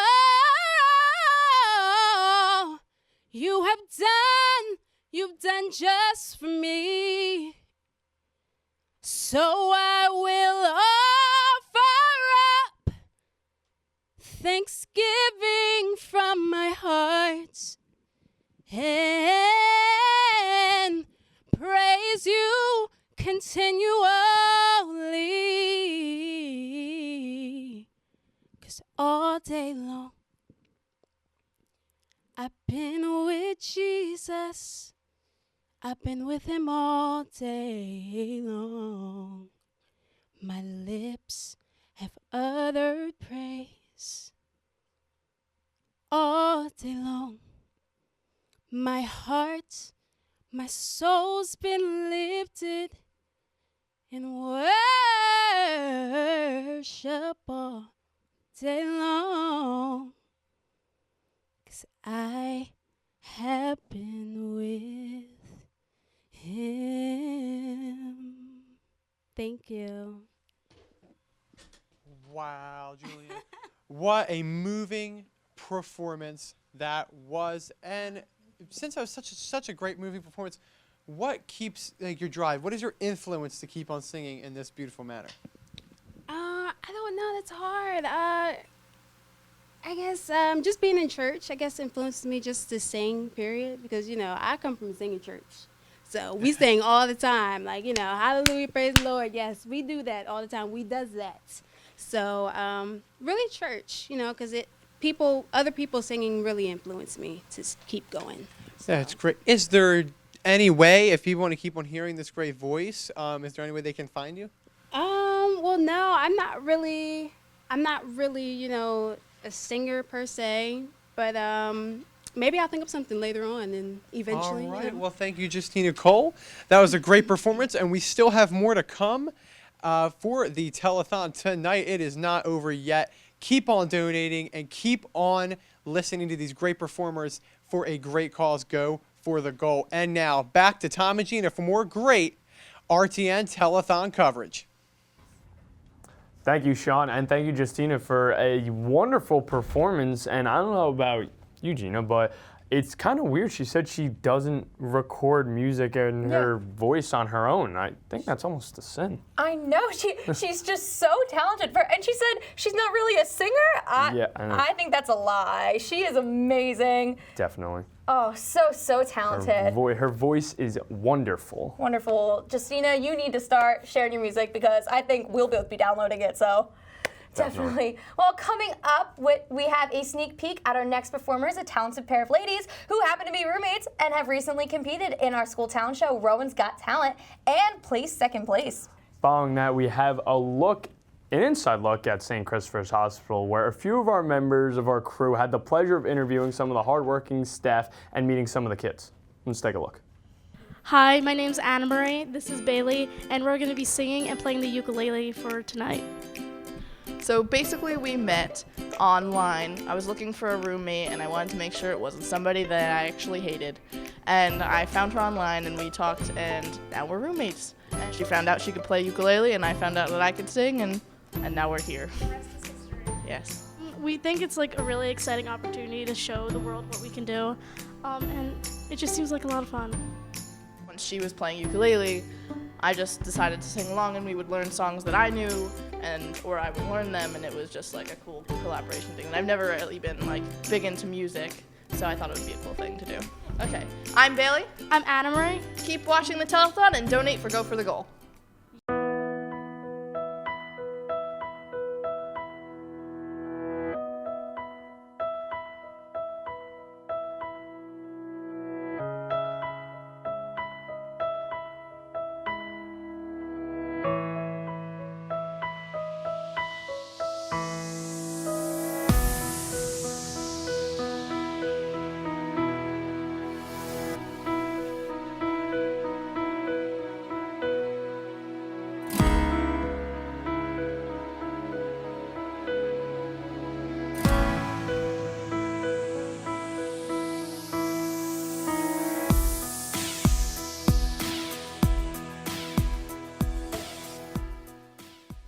My name is Peg Mulheron, and I'm a nurse.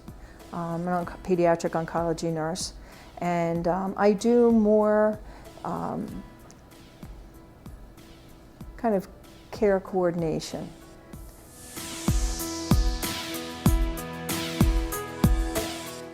I get to see them when they're well, and I get to see them when they're ill, but they're outpatient so much more and for so much longer. So their initial treatments are done inpatient, but then they're followed for years and years outpatient. So I've seen them grow from babies to young men and women. I've gone to weddings and been, actually, I'm the godmother of one of my old patients' little boy.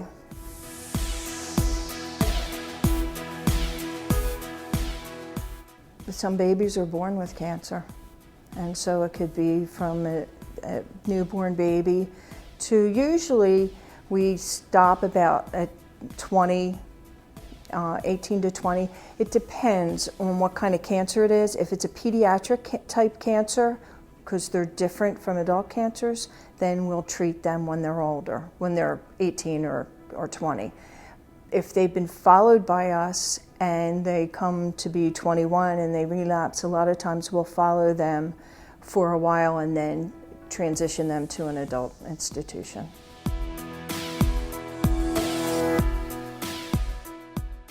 So she was only going to do this one room, and she took a look around, and we were kind of in sad shape. A little shabby. We needed a lot of different new things, and so she said, you know, why wait? Why just do the one room? Why don't we just do everything? And so she did, and it's amazing. We love it. And the kids love it, the families love it. They feel very special that someone thought to do that for them, for their environment. So it's really great.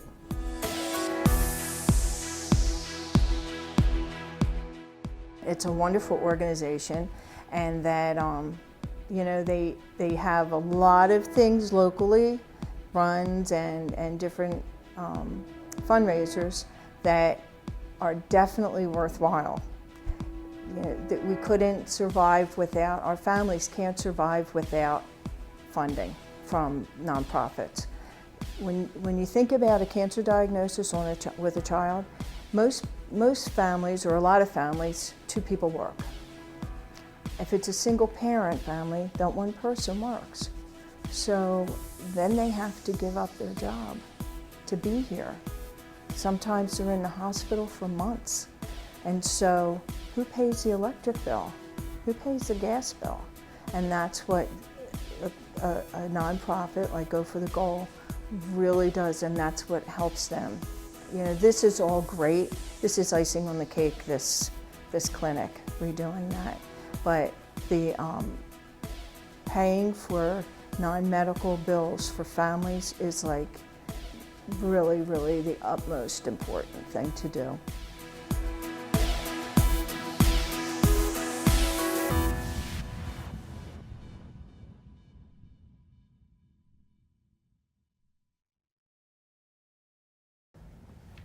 And again, thank you to St. Christopher's right there for letting our wonderful crew go there and get some of those really good interviews. I know, you know, with how hectic a hospital is, and you know how many patients are going in and out, but for them to take a second really means a lot to us. Yes, it definitely means so much to RTN to let us get in there. Great organizations like Go for the Goal wouldn't be able to function as well as they do without the help of volunteers. There are students all over who are more than willing to work with Go for the Goal in their cause. That's right. With the help of student volunteers, Go for the Goal can extend the reach of their program and accomplish even more. Let's hear from Eric Conklin, who is interviewing some student volunteers on their experiences with Go for the Goal. Thank you, Tom.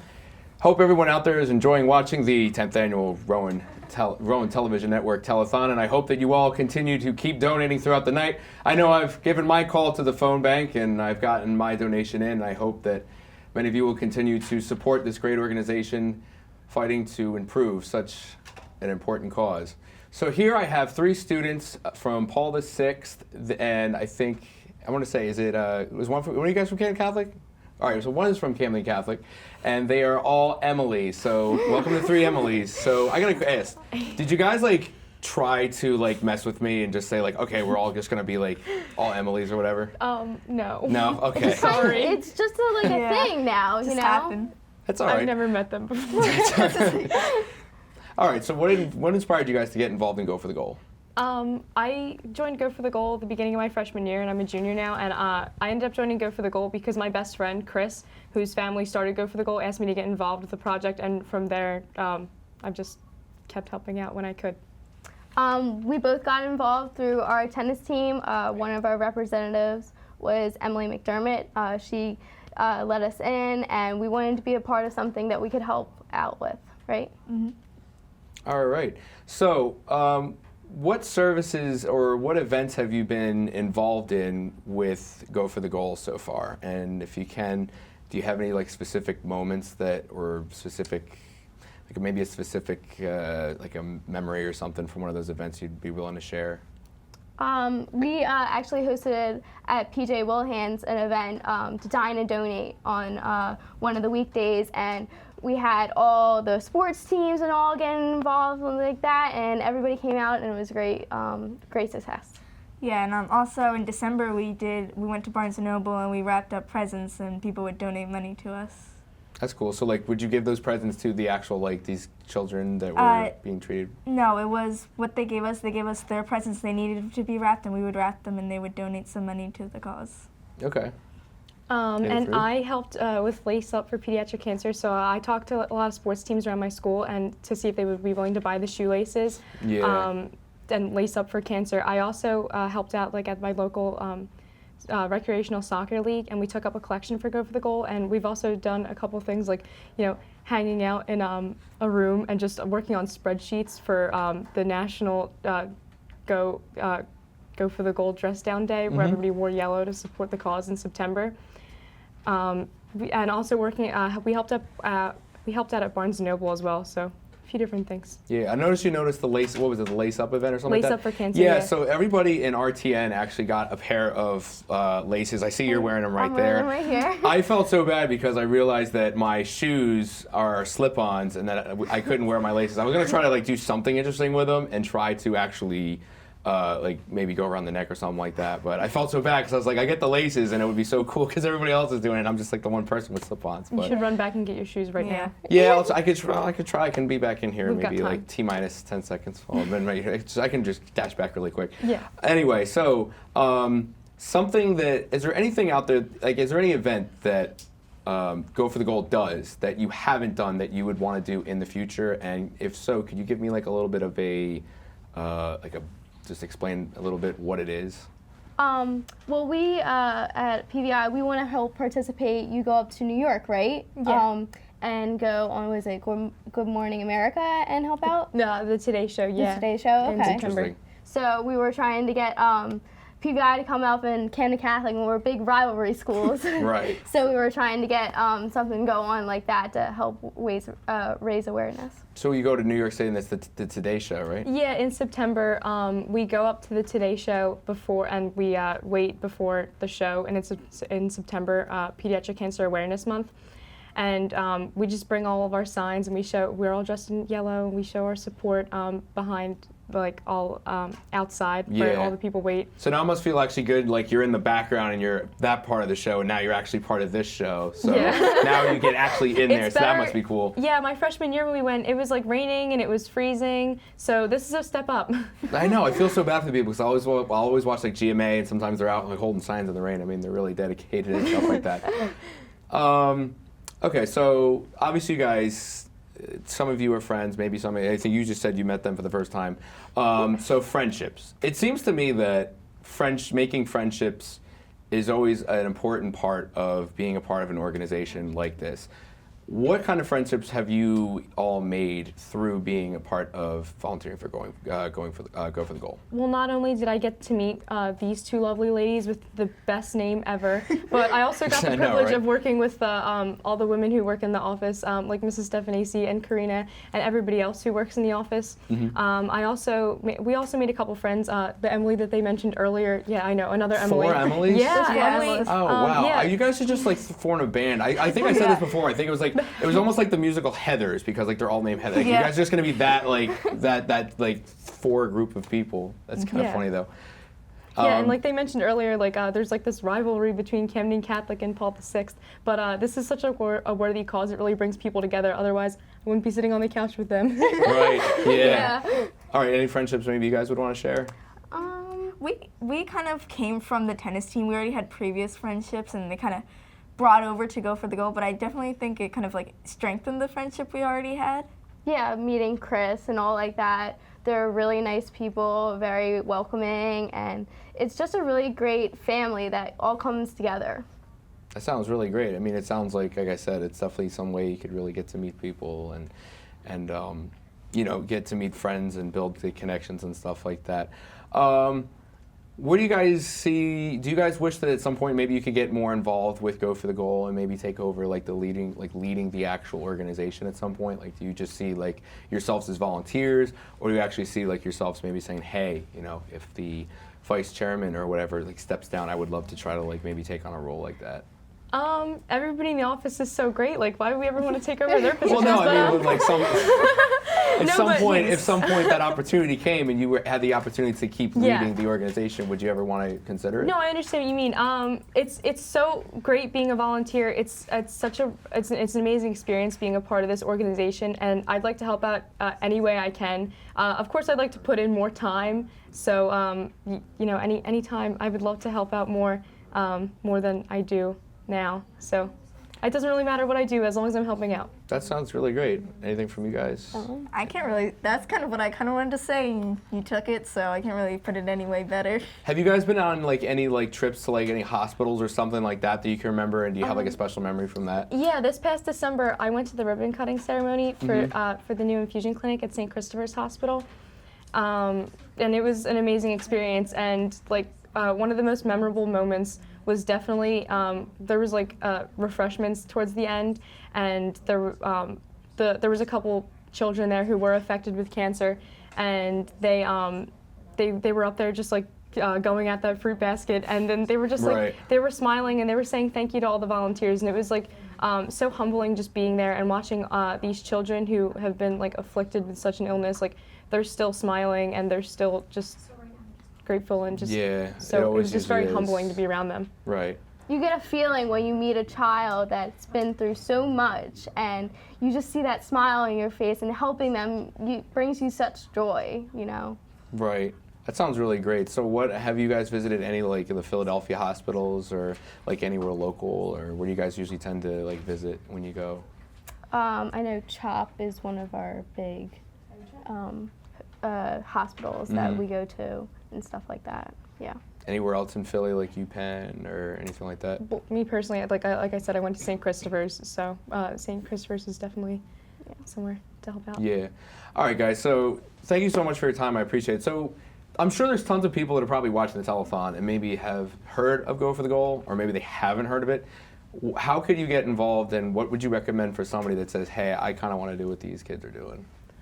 There's go ahead, sorry. No, go ahead. There's a lot of like local events, because it's based in South Jersey, and you know this is South Jersey, so you can find any like plenty of places to help out, or you can join the Lace Up for Cancer initiative, such as like a couple of teams at my school decided to do that the past couple of years, especially. I know like the field hockey team at Camden Catholic did that this year, and they had a whole game dedicated to Go for the Goal, which is awesome, and it's simple to get involved. You just talk to your coach, say like, hey, why don't we start this, and then it just you keep the ball rolling after that.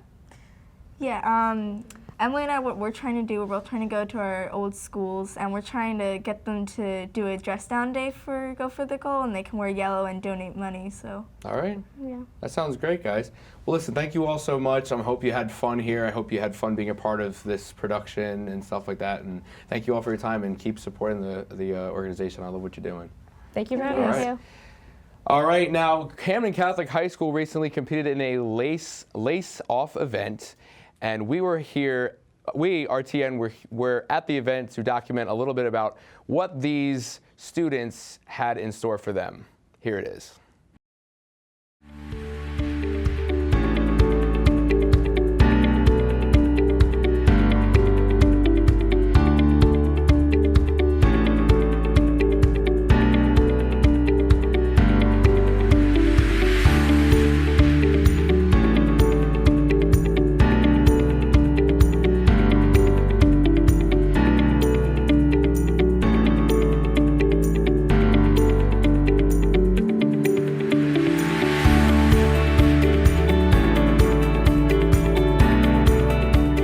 So honestly, we never heard of it before.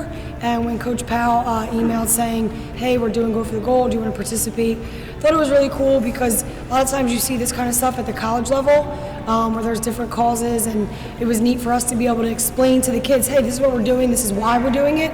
And you never know who might be affected or influenced by that. So we actually have one of the girls on my team has a brother that does have pediatric cancer. So it's like, oh wow, this is awesome. You would never know, but different things when you do it and you talk about it spreads the word, and you don't know who could be influenced by it.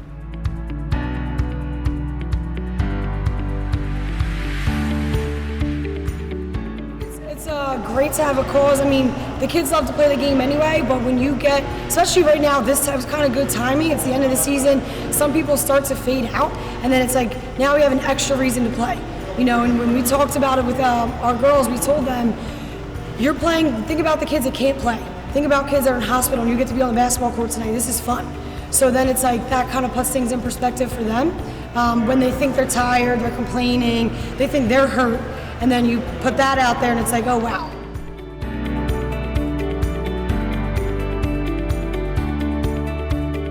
Go for the Goal means to me to, bring something better to basketball, meaning also it's super important here at Camden Catholic because of our Catholic identity, that we're always helping others, doing whatever we can.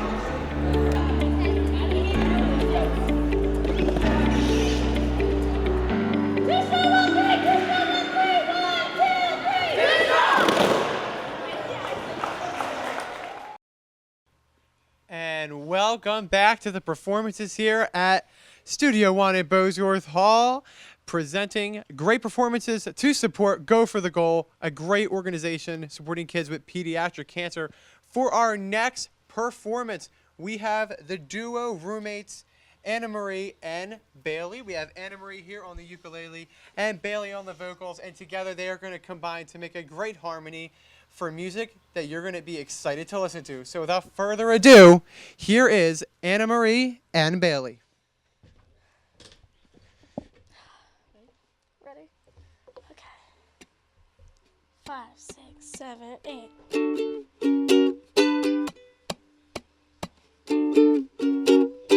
Sometimes you gotta bleed to know that you're alive and have a soul. But it takes someone to come around and show you how. She's a tear in my heart. I'm alive. She's a tear in my heart. I'm on fire. She's a tear in my heart. Take me higher than I've ever been. The songs on the radio are okay, but my taste in music is your face. But it takes a song to come around and show you how. She's a tear in my heart. I'm alive. She's a tear in my heart. I'm on fire. She's a tear in my heart. Take me farther than I've ever been. Than I've ever been. Than I've ever been. Than I've ever been. My heart is my armor. She's Alright, you want to take someone? Yes. But it takes someone to come around and show you how. She's a tear in my heart. I'm alive. She's a tear in my heart. I'm on fire. She's a tear in my heart. Take me farther than I've ever been. My heart is my armor. She's a tear in my heart. She's a carver. She's a butcher with a smile. Take me farther than I've ever been. Than I've ever been. Than I've ever been. Than I've ever been. Alrighty, so now we're gonna do La La Land's City of Stars. Okay. 5, 6, 7, 8.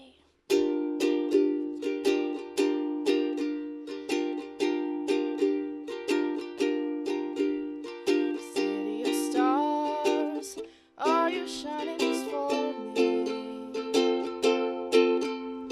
City of stars, who knows?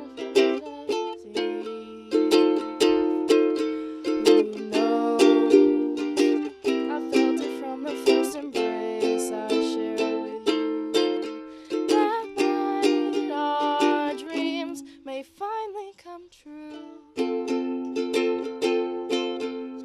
City of stars, just one thing everybody wants. There in the bars and through the smoke screen of the crowded restaurant, it's love.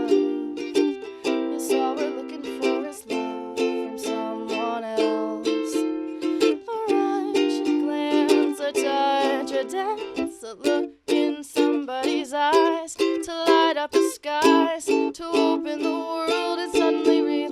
A voice that says I'll be here and you'll be alright. I don't care if I know just where I will go, 'cause all that I need is this crazy feeling, a rat-tat-tat on my heart. Think I want it to stay. City of stars, are you shining just for me? City of stars, you never shine so brightly.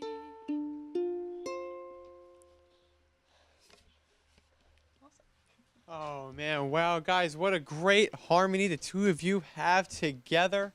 And just asking, you guys are roommates. And when you're roommates, what made you decide to pursue music together? Well, Anna Marie just started playing ukulele our first semester, and then she was playing. We were really into this one performer. Her name's Grace Vanderwall. She's like a little cute ukulele player that was on America's Got Talent, was it? Yes. And so she decided to start playing some of her songs, and then I knew those songs, so I started singing along to when she was playing, and that's just how it got started. And yeah, did you guys know that the ukulele was the instrument you guys wanted to go with, or did you have any others? I mean, it just was spontaneous. Also, that's the only instrument that can fit in our room. All right, well, thank you again for that great performance, supporting a great organization. Go for the goal. We have more RTN 10th Annual Telethon coverage, and we're going to go to Asan in the Student Center. So, after the break, we are going to go to Asan in the Student Center, but I do have one more question for the two of you. Okay. Do you have any future plans with your music? I just do it for fun. I don't really have any plans. I mean, things like this, it's really cool because it's not anything like super tedious, and it's just for a good cause and everything. All right, well, thank you guys again for supporting this great organization, and we're going to go right to Asan in the Student Center for more coverage. Welcome back. We are here in the Student Center. I'm going to recap what went on tonight in the Lego competition. But before I get to that, let's mention some of the stuff that was around for tonight. We had the photo booth, which was a really photogenic surprise. I really enjoyed the photo booth, and I'm sure many of the students did too. We also had some characters going on, characters where we have people have their faces and stuff drawn onto the picture, just like the exact ones. We have some very talented people out there, very talented. We also had henna tattoos going on. Yes, henna tattoos. Something you can, get some nice designs on your arm, fingers, hands, all that good stuff. We also had free food, which included popcorn, cotton candy, chicken fingers, and curly fries. Yes, salads too. Salads as well. We enjoy our salads. We like our greens just the way we like it. Yes. But the main event of what went on in the Student Center for the 10th annual telethon was the Lego competition. That is right, the LEGO competition. Yes, where we have 4 teams compete, 4 valiant teams, 4 competitive teams, 4 teams that care about the W word. Yes. Winning. Yes, they cared about winning. Yes, they did. And they did it with classic Legos. Classic, yes. You can never go wrong with the classics. So, we recap what happened. We had rounds 1 and 2 where teams build with going on with the theme. Round 1, the theme was something involving sports. Something involving sports. Whether it be soccer, basketball, football, baseball, track and field, any of that good stuff. Any of the stuff that gets you nice, fit, and active and working tonight. Yes, round 1 consisted of that. Round 2 consisted of building, wait for it, a shoe. They had to build a shoe. Yes, a shoe. That was a very, very, very competitive round, a very creative round as well. And then in the final round, we had them build something that represented the telethon itself. Yes, the telethon itself, the goal for the goal. Yes, that's what we had them do. That's what we had the teams do. And one team came out the victor. Cool Tigers. Yes, Cool Tigers came out the victor of round 3. And they had built something a little bit outside the box. They made a $100 bill, which standard for donations and such. And they made a little platform that had, telephones on it, and it had a radio station on it. Yes, a radio station. A radio station. That's what Cool Tigers did during round 3 of the competition. And what did the Cool Tigers win? Well, they won a Wawa gift basket. Because, everybody in the East Coast and some parts in the South, I'm pretty sure. Yes, some parts in the South, such as Florida, they love Wawa. Everybody loves Wawa. So the kids, the Cool Tigers, came away the winners of the Lego competition, and in return, they received a Wawa gift basket. They were very, very, very creative group, and I commend them on their creative excellence. That's what the Lego competition is all about, creative excellence. Say it with me, creative excellence, creative excellence, creative excellence, creative excellence. Yes, that's what we did to recap round 3. And, all the teams fought well. They all fought back. They were all very competitive. They did everything they could. But in the end, one team came out the victor. If we could, we would reward all the teams that came out and competed in the Lego competition. It was a very heated competition. I wish, me and a couple other guys would have competed too. We would have been the wild card team, the 5th team to compete in the LEGO competition. Yes, the Lego competition. Decisions of our judge. And the winner is the Cool Tigers.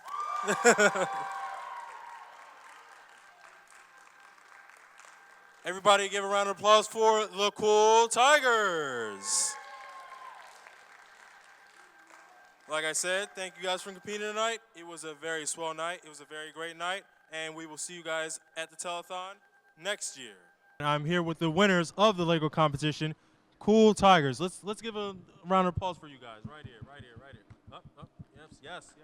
Yes, the winners are over here. They are right here. They are out in full effect. Let's go through some of their names. So what's your name? Dima. Murad. Tarek. Thera. Yes, these are some lovely names. Some lovely, lovely names that we have out here. So explain to me what we have going on here. I have a radio. A radio, yes, a radio. And these are the speakers.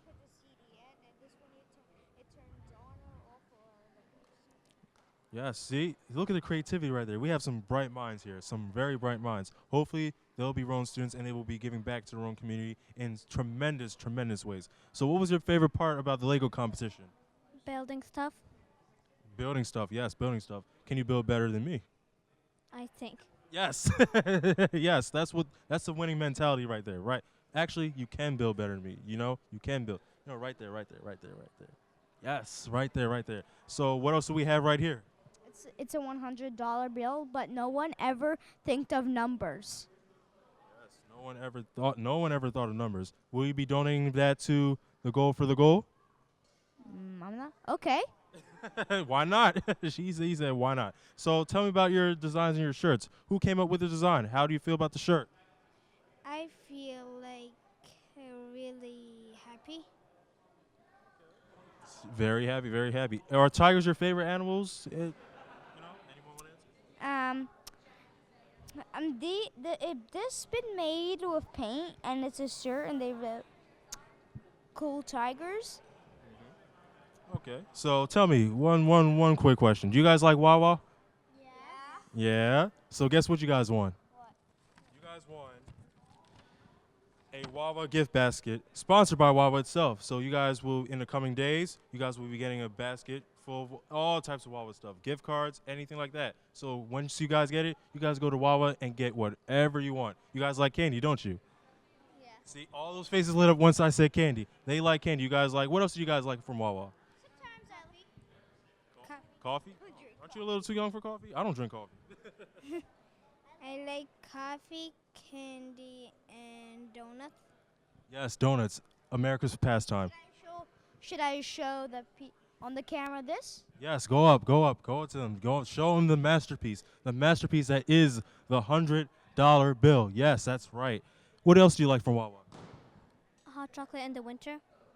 Hot chocolate. Yep, that is my favorite. And last but not least, my little man right here. What do you like from Wawa?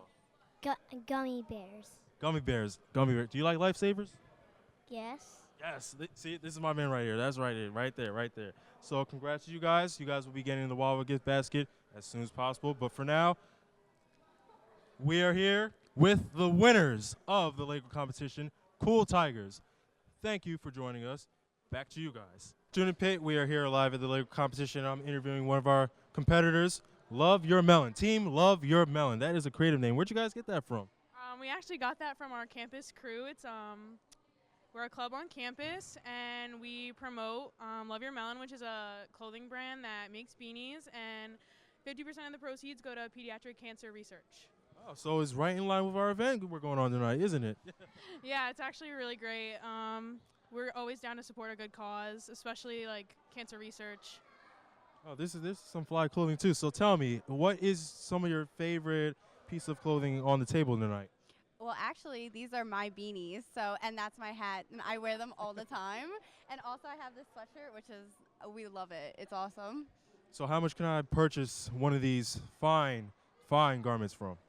They go different prices. They usually range around like $30, but when you buy one, it's kind of like giving another beanie to someone else. So it's kind of like you're buying two.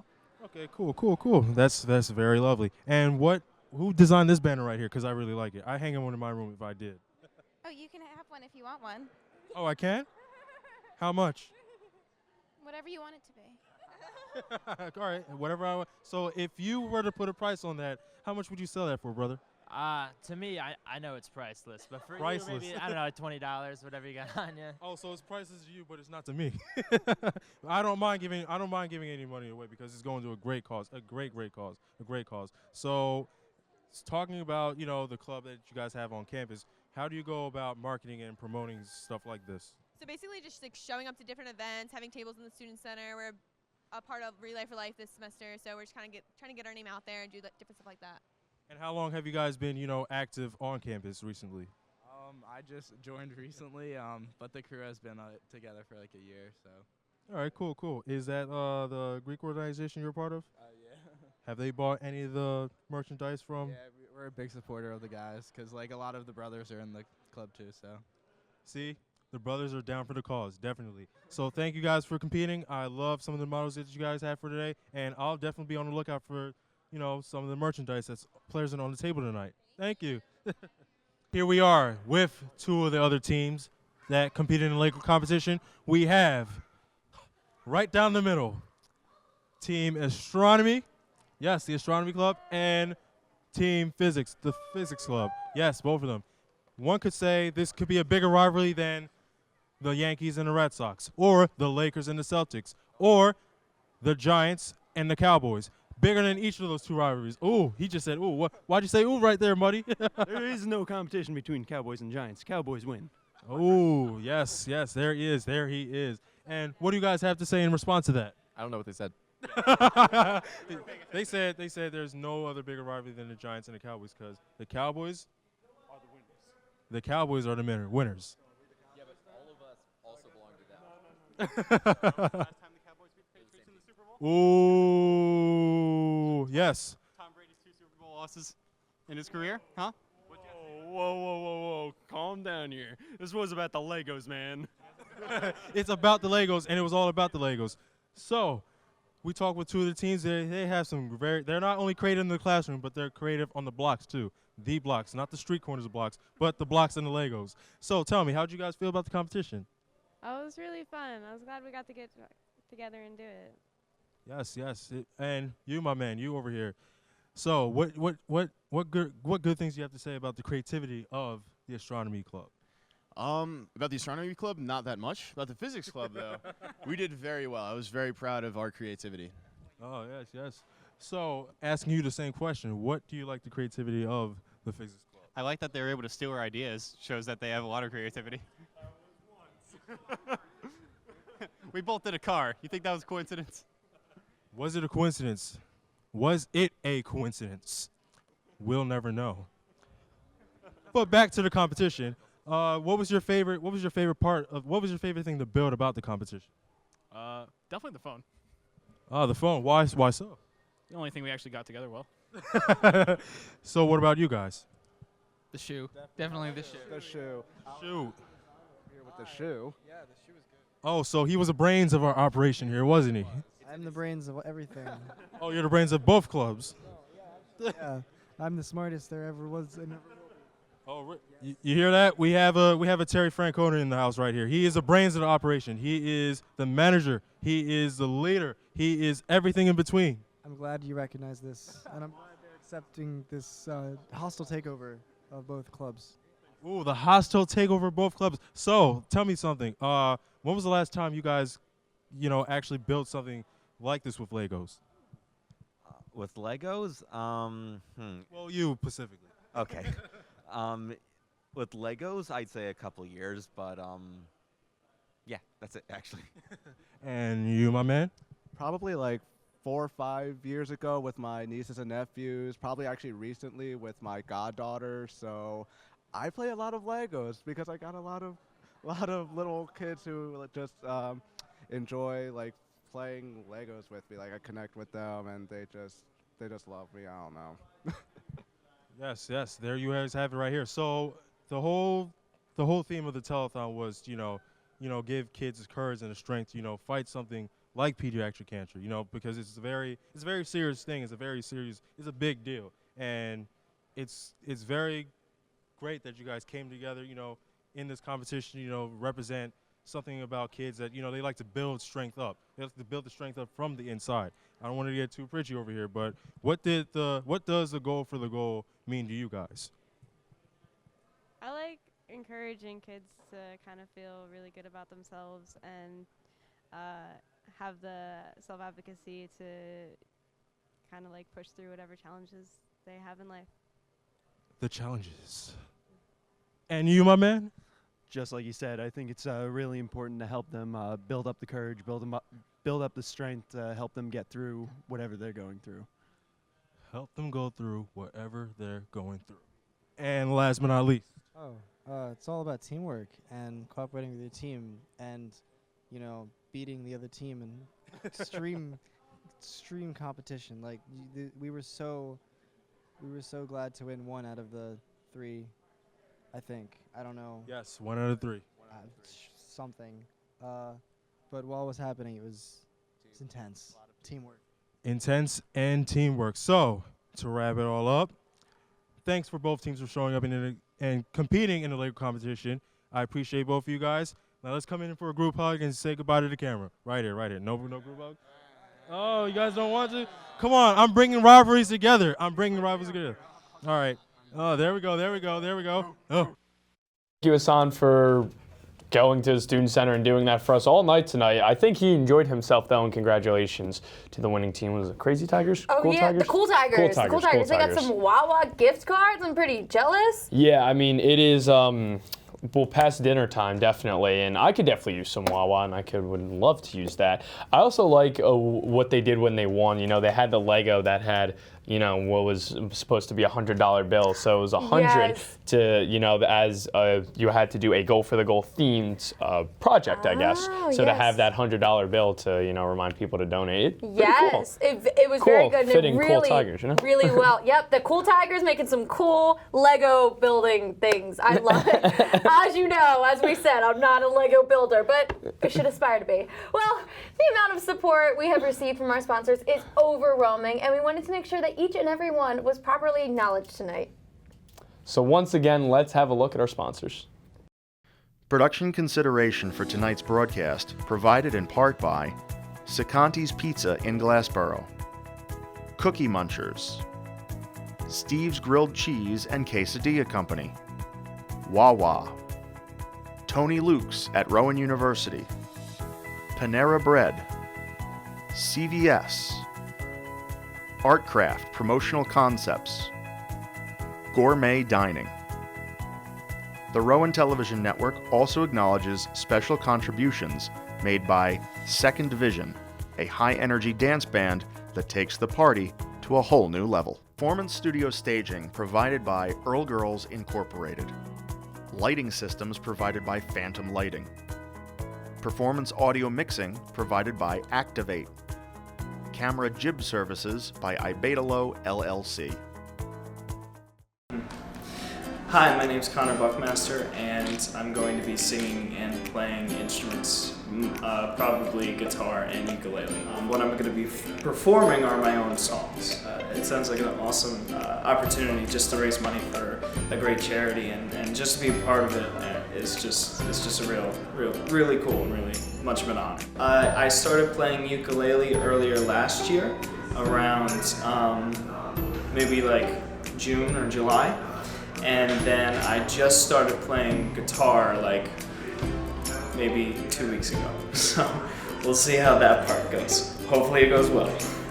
So my inspiration to start playing music came out of two things. I have a friend who taught me how to play ukulele. She taught me some songs, and then from there I taught myself.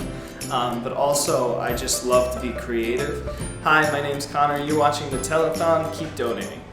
We're live back here in the phone bank here for RTN's 10th annual telethon benefiting Go for the Goal. I know you've been hearing about it all night. Go for the Goal, such an outstanding organization. And right now I just want to give you some live numbers. I was just handed here this little trusty card right here. We have our numbers on it. So far, with numbers that we have received tonight, we have nearly $2,700, and adding the donations that we so generously received before tonight, we are nearly at $4,800. So we got to keep going with that push. We want to get to $5,000 to be able to donate that, even $5K or even more, of course, to Go for the Goal. So now is really the time that we need you guys that haven't donated yet to please step up. Any little amount that you donate is obviously welcomed. So please just donate whatever you can. I plan on donating as soon as I go off the air. So, if you're out there and you only have a few dollars to donate, it's, any amount really counts. Also, we're going to go to a couple of other shout-outs. Well, just one right here from former RTN Vice President Evan Moore. He called and donated, and he said, and I quote, "Great job, guys. Keep up the great work," and that he's very proud of us. So it's really nice to be hearing from all these other alumni. We heard from Adam Bradshaw before. We heard from JB Urbicella. These guys that graduate They graduate with these RTF degrees. They're from RTN, and they're so successful in the industry. It's nice to see them calling back and donating to Go for the Goal, which, like I just said, is a bunch of times. We've been saying it all night. It's such a great organization benefiting pediatric cancer. So, guys, that's the last update that we have here from the phone bank. Keep donating. Almost at 5,000. Let's try to break it. And we are here finally for the last performance of the night here in Studio 1, Bosworth Hall, the performance side of the 10th annual RTN Telethon supporting Go for the Goal. And do we have a great one for the last performance? We have Connor Buckmaster here playing just sweet tunes on his acoustic guitar and his ukulele. Are you pumped? Are you ready? Connor. I'm so ready. All right, we're going to get right into it because you're going to love this man. So without further ado, for our last performance of the night, Connor Buckmaster. Hello. First up, I'm going to be playing a song by Niall Horton. It is called This Town, and I hope you enjoy.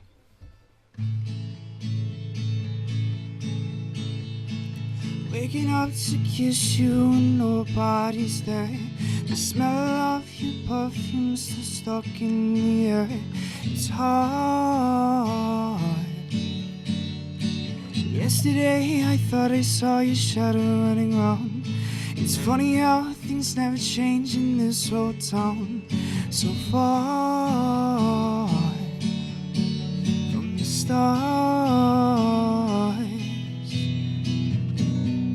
And I wanna tell you everything, words I never got to say the first time around.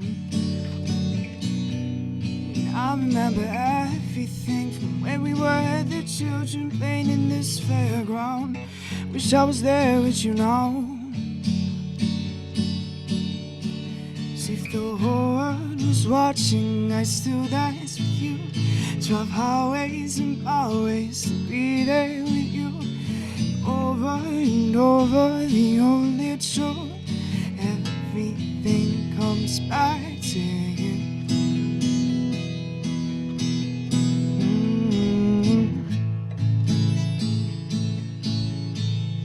I saw that you moved on to someone new.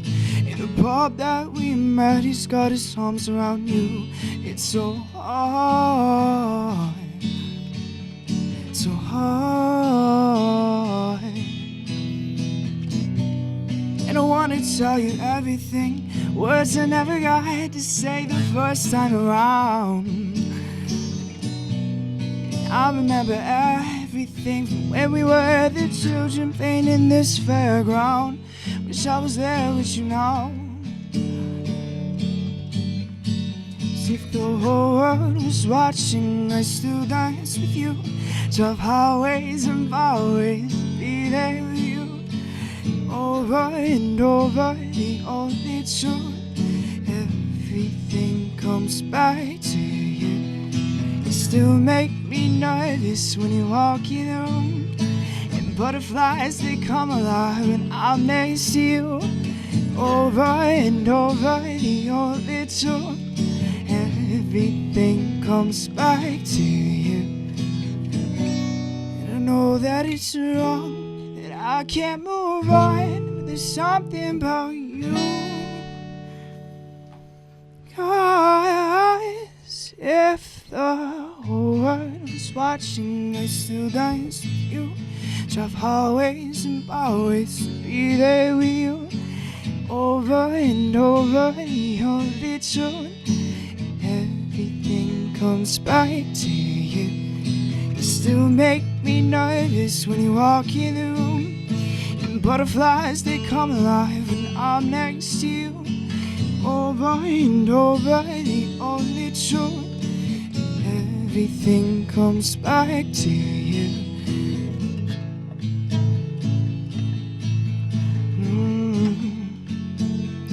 Everything comes back to you.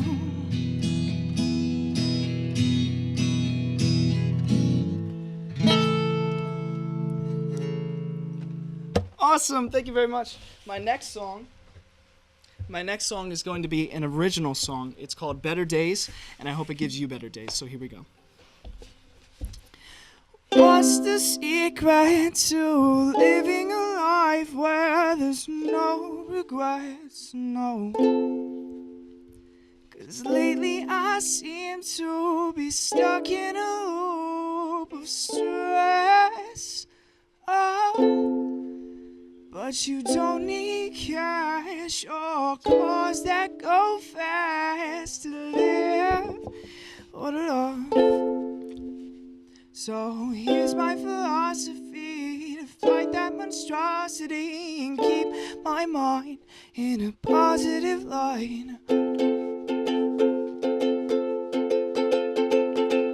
Day for every day,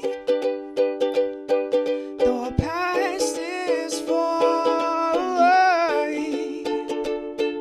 We pick up stones and broken bones, our bleeding hearts will light the way.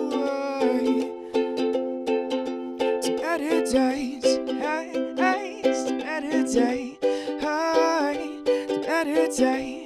Hey, it's the better days. Pay with kindness to you and others. Discover our blindness, one after another now. Our hearts are bleed, just different colors. Why draw lines when we're sisters and brothers? Like red for love, green for money. It's always an issue, but isn't it funny that we base our lives on this little thing? You think it'd be better, we all just sing.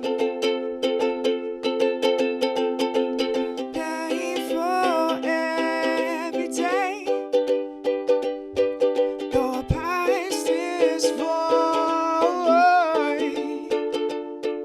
We pick up stones and broken bones. Our bleeding hearts will light the way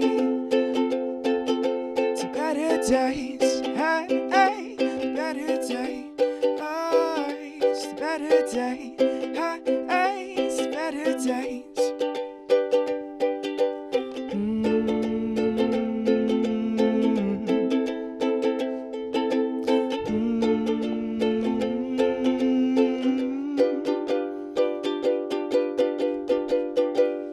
And don't you worry if you're led astray.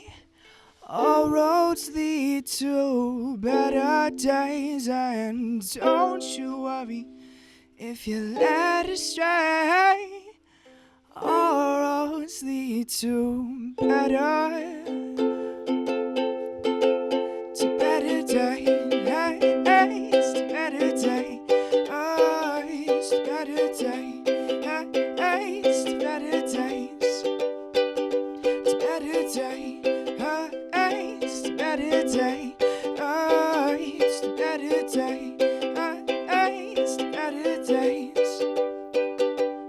Better days. Wow, Connor Buckmaster, what a great performance yet again. I had the pleasure of seeing you on the couch, another great studio show from the Rowan Television Network, and you were great there, and you were Thank you. yet again great here. Gotta ask, what is your favorite part about playing music that you play? I enjoy two parts of it very much. I enjoy the writing part of it because it allows me to be very creative, but I also enjoy performing because the best thing I think of that I think you can do as a performer is whatever you, or as an artist, is whatever you make, share it with people. All right, and that last song was especially moving, Better Days. What was your inspiration for making a song such as that? So I wrote it as a message to myself, really, because sometimes, you know, everyone gets down a lot, and when I was writing this song, I was writing it so that it could not only lift myself up, but whoever was listening to it. All right, well, yet again, thank you, Connor, for Thank you that so great final performance, and thank you for all of the performers that performed tonight to support such a great organization such as Go for the Goal. And finally, we are going to go back to Tom and Gina in Studio 2 for the final telethon coverage. Thank you, Sean. Thank you for hosting Studio 1 for the entirety of tonight, and Sean has done an excellent job. I mean, at least I would say so. I would definitely say so. He's so enthusiastic over there, always doing so well, bantering with all the contestants. Yeah. The contestants, wow, no, our performers.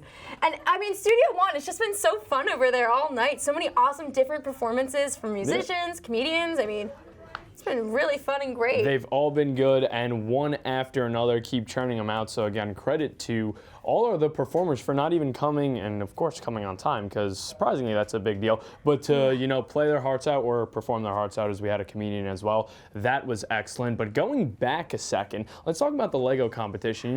We saw the winners, we saw what was the winning product, but something that was interesting that I know we were talking about. So when you play Mario Kart and you win, you get driven by, I don't even know if anyone knows the name of this character. I'm not a Nintendo geek, I guess. So I don't know, but I know someone's trying to make a Lego version of this person. One of the little, yeah. Yeah. You know what I'm talking about? Yeah, they were. I forget which character they said, but they were trying to make one of the little Lego Mario Kart drivers.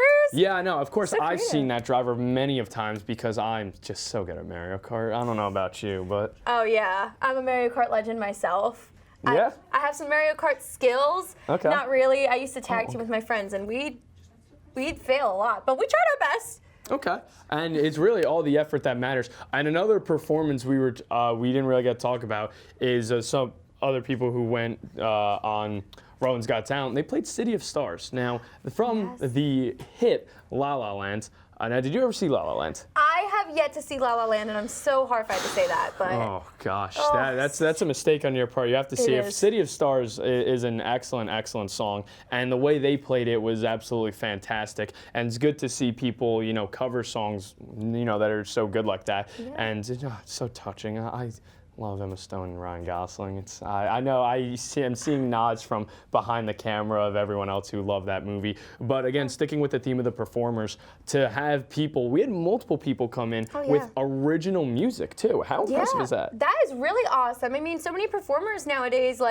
people come and they just do covers of things. I know a lot of YouTubers and stuff, they're just covering songs and people have other people writing music for them, but to come with your own original stuff and then accompany yourself, that's amazing. You got to give them a lot of credit for that. Well, speaking of amazing and giving credit where credit is due, let's talk about Asandra May. He was in the Student Center the whole entire night, and he had a lot of really long segments, 5 that last 15-minute segment, didn't miss a beat. He was right in there, he was jumping in hey, what do you got here? Just kind of sticking the mic where people weren't expecting it, to say. Asan was very energetic. He really brought some life to this telethon. Yeah, he was definitely keeping things entertaining and keeping everyone on the edge of their seat over there. He was always just so enthusiastic about everything, literally jumping in to the Lego competition and getting on the ground playing with Legos. He was just having a party over there. I feel like we missed out a little bit. Yeah, and again, there was some much needed pizzazz and some energy to this telethon because, again, we've been live for nearly 5 hours. Now, this watch doesn't really work. I'm not fooling anyone here. But so we've been live for 5 hours almost here, and to see Asan come up with that energy and with that upbeat attitude, it really does mean a lot. And it's really so cool, this telethon. So you were Studio One host and Phone Bank last year, and to even add a Phone Bank host, and then to go stretch out to the Student Center. It's amazing what this telethon has done. Yeah, it's just evolved so much.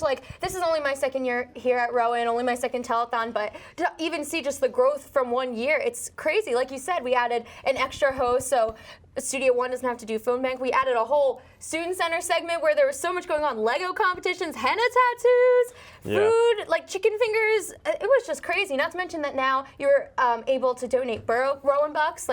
So many new additions. It was so great. So great. Absolutely. And again, talking, Lenny Schnee really kind of holding down the fort there at the Phone Bank.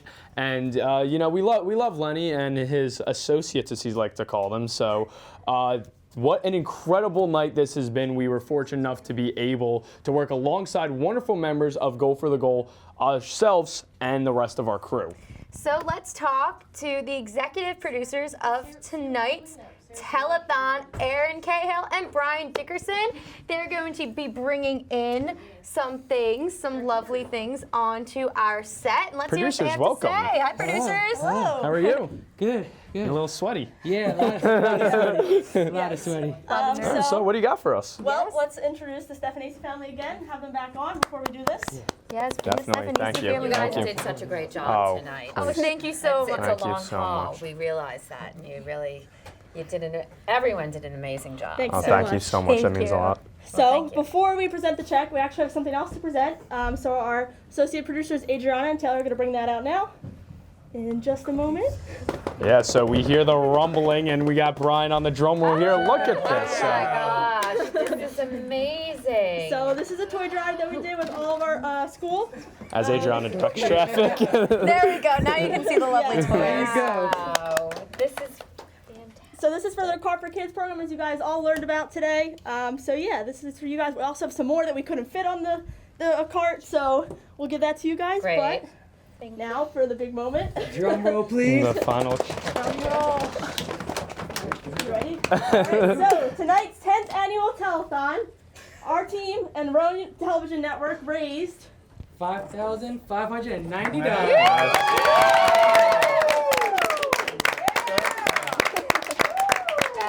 Thank you to everyone who donated. It means so much to us. It means so much to Go for the Goal. We really couldn't be happier. Everyone did so well. So this is your guys. Take the big check. Yes. Thank you. So special thanks to the Stefanacci family for not only starting Go for the Goal, but to allow us to have our telethon benefit your charity. And God bless you guys. And we hope in the future you guys keep raising money and hopefully find a cure for cancer. Don't forget, you can still donate till the end of the week at rtntelethon.com and So make that please number keep even donating. higher. That's Yeah, Okay, so- but before we go, it looks like Taylor and Adriana have a couple gifts they want to Aw. give. Please step forward. Aw.